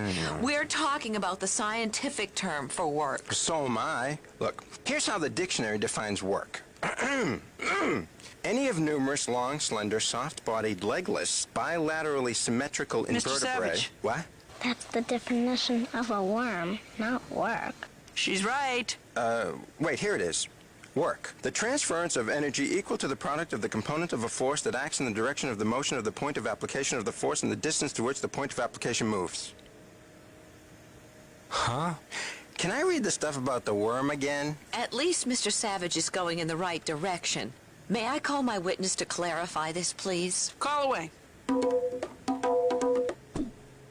Dr. Pushnik, could you describe for us the scientific term work? Certainly. Work, scientifically speaking, is the result of some force moving an object. Let me show you. I'm going to push against the back of your shoulders like this, and I want you to resist my pushing. Are you resisting? I'm resisting. You need to eat better. Yes, ma'am. Now, what did you have for breakfast? Some fancy schmancy muffin? No, strike that from the record. I had coffee and cheese Danish. Oh, I strike things from the record. No fruit? Yes, I put strawberry jam on the cheese Danish. Ugh, kids. Anyway, this is an example of a force. I am being a force, but no work has been done yet. Why? Why? I'm getting to that. Such an impatient lawyer, this one. No work is being done because work is the result of a force causing something to move over some distance. Now let me show you work. Here's the force, and here's the work. Whee! So there is a difference between force and work. Absolutely, my dear. Your Honor, I wasn't able to write anything down because that lady was pushing me. Could anyone sum it up for me? I can. Go ahead, Tim. Dr. Pushnik demonstrated that work, scientifically speaking, is a result of a force causing something to move over some distance. Oh, yeah, that's right. So reading, scientifically speaking, isn't work, but shoveling snow is. Gotcha. Well, we tried. I want another lawyer. I'm kidding. Lighten up. Mr. Savage, go ahead, please. Dr. Pushnik, if Joe sweats and smells when he works, doesn't that tell you that he's exerting much more force than Mary Murray, who never sweats or stinks? Maybe. Didn't you say that work, or werk, is a combination of force and moving something? Yes. Then the more force, the more work, right? Well, now that depends on the kind of mechanical advantage you have. Look, maybe I didn't have the advantages you had, Dr. Pushnik, and maybe I can't beat you in arm wrestling or outrun you in the 40-yard dash. I don't think you understand what she means by mechanical advantage. And maybe I don't understand what you mean by mechanical advantage. But let me tell you something that I do have. I've got heart. Miles and miles of heart. Thank you. Thank you, Dr. Pushnik. You may step down. Well, it looks like I've lost this case. Just kidding. I know what I'm doing. Mr. Savage, do you have another witness? Oh, I have more than another witness, Your Honor. I have a surprise witness. Let me see that. I call Dr. Felix Fullergast to the stand. Dr. Fullergast, you're Mary's doctor, correct? Yeah, but... Yes or no, please? Yes. Isn't it true, Doctor, that Mary once tore a rotator cuff in her right shoulder and to this day has trouble lifting anything heavy? I don't really know. But you were her doctor. Her eye doctor! Oh. I've been trying to tell you that. Eye doctor. Oh, well, is she a good patient? Yes, very patient. And how long have you been her, quote, eye doctor, quote, unquote, question mark? About one day. Let me ask Mary something right now. Mary, do you have trouble lifting things with your right arm? Well, yes, I do have trouble. I hurt my shoulder a long time ago. You know, I can do practically anything except lift really heavy objects. Order, order. Police people, come on. Folks, calm down. I have one more thing, Your Honor. These are just some of the books that Mary has read. And may I tell the court that these are small print, very few pictures, and most are over 300 pages. Wow. And she's read all these in just the past few weeks. But she reads them during work, when she's supposed to be lifting heavy robots. Wow. Doug Savage just presented some compelling evidence. He said that Mary's hurt shoulder prevents her from lifting heavy objects. Is it possible for her to do her job with a hurt shoulder? Courtside commentators, what do you think? I call Mr. Sludge to the stand. What would you think if I told you that everything Mr. Savage has said about my client is true? Yes! Yes, I would agree with that. That's the whole point. She doesn't work hard, and we proved it. No, you didn't prove anything. She does read a lot, and she does have a bad shoulder. Oh, this is sweet. But she is also able to lift the robots because, actually, it's pretty easy for her. No, it's not true. It's hard. It's very hard. Oh, but it is true. And it's all very simple. Very, very simple. You see, Mary uses a simple machine to lift the robot. Simple machine? In other words, a lever. Mary uses a lever to lift the robots. That's why it doesn't bother her shoulder. And it's so easy to use, she's able to read books and pursue night school while she works. I object. Nobody told me she used a lever. You didn't ask. I have to ask? Well, wait a minute. Your Honor, Joe still works harder because Mary's not doing the work. She's got a lever to do all the work for her. You mean it's not fair because my client uses a mechanical advantage? Yeah, it's not fair. Mechanical advantage sounds familiar. You should have listened the first time. Good point. You're welcome. Your Honor, I call Professor Parsons to the stand. Professor Parsons. Right here. Hello. Hello. Good to be here. Thank you. Yep. Can you please explain to the court, and especially to Mr. Savage, the concept of mechanical advantage? Oh, certainly, certainly. There are a lot of simple machines that make it so you don't need to use as much force to do exactly the same amount of work. You lost me. Well, I'm so sorry. Let me demonstrate. First, I'll lift the robot's midsection, or belly, as I like to call it, with a lever. Or lever, whichever you prefer.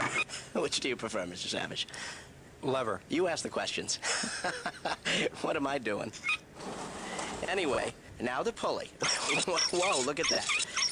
And then the gear system. That's something, isn't it? You see, I no longer attend the gymnasium, so I wouldn't have the strength nor the desire to lift the robot's belly without the assistance of some simple machine. Objection. This is my point exactly. The machine does the work for him. No, it doesn't. Yes, he's doing less work. No, he's not. He still does the work. The simple machine is not doing work for him. Whoa. Let's take a break here. Do machines allow you to do less work? Well, what do you think, courtside commentators? I think you're forgetting that, scientifically speaking, work is the result of both force and distance. I might not be able to come up with the force to lift the robot, so I just find a machine to let me use more distance. It adds up to the same amount of work, just sort of spread out, that's all. Whoosh. Hey, little help? Hey! Okay, I see you're going to need another demonstration. That's okay, I've got time. Now look how long the lever is, or lever. Mr. Lever. Sorry? Lever? Look how long the lever is. And Lever? look... Lever or lever? It's an old expression. Lever or lever? Lever? Never mind. Okay, now look how long the lever is, and look how much string the pulley pulls. And see, the gear system turns hundreds of times, all to lift the robot's midsection up the same little distance. Professor, let me see if I have this right. You're saying that Mary Murray may not be using as much force. Right. But she's using a simple machine. Right. That lets her use more distance instead somehow to do the exact same amount of work. Right. And I have wings and can fly. Wrong. Right. Just testing you. So these tools allow us to use less force, but we make up for it by somehow going a longer distance. Wrong. I'm kidding. Right. I'm just testing you. Right. Satisfied, Mr. Savage? Yeah, I'm satisfied. I'm satisfied. Okay, closing arguments. Let's hear 'em if you got 'em. Mr. Savage? Ladies and gentlemen of the jury. What? Look at Mary Murray. She doesn't work hard. She reads books. Look at Joe Schmo. He's sweaty, tired, and he smells. Thank you. Next. What'd you think? Wait. Thank you, Your Honor. Scientifically speaking, my client is doing the same amount of work as Joe. Just because she's using less force doesn't mean she's doing less work. If you want to lift a mountain when you're feeling kinda weak, there are simple machines for your advantage, so to speak. You'll need less force, but then, of course, you'll need to force it further. So in the end, the work's the same, though nothing rhymes with further. Work is not just how hard you push. It depends how hard and how far. Oh, yeah. Work is not just how hard you push. It depends how hard and how far. Can't hear you. Work is not just how hard you push. There you go. It depends how hard and how far. Rock me. Okay, the singing jury, not good. All right, jury, you must now decide. Does Joe Schmo... I'm sorry, I don't mean to laugh. It's just... I'll read it, Your Honor. Scientifically speaking, does Joe Schmo do more work than Mary Murray? Should Mary have to work in the pit? Jury, you must decide. Schmo. Court is recessed until the jury reaches a decision. Judge Stone, you have to bang the gavel. Bang, bang, bang. Jury, give me an R. Give me an O. Give me a B. Where are you going? Hello? Does Joe Schmo do more work than Mary Murray? While the jury is out, let's hear your prediction. Guilty or innocent? Jury's taking a long time. It's only been a few minutes. Yeah, but it's been a lot of seconds. Here comes the jury. Everybody, act natural. Jury, have you reached a verdict? Yes, we have, Your Honor. Okay. What is it? Is there, any chance that I could have a drum roll? Fred? Thanks. We, the jury, find... Okay, that's enough. We, the jury, find... Drum. In favor of the defendant. Yes. That's not you. We feel that, scientifically speaking, Joe Schmo does not do more work than Mary Murray. Thank you, jury. Although there were some very convincing arguments, and Joe is very sweaty and smelly. Okay, jury, very good. That's fine. Thank you. Oh, and the jury also found... For once, I'd like to get out of here with just one finding. Someone's keys. My keys! I've been looking for those. Oh, thank you. Jury, thank you. You're welcome. Science court is adjourned. Well, there you have it. Scientifically speaking, Mary using a simple machine does the same amount of work as Joe Schmo. Thank you both again very much. You're welcome. Our pleasure. Hey, where's Joe Schmo? He's at his new job, and he loves it. I love it down here. Thanks for everything, Mr. Sludge. Where are your gloves, Joe? I love you too, sir.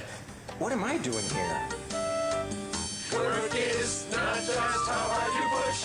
It depends how hard and how far. Oh, yeah. Work is not just how hard you push. It depends how hard and how far. Can't hear you. Work is not just how hard you push. There you go. It depends how hard and how far. Rock me. Work is not just how hard you push. It depends how hard and how far.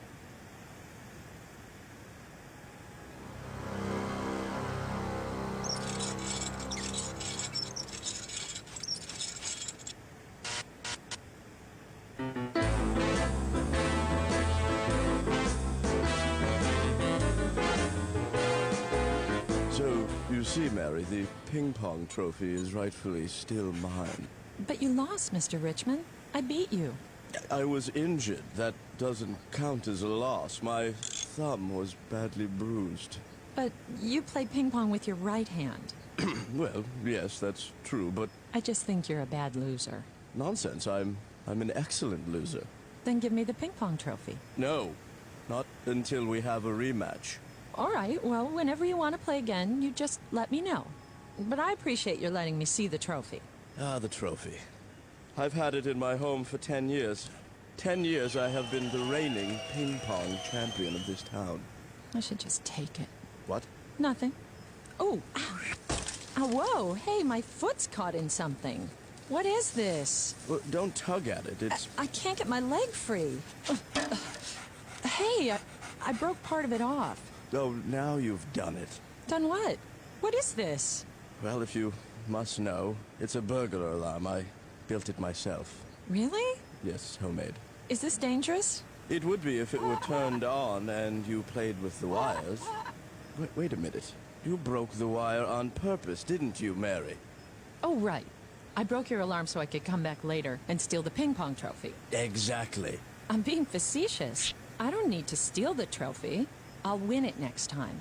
Well, I don't care. Just go now, please. Oh, dear. How am I going to fix my alarm? Where am I going to get 3 feet of wire at this hour?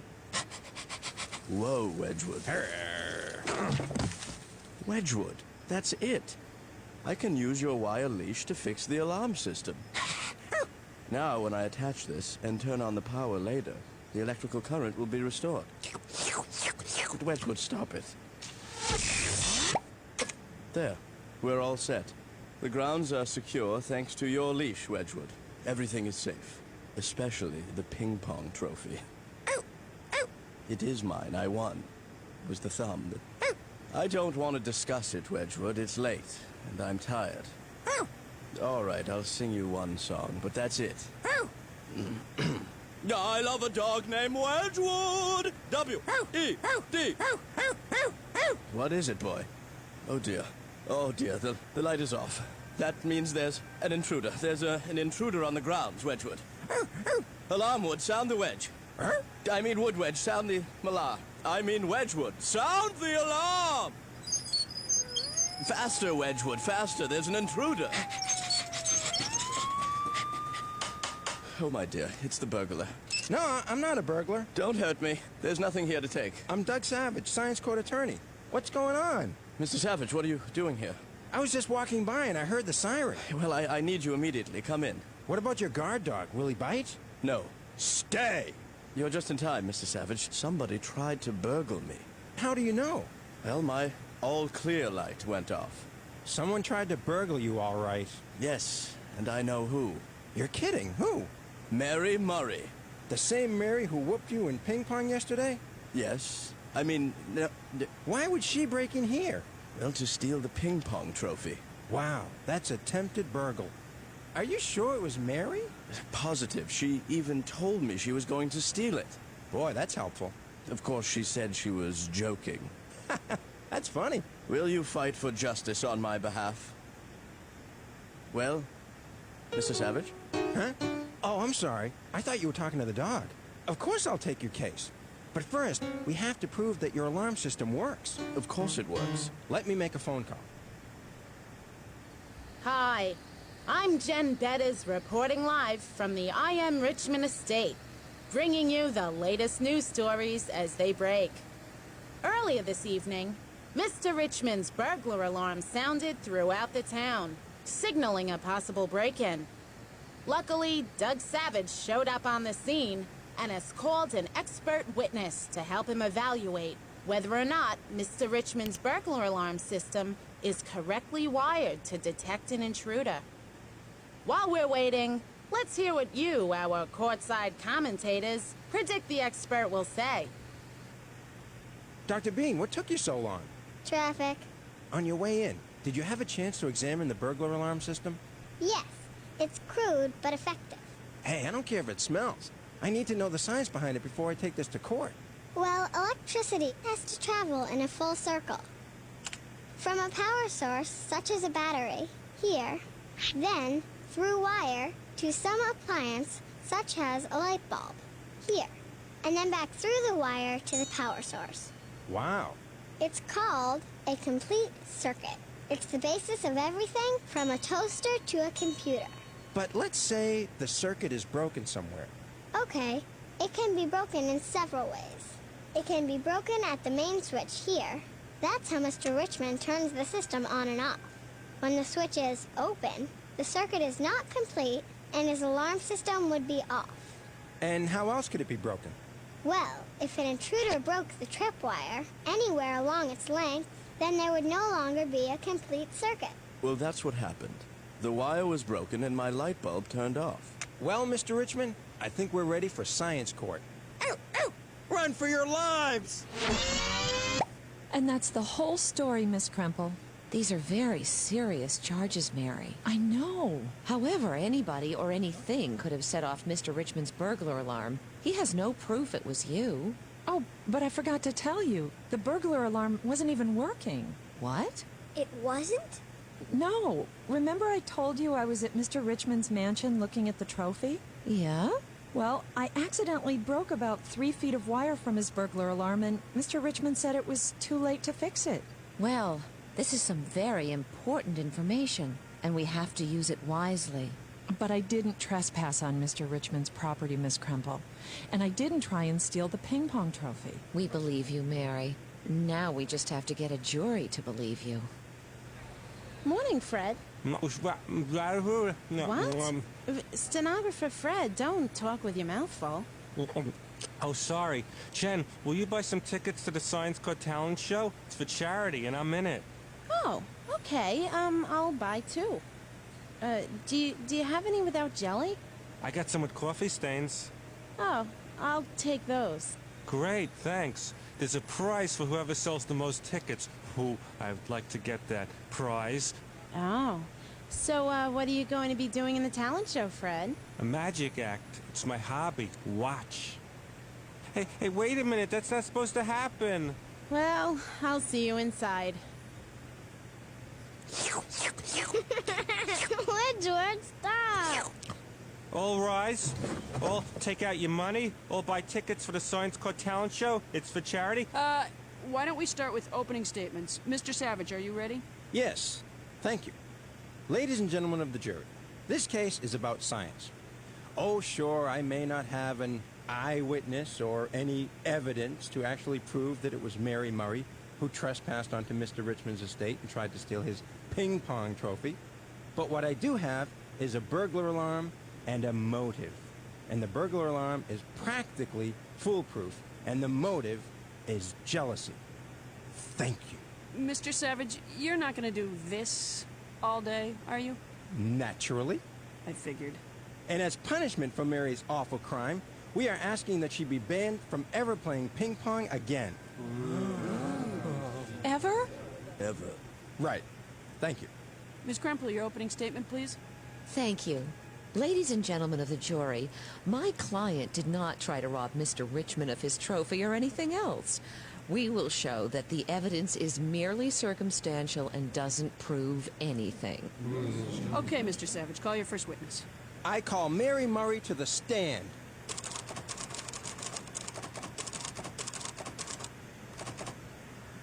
Hi, Mary. Nice day, isn't it? Not really. I'm on trial. Right. Mary, do you love ping pong trophies? No. I do have a lot of them, and they mean a lot to me, but I don't love them. Yeah, but you wanted Richmond's trophy, didn't you? Well, I certainly felt that he should have turned it over to me, since I beat him. But I was in agony. Yeah, right after I beat you. Mary, where my client was after the match doesn't matter. He could have been in agony, he could have been in Paris. The question is, where were you on Saturday night at 9:23 p.m.? I was home. Can you prove it? Well, no. No witnesses. Mary, isn't it true that you told my client you were going to steal his trophy? Well, yes, but I was only kidding. It was a joke. Joking and kidding are very serious matters, Mary. Your witness, Ms. Kremple. Miss Kremple, may I cross-examine Mary? Please? May I? Please? I really don't think so, Tim. Not yet. Mary, I have only one question to ask you. Did you trespass onto Mr. Richmond's estate in order to steal his ping pong trophy? No. Thank you. No further questions. Mr. Savage. Your Honor, I call I. M. Richmond to the stand.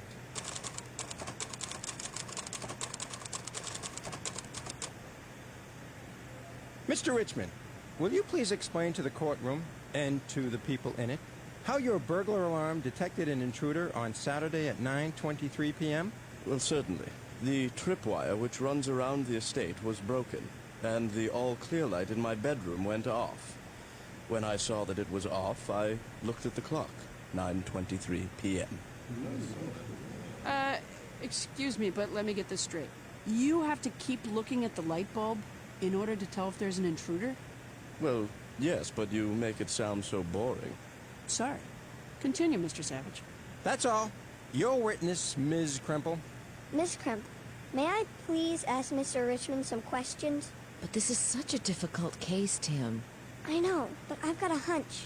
Well, what is it? Trust me, Miss Crumple. Well, okay, but be careful. Yes! Thanks, Miss Crumple. Mr. Richmond, how was your alarm system able to detect an intruder at 9:23 p.m. when Mary had broken it earlier that day?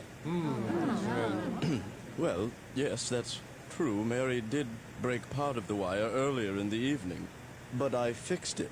You fixed it? Well, yes, with a little ingenuity, I fixed it. So Mary's plan of breaking the wire and coming back later to steal the trophy was foiled. Oh, Tim. Well, no more questions. Tim, a good lawyer never asks a question unless he already knows the answer. I'm sorry, Miss Crumple. I thought I did know the answer. It's my fault, Tim. You weren't ready. I should never have let you cross-examine the witness. Oh, we're in a lot of trouble now. I've got to figure out what to do. Your Honor, may we have a brief recess, please? I don't feel so good. Sure. But, Your Honor, I'm on a roll. I don't get on rolls very often. I am on one, aren't I? Yes, but we're going to take a break anyway.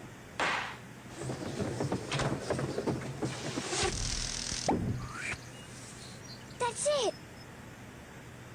Everyone up, then down. Science court is back in session. Okay, Mr. Savage, call your next witness, please. I call Dr. Julie Bean to the stand.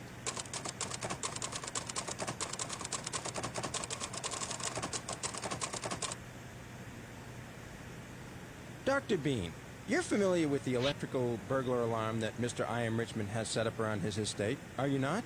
Yes, I am.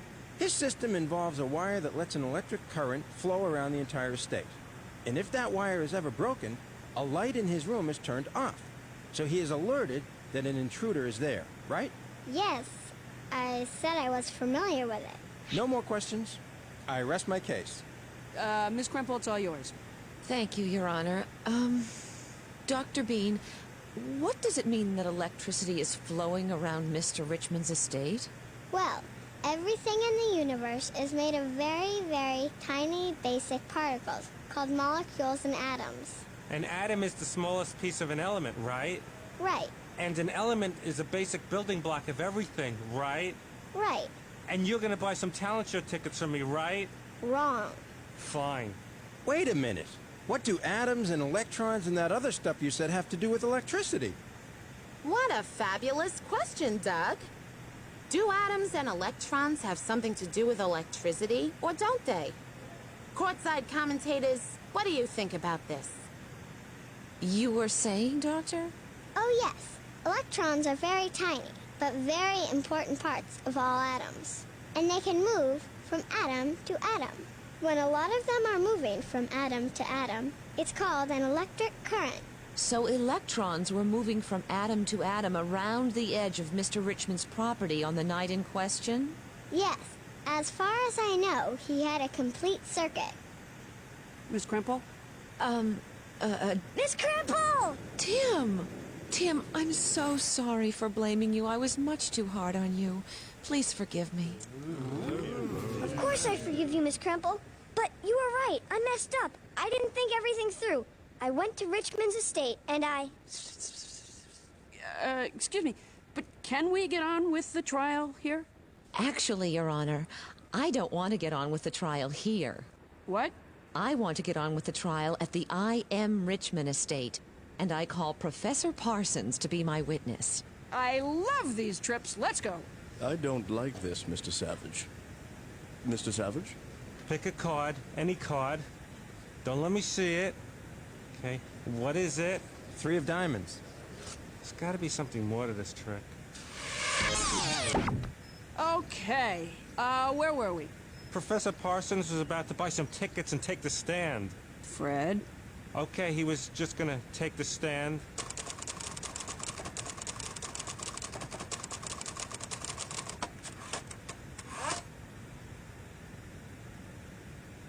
Hello, everybody. Professor Parsons? It's magic. I can answer questions from up here, no problem. Go ahead, what do you want to know? Okay, but first, I'd like to turn the questioning over to my very able assistant, Tim. Thanks, Miss Kremple. Now, Professor Parsons. Yo. Electric current flows when millions of electrons hop from atom to atom, correct? Yes, that's correct. Okay, here is a piece of wire used in Mr. Richmond's very own burglar alarm system. Where did you get it? I found it right here. It's the piece that Mary accidentally broke off. Can electrons go through that wire? Oh, yes. This is a very good copper wire. Electrons will flow right through this baby. And what about this? It's a leash. Mr. Richmond, is this what you used to repair the broken wire? Yes, it's Wedgwood's wire leash. Why? Professor, will electrons flow through the leash? Well, let's see. This device is called a galvanometer. It detects the existence of small electric currents. Basically, it measures how many electrons are flowing through something. So let's see. First, we'll test the copper wire. And whoa, a lot of current flows through that. Copper is a good conductor of electricity. What about the leash? Just as I suspected. Almost no electrons flow through the leash. So almost no electrical current. That's right, no electrical current. Objection!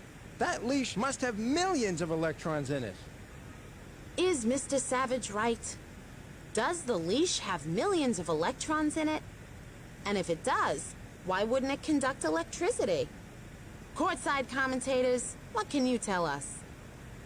All right, Professor. I told you that this leash is made of wire and contains millions of electrons. Now, what do you say to that? Yes, Mr. Savage, there are millions of electrons in it. Whew, that was close. But there's a big problem and a little problem. What's the big problem, Professor? No, the little problem first. All right, the little problem. I mean the big. Okay, the big? Maybe the little. All right. Well, the big. Which one do you want? Can we try the little? Okay. The big for 500. Come on.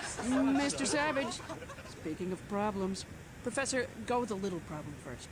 Okay. We'll go with the little problem, which is that the wire of this leash is made of a material whose electrons do not hop around too easily. Some things, like the copper wire and this gold ring, for example, are what we call good conductors of electrical currents. But other materials, even metal materials like this aluminum leash, are not.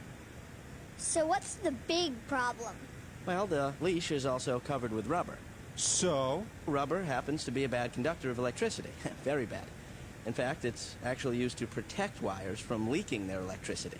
It's called electrical insulation. So, by attaching the leash to the wire, Mr. Richmond did not create a complete circuit. No, he certainly did not. So, this alarm did not detect an intruder because it wasn't even working. But my all-clear light was off. Yes, but it was off to begin with. When Mary accidentally made a break in the circuit, the light bulb shut off. You just didn't notice it until 9:23 p.m. that evening. But Nobody tried to break into your mansion, Mr. Richmond. Your Honor, the defense rests. Great job, Tim. Okay, let's get back to the courtroom for closing arguments. Ow! Ow! Ow! That one hurt.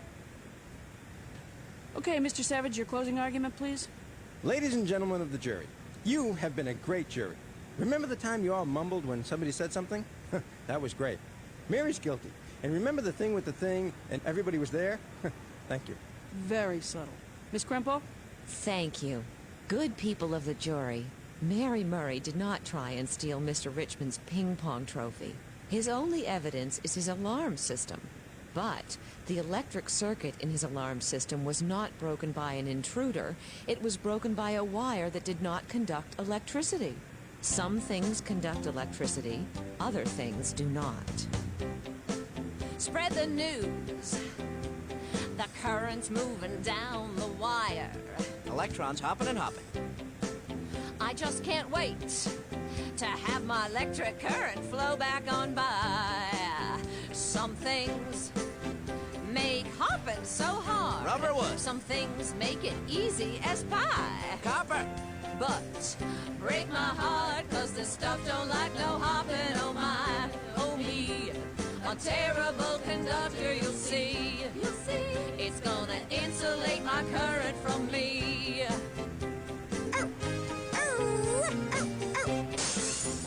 Okay, jury. The case is all yours. I want you to think about the evidence and come back with a decision. Science court is recessed until the jury reaches a verdict. Oh, what do we have here? Ah, it's supposed to be a rabbit. Well, the jury has the case, but what will they decide? Let's hear what you, our courtside commentators, predict about the verdict. Will the jury find Mary Murray guilty or not guilty of breaking into I Am Richmond's house to steal his trophy? The jury has just entered the courtroom with a verdict. Let's get back to the trial to find out what it is. Okay, jury, let's hear it. Thank you, ma'am. We, the jury, that's us, find Mary, the defendant, that's her, not guilty. That's not guilty. Thank you, jury. And I'd just like to add that the evidence showed that Mr. Richmond did not have a complete circuit of electricity in his burglar alarm system. Right. Thank you. Because the wire he used to repair it was not a good conductor of electrical current. Absolutely, I agree. Oh, and one more thing. Oh, boy. We feel that Mary probably deserved the ping pong trophy, but that she should engage Mr. I Am Richmond in a rematch as soon as possible. Finished? Yes, ma'am. Finished. Good. Science court is adjourned. Well, there you have it. Mr. Richmond, Yes, will you play Mary in another ping pong match? absolutely. Anytime, anywhere. How about right now? Now I can't because I have a... Okay.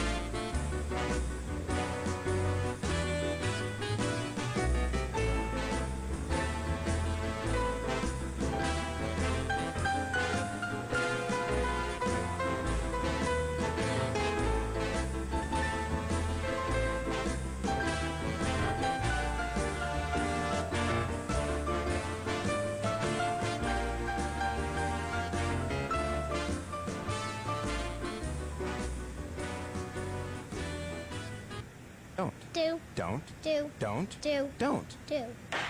Well, what are you trying to tell me? That these pencils have gravity? That they're pulling each other as well as the Earth toward them? Well, then look out. Here comes the Earth rushing up toward the pencils. Everybody hide! Mr. Savage, that's enough. Look what you've done. Stenographer Fred, I was only kidding. These pencils don't have any gravity to start with. The defense rests. We're the defense? Oh. Well, can I still rest? Okay. Ms. Quimple, you're up. Your Honor, wait, I'm confused. Do the pencils have gravity or not? That's a great question, Fred. Before we find out what happens in court, let's hear what our courtside commentators think. Do the pencils have gravity? I call Julie Bean to the stand. Julie, you're an expert on gravity, correct? Yes. Does everything have gravity? Yes, everything. I have a demonstration set up outside that I think might help. Your Honor, I ask that we move the trial outside for a demonstration. Okay. Everyone wearing a hard hat? Mr. Savage, where's your hard hat? Right here. Oh, okay. Miss Bean, go ahead, please. Okay, here we have a bowling ball hanging perfectly straight on a wire from that crane. Now we pile up the bricks close to the bowling ball. Okay, boys. Now, if everyone watches the ball closely, you'll see the ball beam ever so slightly in the direction of the bricks. Well, that's from the wind. There's no wind. Well, then it's a trick. It's not a trick. Well, what does it prove? It proves that every object has gravity. The ball and the bricks are attracted to each other through gravity. The bricks are cemented, so they can't move, but they both have gravity. But my pencils didn't move toward each other, and they were expensive pencils. How do you explain that? That's easy. They were too small. The pencils had less mass. Therefore, the effects of gravity could not be seen. Now, by mass, you mean, don't tell me, Mass is the amount of stuff contained in something. Oh, right, the amount of stuff. A pencil has a small amount of mass, and therefore a small amount of gravity. So everything has gravity? Like we've been telling you. You mean even this little teeny weeny tiny grain of sand has gravity? Yeah, it has a little teeny weeny tiny bit. But yeah, it has gravity. Oh, okay, no further questions, and keep up the good work.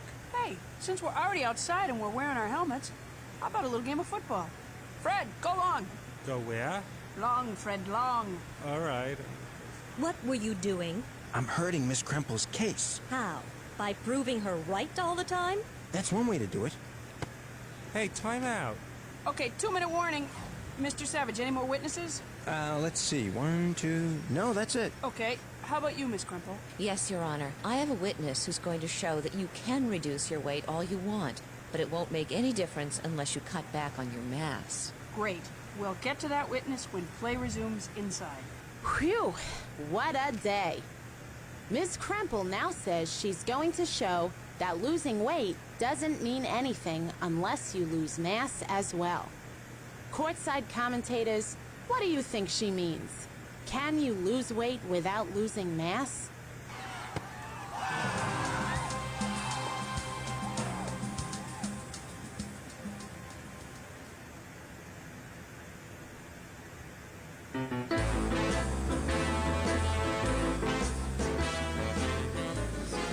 Science court is back in session. Okay, where were we? Miss Krempel kicks off. I call Professor Parsons to the stand.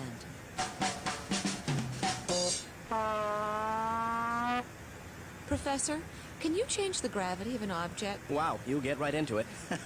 No hello or how are you? Just right to the business. No, you cannot change the gravity of an object, no. Thank you. However, you can change its mass and therefore alter its gravity. Could you please qualify that for this courtroom? Well, I'll do one better than that. I'll explain it. All right. Okay. Here I have 2 identical bags of potatoes, both weighing 10 pounds. Here on Earth. That's where we are. Now, both of these bags have mass. Mass is the amount of stuff contained in something, right? Yes, that's right. Very good. That's a smart young man. Now, I can change the mass of one of the bags by removing some of the potatoes and causing it to weigh less. It now has the gravity of an 8-pound bag. What you're saying, Mr. Savage, if I understand this correctly, is that you think you have a potion that would change the gravity of the bags without changing the mass. Is that what you're saying? I hope it isn't. Change gravity without changing mass. Yeah. Well, you're loony. I mean, you're absolutely, way out there. Can't be done. What about gravy? You know, potatoes, gravy. Get it? What am I paying you for? Things? Thank you, Professor Parsons. Pleasure's all mine. I love it. Watch me run circles around this guy. Professor, how much will you give me if I remove gravity from something right in front of your eyes? Oh, I'm not a betting man. How much do you have? All I have is this. A rubber balloon, and I'm going to fill it with some helium. Oh, dear. I see where this is going. Now watch closely, ladies and gentlemen, as I let go and voila! Oh, everybody makes this mistake. I have removed gravity from the balloon. Where's your gravity now, Miss Krempel? Professor, would you mind explaining why Mr. Savage is completely wrong? Certainly. The balloon doesn't have less gravity. It is just not as heavy as the air. The air has gravity and is rushing down past the balloon. The air has gravity? Everything has gravity, sir. Yeah, but the balloon is going up, away from the center of the Earth. Oh, let me show you something. Watch what happens when I put this cork into the bottom of this fish tank. Hope there's no piranha in there. Those babies bite, don't they? Have you been to South America? So let's see what Just kidding. Having a little fun. Okay, now, actually, watch the cork. The heavier water is rushing down past the lighter cork. You see, the same thing is happening to the balloon. You mean the balloon went up because it's lighter than the air? Gotcha again. That's right. Not because of anti-gravity. If you think that, you're, anti-smart. Okay, we're ready to hear closing arguments. Mr. Savage, this is usually pretty painful for you, so why don't you go first and get it over with? Thank you. Sam Bookman wants you to believe that he didn't sabotage Clara Swindell's anti-gravity potion. But ladies and gentlemen, I think this picture speaks for itself. Thank you. Well, not literally speaks for itself. Thank you. I mean, pictures can't talk. Thank you. They only show you an image, and then from there... All right, Mr. Savage, we get the point. Thank you. Miss Kremple, your closing argument, please? Thank you. No, thank you. Good people of the jury. My client did not sabotage any magic anti-gravity formula. He was only curious. He wanted to see what kind of potion could remove gravity from an object. And do you know why? Because he always heard that you can't. And do you know what? You still can't. Everything has gravity, and no one can take it away. Gravity's the force that's all around us. It keeps our moon from flying far away. The Earth pulls people down, that won't astound us. But we can pull right back, now that's something to say. Everything has got it. Gravity is not something you ever lose. No, you don't get to choose. Everything's retracting. Every other thing, whether it's big or small. Both moon and basketball. We all got gravity. We all got gravity. We all got gravity. Let's bring it down. We all got gravity. We all got gravity. That's the way I like it. We all got gravity. Well, bravo. Jury, it's now up to you to decide if Sam Bookman is guilty of ruining Clara Swindell's anti-gravity potion, or if there was ever an anti-gravity potion to begin with. So, go do your stuff and call us when you're ready. Science Court will adjourn until the jury reaches a verdict. That could take forever. What are we going to do in the meantime? How about some football? While the judge and Fred play a little football, let's hear what you, our courtside commentators, predict about the verdict. Will the jury find Sam Bookman innocent or guilty of destroying Clara Swindell's weight loss potion? Let's get back into the courtroom to see if the jury has made a decision. Jury's reached a verdict, but you didn't hear it from me. Jury, have you reached a verdict? Yes, Your Honor, we have. Good. Let's hear it. We, the jury, find Sam Bookman guilty. Oh, this is the happiest day of my life. Guilty of sticking his hand in a vat that did not belong to him. But we find him not guilty of sabotaging the anti-gravity potion. Oh, too bad. Lunch on you? Thank you, jury. I mean, if we learned anything today, it's that everything has gravity, and you cannot remove that gravity. Therefore, there's no such thing as an anti-gravity potion. Good to see you were paying attention. That it? Yep, that's it. Oh, great. Thank you, Science Court. Well, Science Court is adjourned. Football practice is tomorrow at 5. Anything you need, I have it on the thing.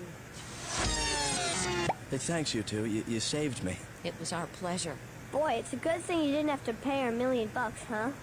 Well, I mean, I probably could have paid some of it, but I would have had to spread the payments out over a couple hundred years, and that's a lot of paperwork. Help?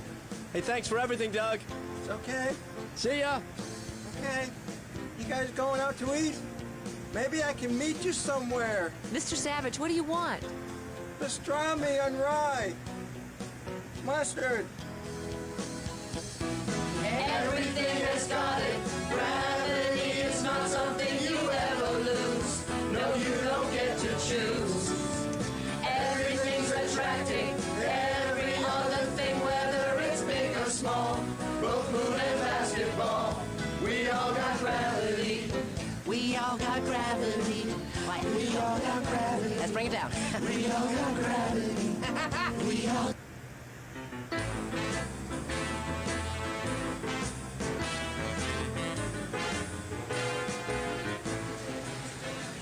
And that's the end of the semi-final round of the Cyville Know-It-All contest. The two winners, Mr. Dippity and Mr. Richmond, will be back tomorrow for the championship round and the grand prize, a trip around the world. So, we'll see you all tomorrow for the finals of the Know-It-All contest. Well, Mr. Dippity, you did very well today. You answered the last 5 questions in a row. Thank you. I got a little lucky. You did really well yourself. Yes, I know.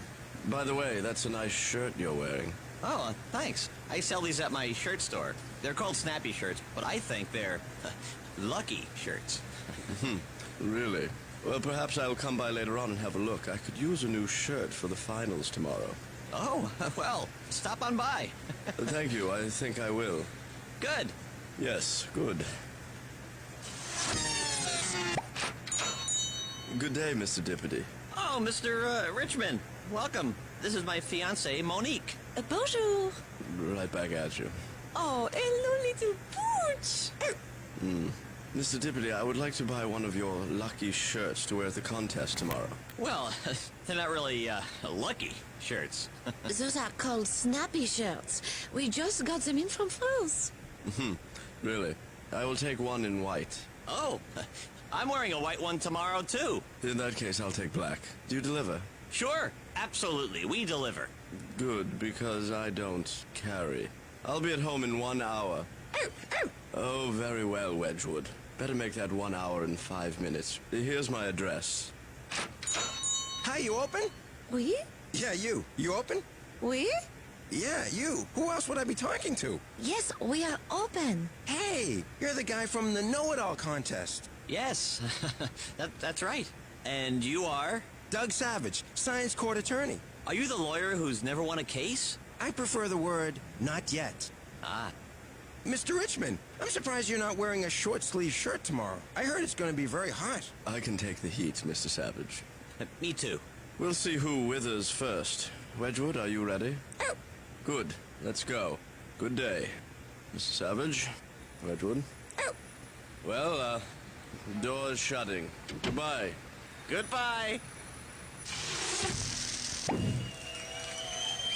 Hi, and welcome to the grand prize round of the Know-It-All contest. I'm your MC, stenographer Fred. You each have 15 seconds to answer the question correctly. If you answer it incorrectly, the other person has to answer it in order to be declared the grand prize winner. Okay? Yes. Okay. Okay, so here we go. The category is history. Jessica, may I have the questions, please? Thank you. Okay, and the first question goes to Stephen Dippity. Who was the first African-American woman to crusade against slavery in the 1840s and then crusade for women's rights in the 1850s? You have 15 seconds. Sojourner Truth. A very courageous woman. Correct.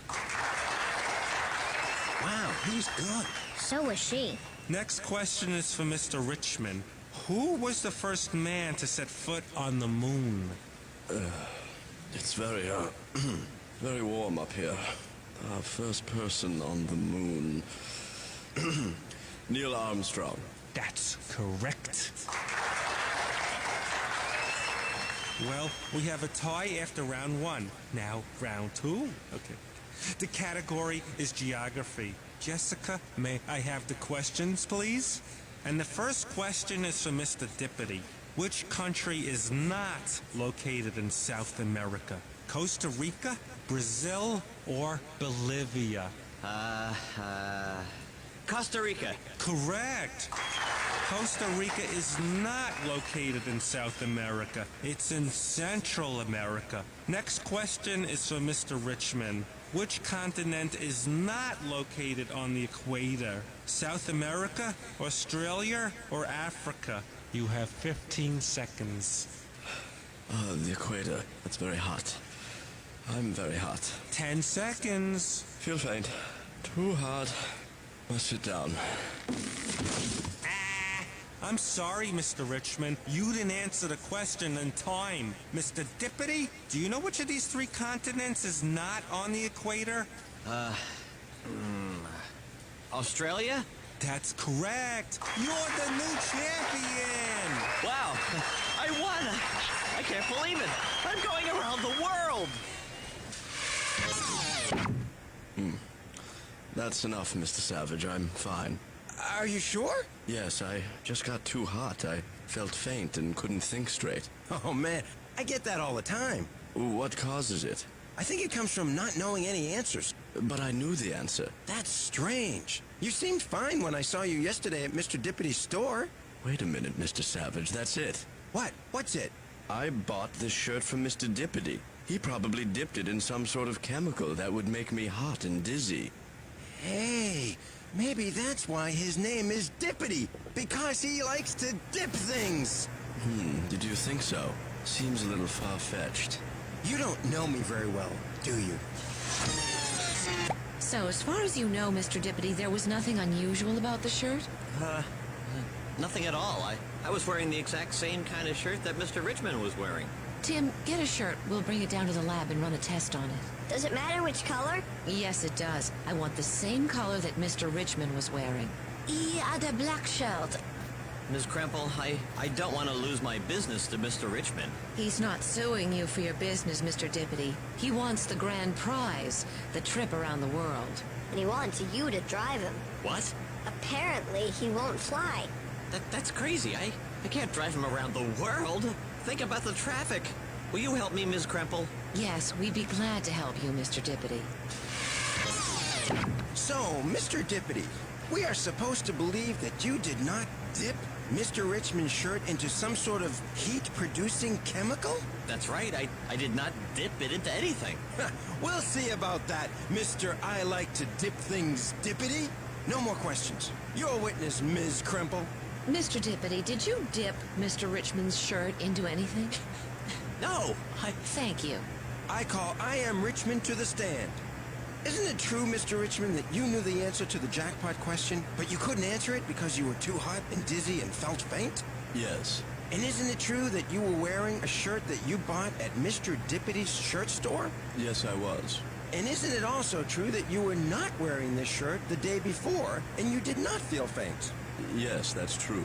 Your Honor, could you please ask everybody to leave? Because this case is closed! Mr. Savage, we're gonna follow due process here if you don't mind. Suit yourself.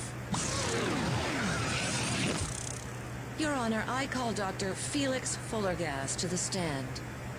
Doctor, I gave you Mr. Richmond's shirt to examine, correct? Yes. And what did you find out? Well, I found out that there were no foreign substances in the shirt. Thank you. You found nothing? Well, we did find something. What? Aha! We found... Get ready to jump up and down like a crazy kangaroo. mustard. Yes! Finally! A victory! I'm sorry, did you say mustard? Mustard. Let me know when I should jump up and down like a kangaroo, Mr. Savage. Thank you, Doctor. He dipped it in mustard? No, I had a hot dog on my way home after the contest. It was Wedgwood's idea. Your Honor, I'd like to straighten this out right now. Professor, is there any scientific explanation as to why two men wearing identical shirts would have different experiences under the hot sun? Yes, indeed. First, let's talk about the heat, since that's really what this case is all about. Now, believe it or not, heat is a form of light. What? Here, Mr. Savage, take this flashlight and shine it at this mirror. I can't see. And why not? Because the light is reflecting back into my eyes. That's right. Now, the important word here is reflecting. Because now, Mr. Savage, I want you to shine the light at this old piece of wood. Okay, good. Now what's happening? I'm still having trouble seeing. Very good, Mr. Savage. So where does the light go? Some of it gets absorbed in the wood. Absorbed into the wood? That's right. The light gets absorbed right into the wood. You mean like a sponge? Well, yeah, I guess you could say that. But what does this have to do with the case? That's a good question, Doug. What does Professor Parsons' experiment have to do with the case? While there's a break, let's review what's happening in the trial. During the final rounds of the know-it-all contest, Mr. Richmond suddenly felt very hot and was unable to answer the winning question, so he lost the contest. He believes that the shirt he was wearing, which he bought from Stephen Dippity, has something to do with why he felt so hot. But does it?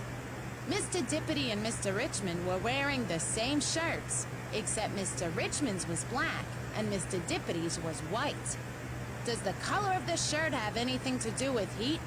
Let's go to the Science Corps lab to conduct our own experiments about heat.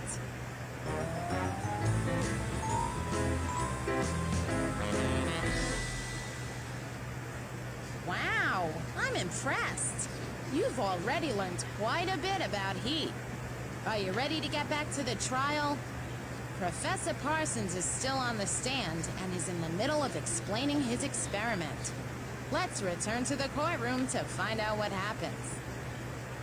Well, heat can be either reflected or absorbed, just like light. I don't get it. I'd better show a demo. Fred, could you turn on the laboratory sun lamp, please? Okay. Hey, the temperature's going up. Now, do you know why? Because the sun lamp is very hot. Well, that's right. But look, the thermometer with the black shirt is heating up faster. So that explains why Mr. Richmond was very hot and felt faint. That's right. Just because of the shirt color? That's correct. The black absorbed a lot of the heat while the white reflected it. Do you know why a white shirt like this looks white to us? Because it's white? No. How could I have missed that one? It looks white because it is made in such a way as to reflect light and heat. The white color you see is actually reflected light and heat coming off the cloth. But the black cloth of this shirt is not reflecting any light or heat, is it? No, ma'am, it isn't. It's sucking the heat and light in and trapping it, getting hotter and hotter. Thank you, Professor Parsons. Oh, you bet. Now I know why I always sweat like a hideous pig in this dark robe. Okay, closing arguments. Let's hear them. Good people of the jury. What if Dr. Fullagas found something other than mustard? Huh? Think about it. Then Stephen Dippity would really be guilty. Hey, that rhymes. Sort of. How much more guilt do you people need? Thank you. Okay, Mr. Savage, thanks for keeping it short and confusing. Miss Crimple, go ahead. Thank you. Ladies and gentlemen of the jury, Stephen Dippity did not dip Mr. Richmond's black shirt into anything. Mr. Richmond was hot and felt faint because his dark shirt absorbed a lot of light and heat from the hot sun. It did not reflect it. Heat and light might bounce off things, it depends on what they hit. Or sometimes they will stick to things, it depends on what they hit. If they bounce, it's called reflecting, and the thing stays really cool. If they stick, it's called absorbing, and stuff can get hot as a rule. Heat and light might bounce off things, it depends on what they hit. Or sometimes they will stick to things, it depends on what they hit.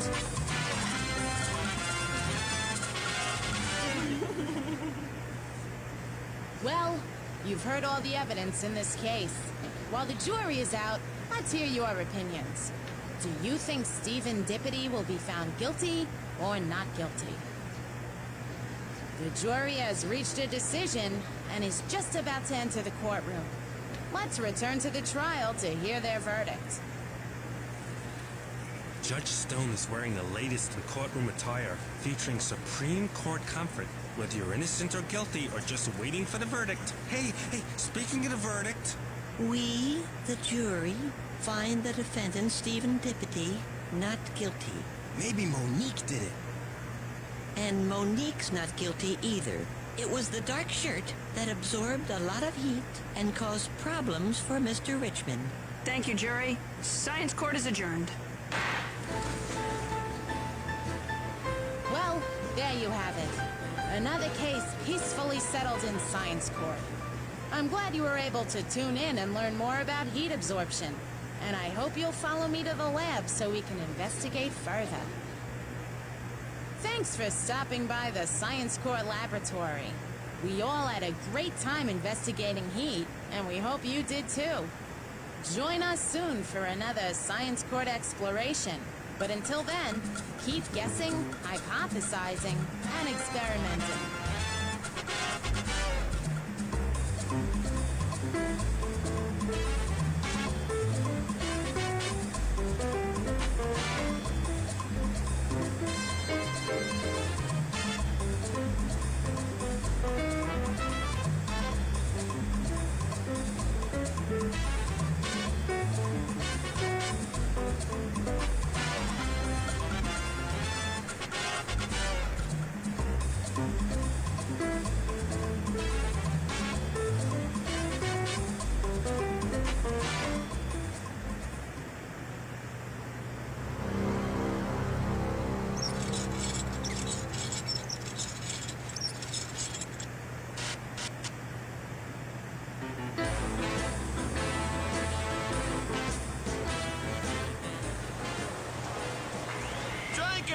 Jenkins. I heard you were protesting this morning.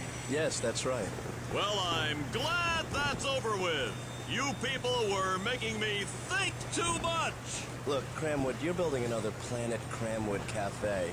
And we just don't need another one in this town. We already have two. But this one will be different. Take a look at this! Cramwood, we need a park with trees and birds so people can enjoy a little bit of nature. Well, there's going to be a park on the 5th floor. Look, Jenkins, I'm just glad you're done protesting. Work stoppages cost me a lot of money! You know, we're not done protesting, Cramwood. We'll be back tomorrow morning. I just came back to look for my wallet. I think I dropped it. Hey, it's Doug Savage, Science Court Attorney! Is the new Planet Cramwood Cafe open yet? I'm hungry. Not yet. Construction has just started. It won't be ready for another year. But I only have an hour for lunch. Yeah, you'll be waiting even longer if I have any say in it. Are you the cook? No, I'm Jack Jenkins. Oh, that's right. So how's construction going, Cramwood? Kind of slow. You see, Jenkins was protesting it early this morning. How come? Well, because we don't need another gaudy, overpriced theme restaurant. No, I mean, how come in the morning? Weren't you tired? No, I got a good night's sleep.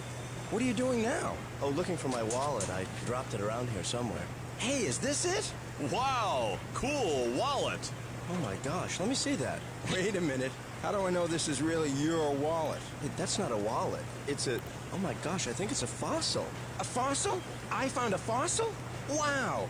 What's going on? I found a fossil, a real live fossil.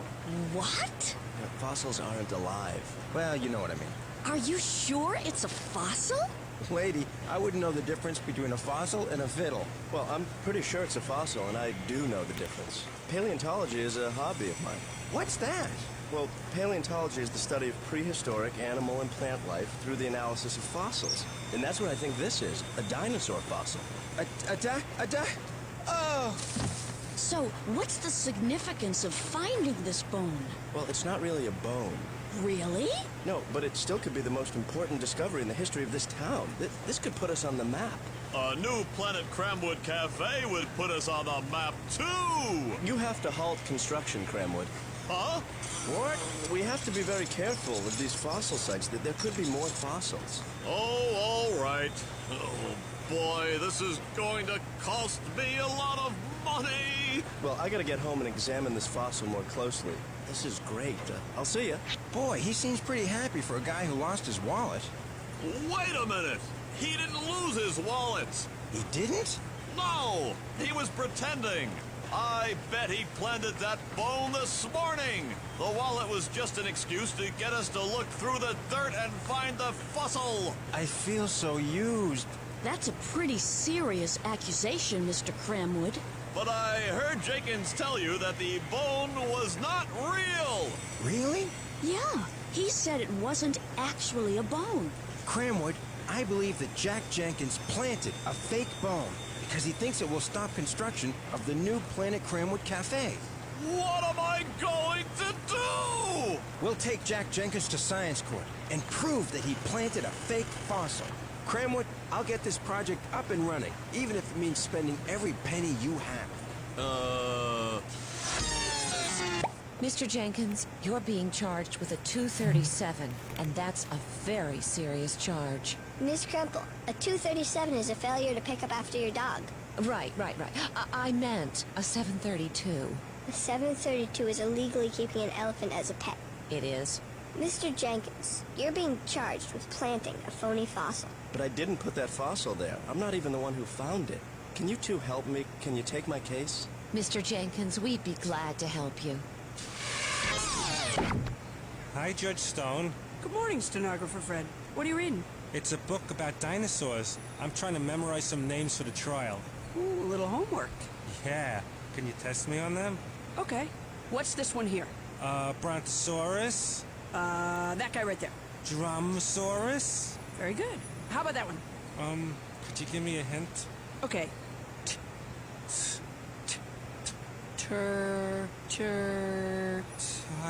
Turn around, there's a dinosaur behind me.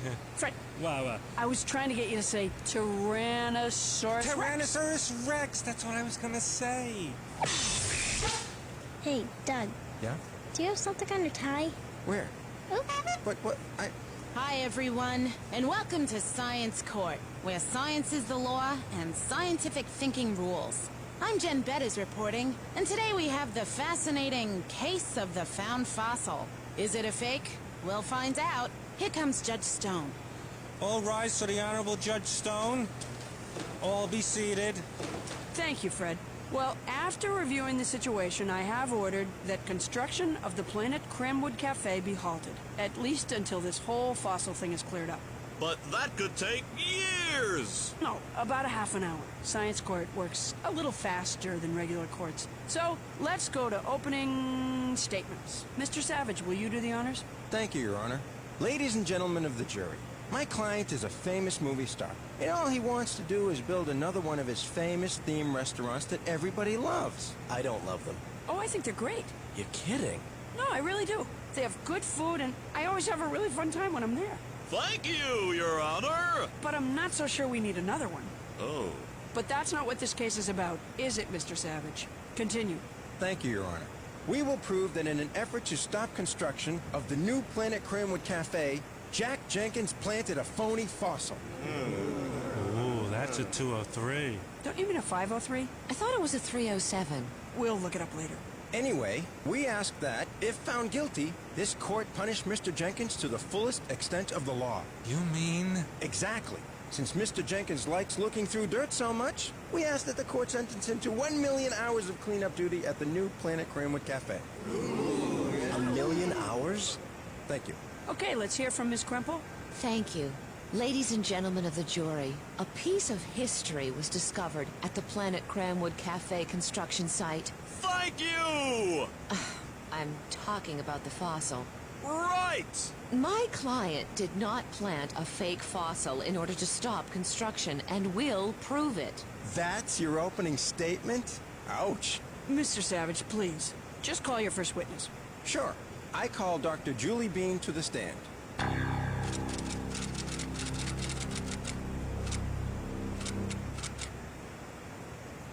Dr. Bean, will you please have a look at this alleged fossil? Sure. Well, I've seen fossils like this before, and it appears to be the bone of a dinosaur. Possibly of the Compsognathus variety, a meat eater. I bet they'd love to eat a cramburger! What's a cramburger? It's a thick, flame-broiled beef patty slathered in onion and farm-fresh mushrooms that America loves even more with a heaping helping of cram fries. I love judges! Go ahead, Mr. Savage. Thank you, Your Honor. Dr. Bean, can you tell us what bones are made of? Bones are made of cells and lots of calcium. Calcium? It's an element that is a basic component of most animals. And so, what is this thing made of? Well, it seems to be some sort of rock. Rock? As in stone? Yes. Are you telling us then that dinosaurs were nothing more than big boulders? No, of course not. This is not a dinosaur's bone, is it? Well, no. It's a good replica of a bone, right down to the cells. A very good replica. So it's a copy? Basically, yes. So it's not a bone. Thank you. No more questions. This case is over. You don't mind me asking a few questions, do you, Mr. Savage? Ask me anything you like. I meant Dr. Bean. Oh. Wait, Your Honor, I'm confused. Is a fossil a bone or a rock? A fossil is a bone that gets trapped in a rock. Not quite, Mr. Savage. Huh? Your Honor, I'm still confused. I know. But before we hear the answer, I suggest we take a break and then finish the trial at the construction site. Is that necessary, Your Honor? No, but it'll be fun. Wow, we're going to the construction site. On the way, let's hear from you, our courtside commentators. What do you think? Is a fossil a bone or a rock?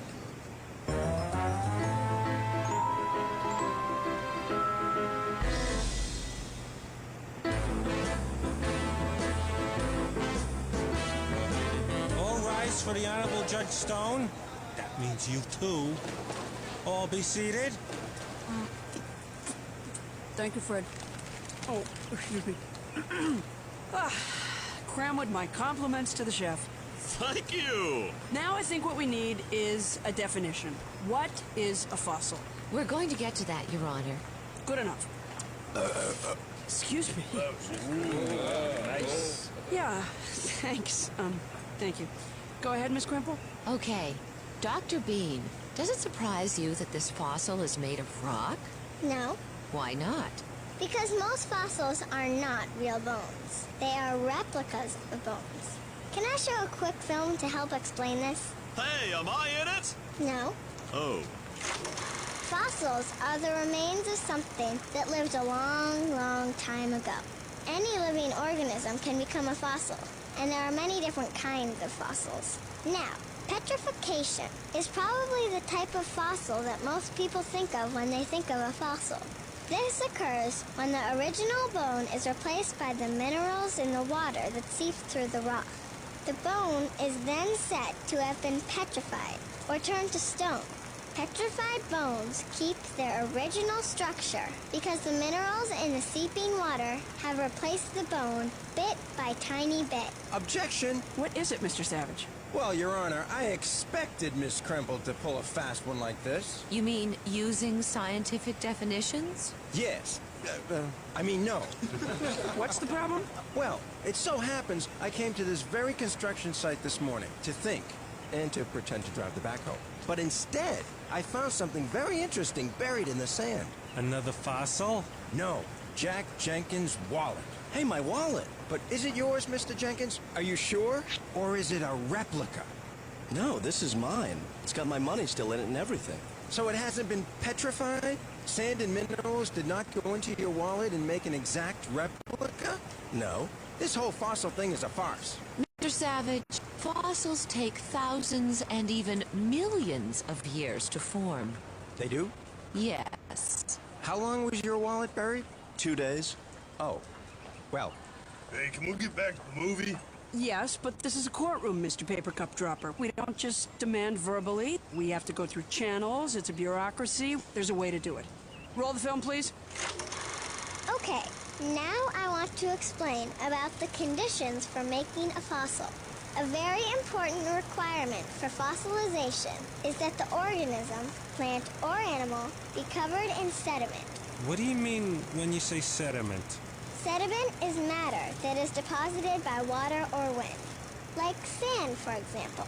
Oh, well, what do I mean when I say sediment? Same thing. Oh, okay.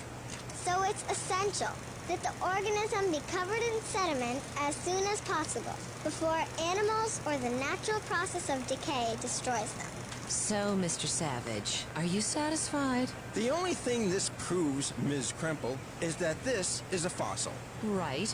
But Jack Jenkins still could have put it here. I mean, this doesn't really look like the kind of place where a lot of dinosaurs were hanging out. Now, if there was a Planet Cramwood Cafe, then maybe they would have, you know... Mr. Savage. I'm just saying, Your Honor, that these are not the right conditions for fossilization. There's no water here, and the view is terrible. Could Doug be right? This spot doesn't look to me like a place where dinosaurs would want to live, or where fossils would be formed. Courtside commentators, what do you think? Should we expect to find other fossils here? Your Honor, I'd like to call Professor Parsons to the stand, please, to straighten this out. Well, why don't you?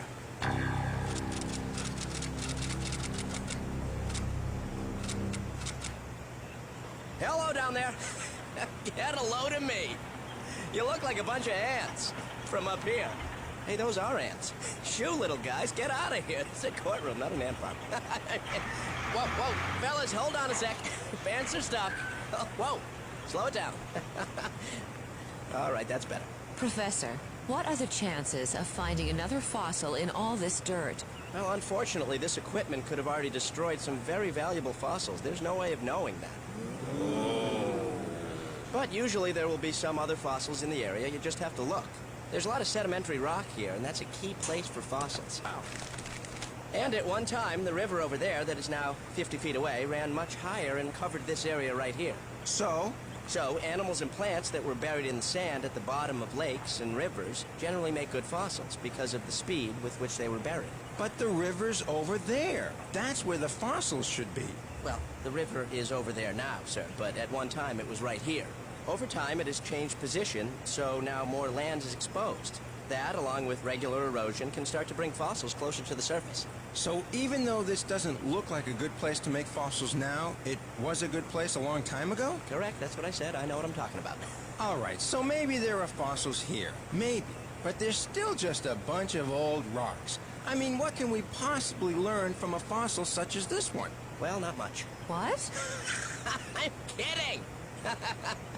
Fossils can tell us a great deal. Well, can they tell us the color of the dinosaur's skin? Well, not really. You see, soft tissue like skin or muscle doesn't make good fossils because it decays too quickly. What about hair? Well, not, Tongue?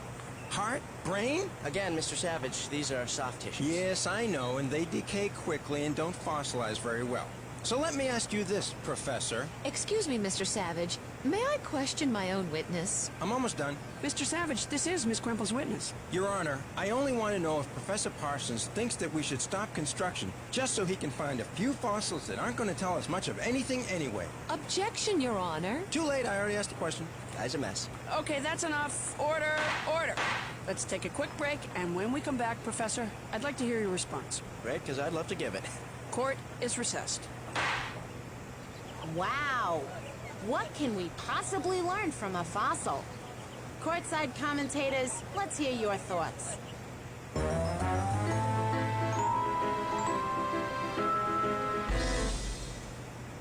Okay, we're back, so everybody back for the session because we're back.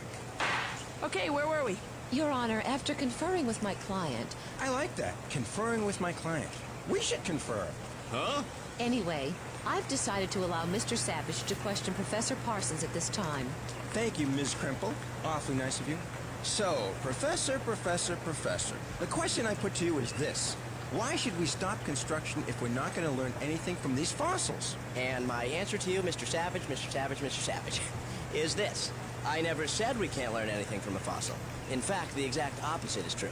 They can learn from us? No, I mean, we can learn a tremendous amount of information from fossils. There are thousands of clues that a good paleontologist can pick up from fossils. I'll take over from here, Mr. Savage, if you don't mind.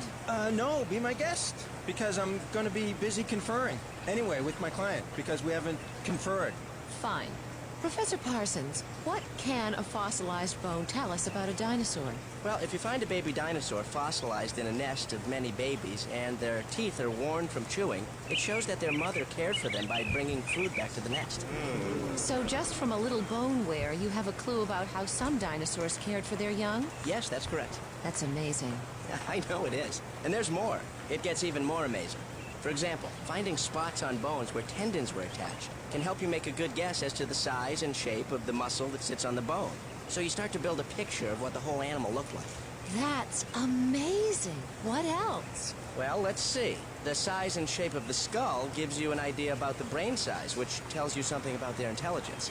Wow. Professor, are you serious? Oh, absolutely, sir. In fact, a fossil of the brain cavity from a triceratops was found, and not only is it large by reptile standards, it is also quite complicated in structure, which indicates that these animals were not, shall we say, unintelligent. In other words, Professor, fossils can tell us a great deal about plants and animals of long ago? Oh, of course. Everything we know about prehistoric creatures is because of fossils. They couldn't leave us any diaries or videotapes, so they just left themselves.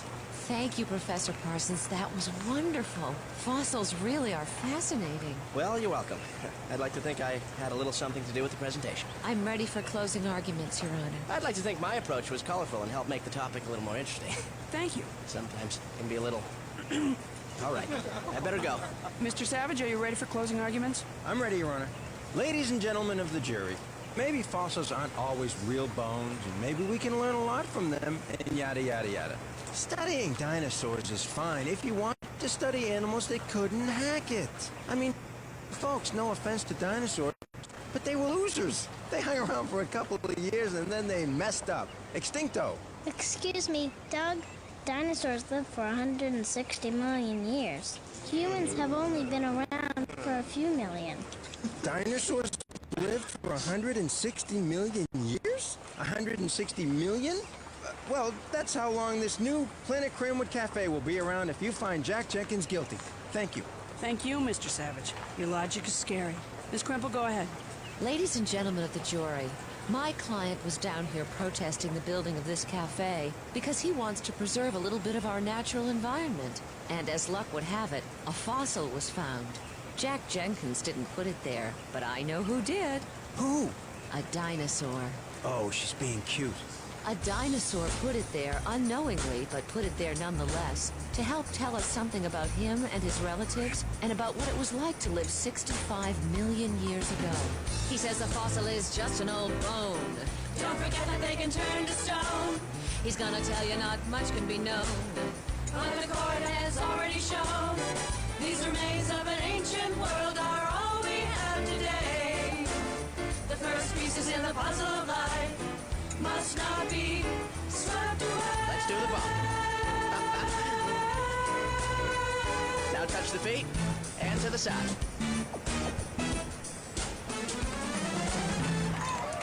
Very nice, jury.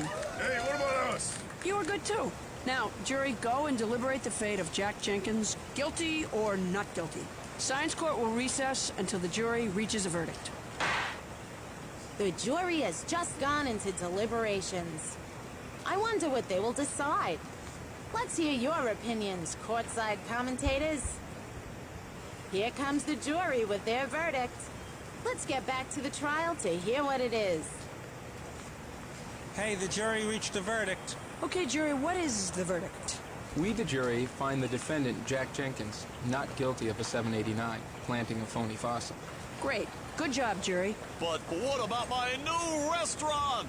Well, we also recommend that this area be used as an excavation site and that construction be halted indefinitely. Indefinitely? Indefinitely? What does that mean? It means until there are no more fossils found in this area. Okay, so science court... Oh. Yeah, I know. One more thing, right? Right.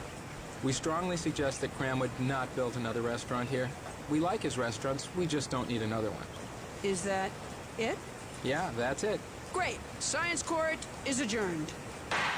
Deadstone, I can name some more dinosaurs. Okay.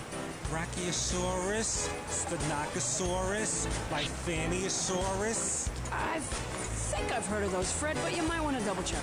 Fred, I've come to love you very, very much. Yeah.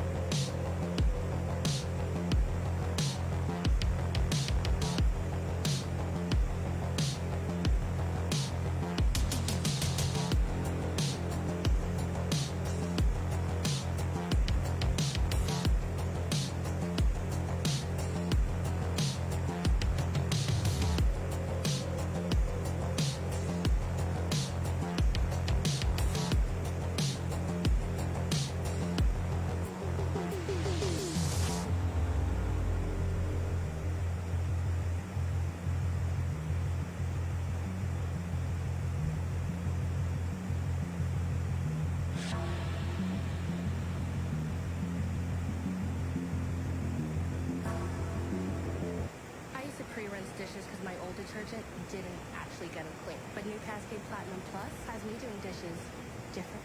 With double the Dawn grease fighting power and double the scrubbing power, so you can load this and get this. New Cascade Platinum Plus. Dare to dish differently.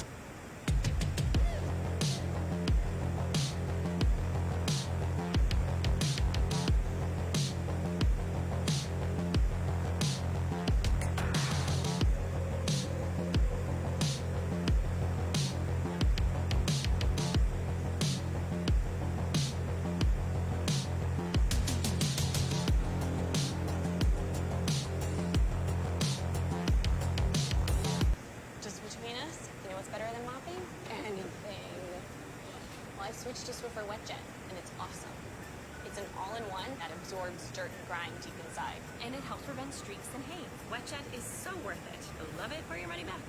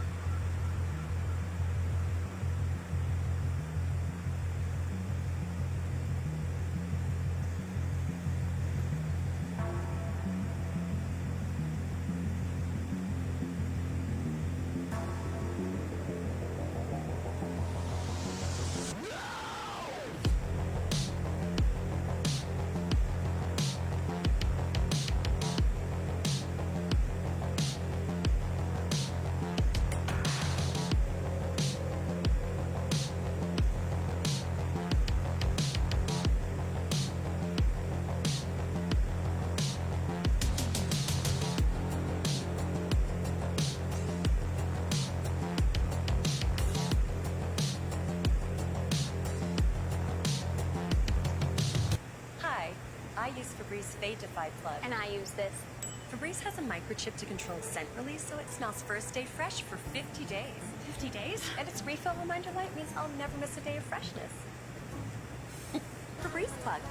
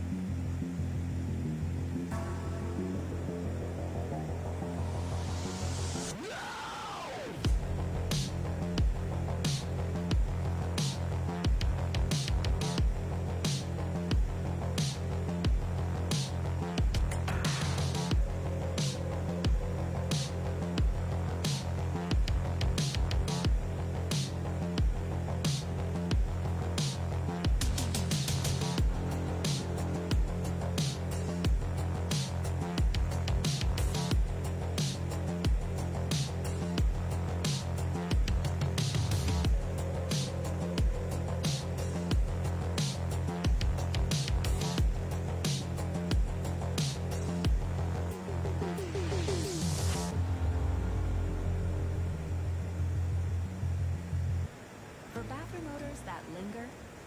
Try Febreze Small Spaces. Just press firmly and it continuously fights odors in the air and on soft surfaces for 45 days.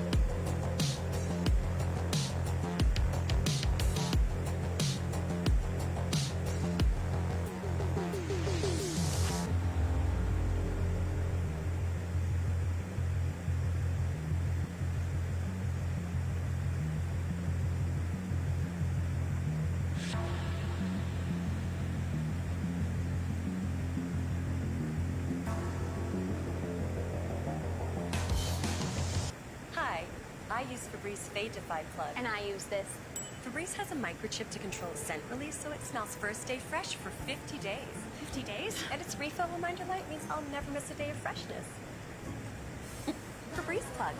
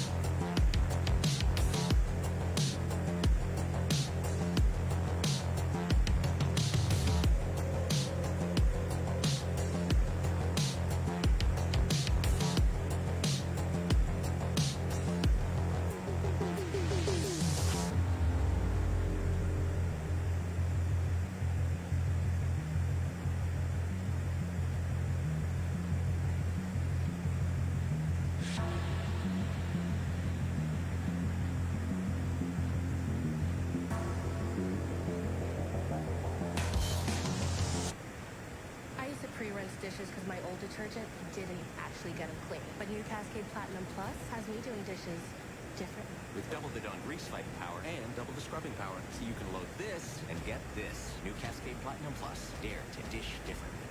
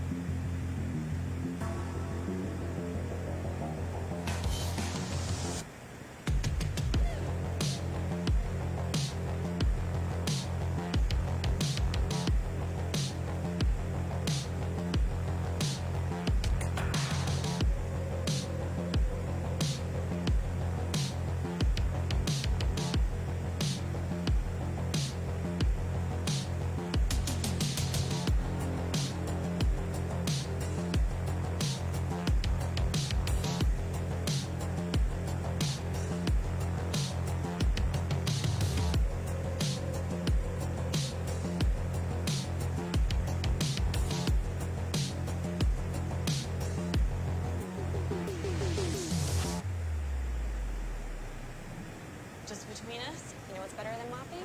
Anything. Well, I switched to Swiffer Wet Jet, and it's awesome.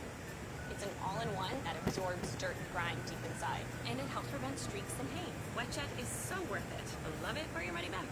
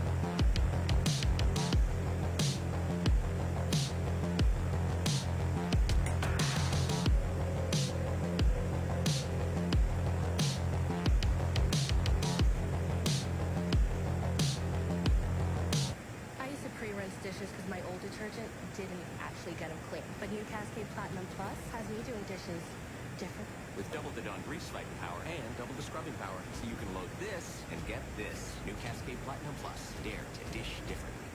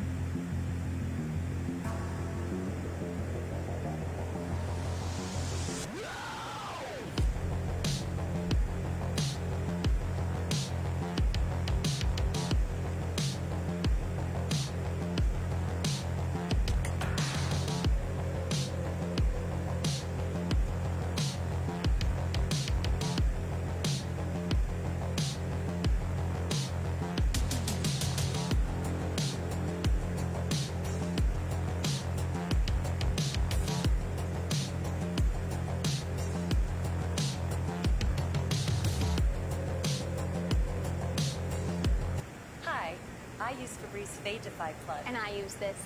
Febreze has a microchip to control scent release, so it smells first day fresh for 50 days. 50 days? And its refill reminder light means I'll never miss a day of freshness. Febreze Plug.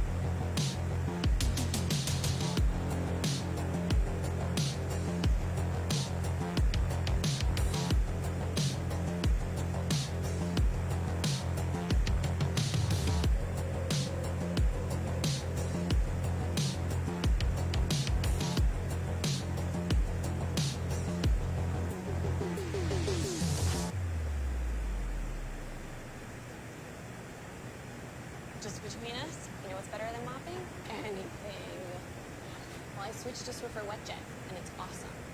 It's an all-in-one that absorbs dirt and grime deep inside. And it helps prevent streaks and haze. WetJet is so worth it. Love it or your money back.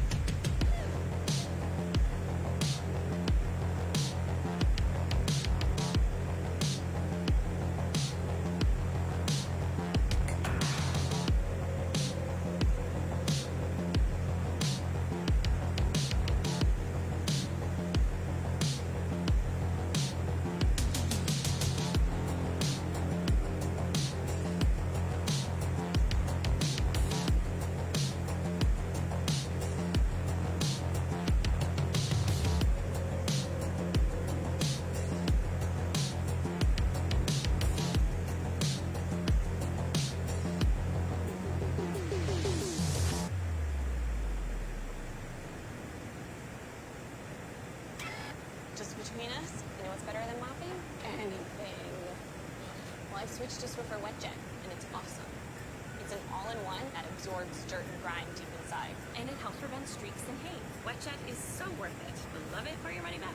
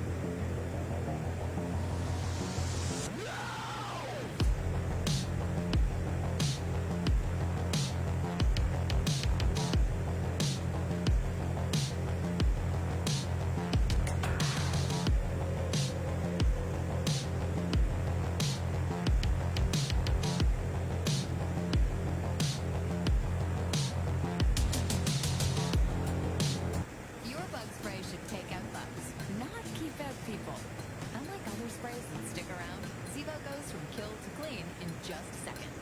Plus, it's safe for use around people and pets. Zevo. People-friendly, bug-deadly.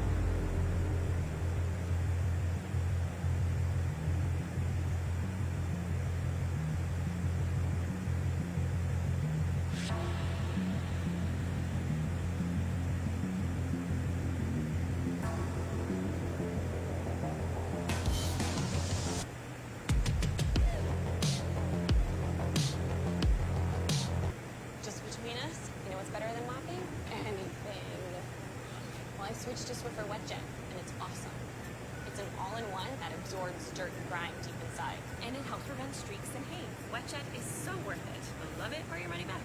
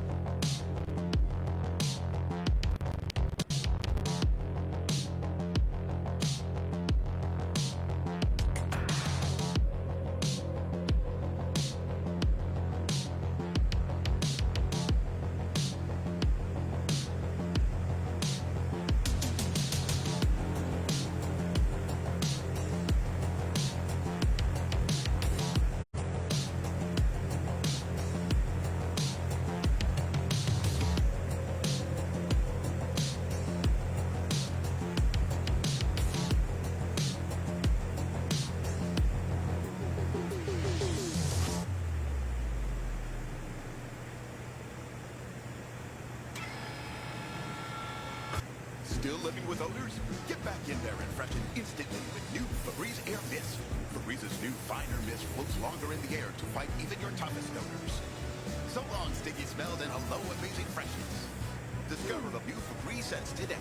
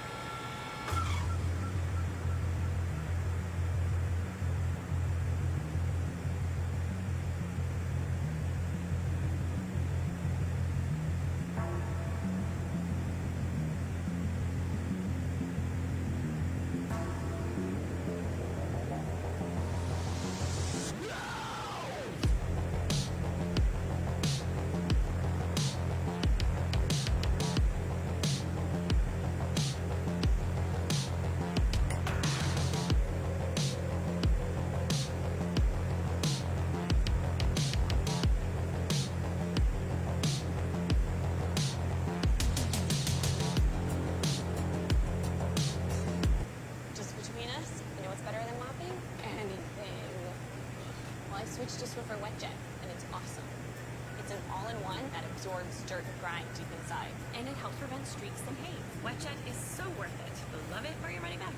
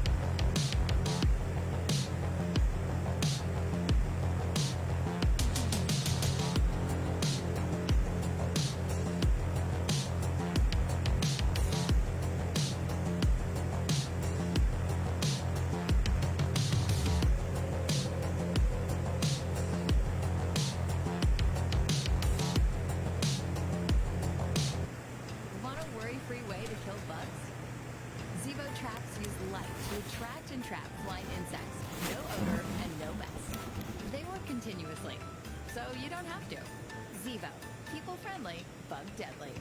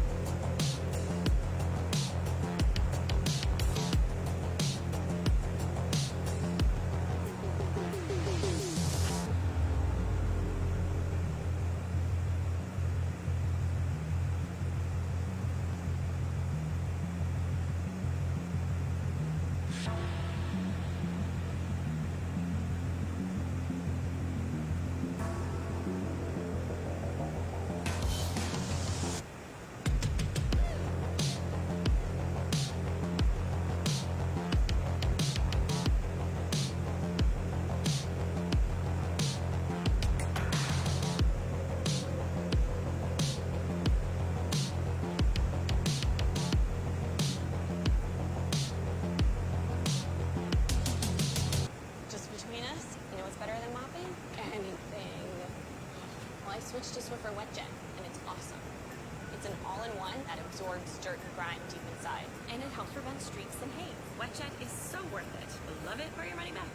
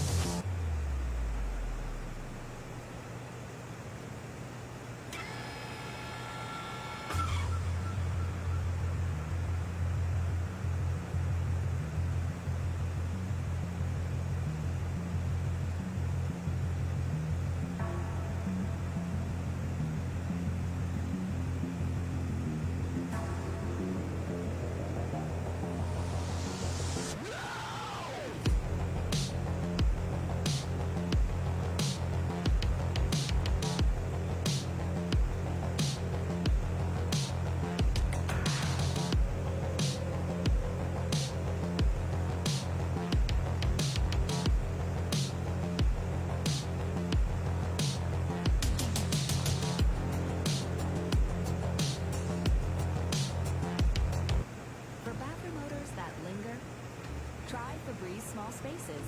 Just press firmly and it continuously fights odors in the air and on soft surfaces for 45 days.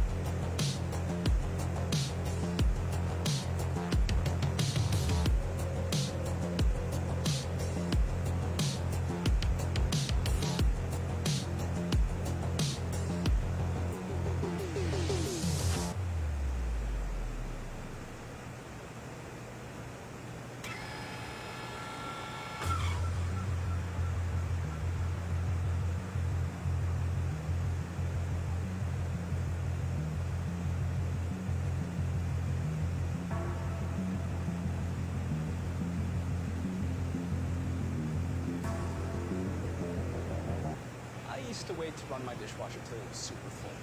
Now, I run it daily, weekdays. Weekends, you might think that's wasteful, but it's not. Even half loads use 80% less water than hand washing, saving $130 on utilities. Cascade, dare to dish differently.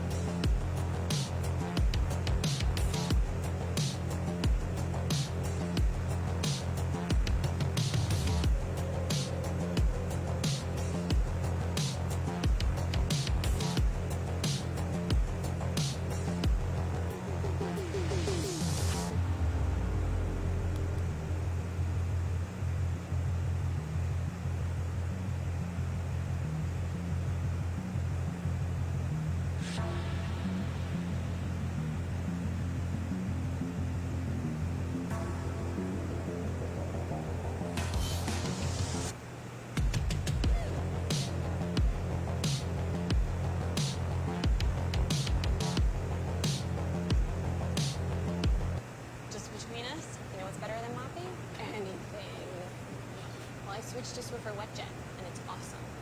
It's an all-in-one that absorbs dirt and grime deep inside. And it helps prevent streaks and haze. WetJet is so worth it. Love it or your money back.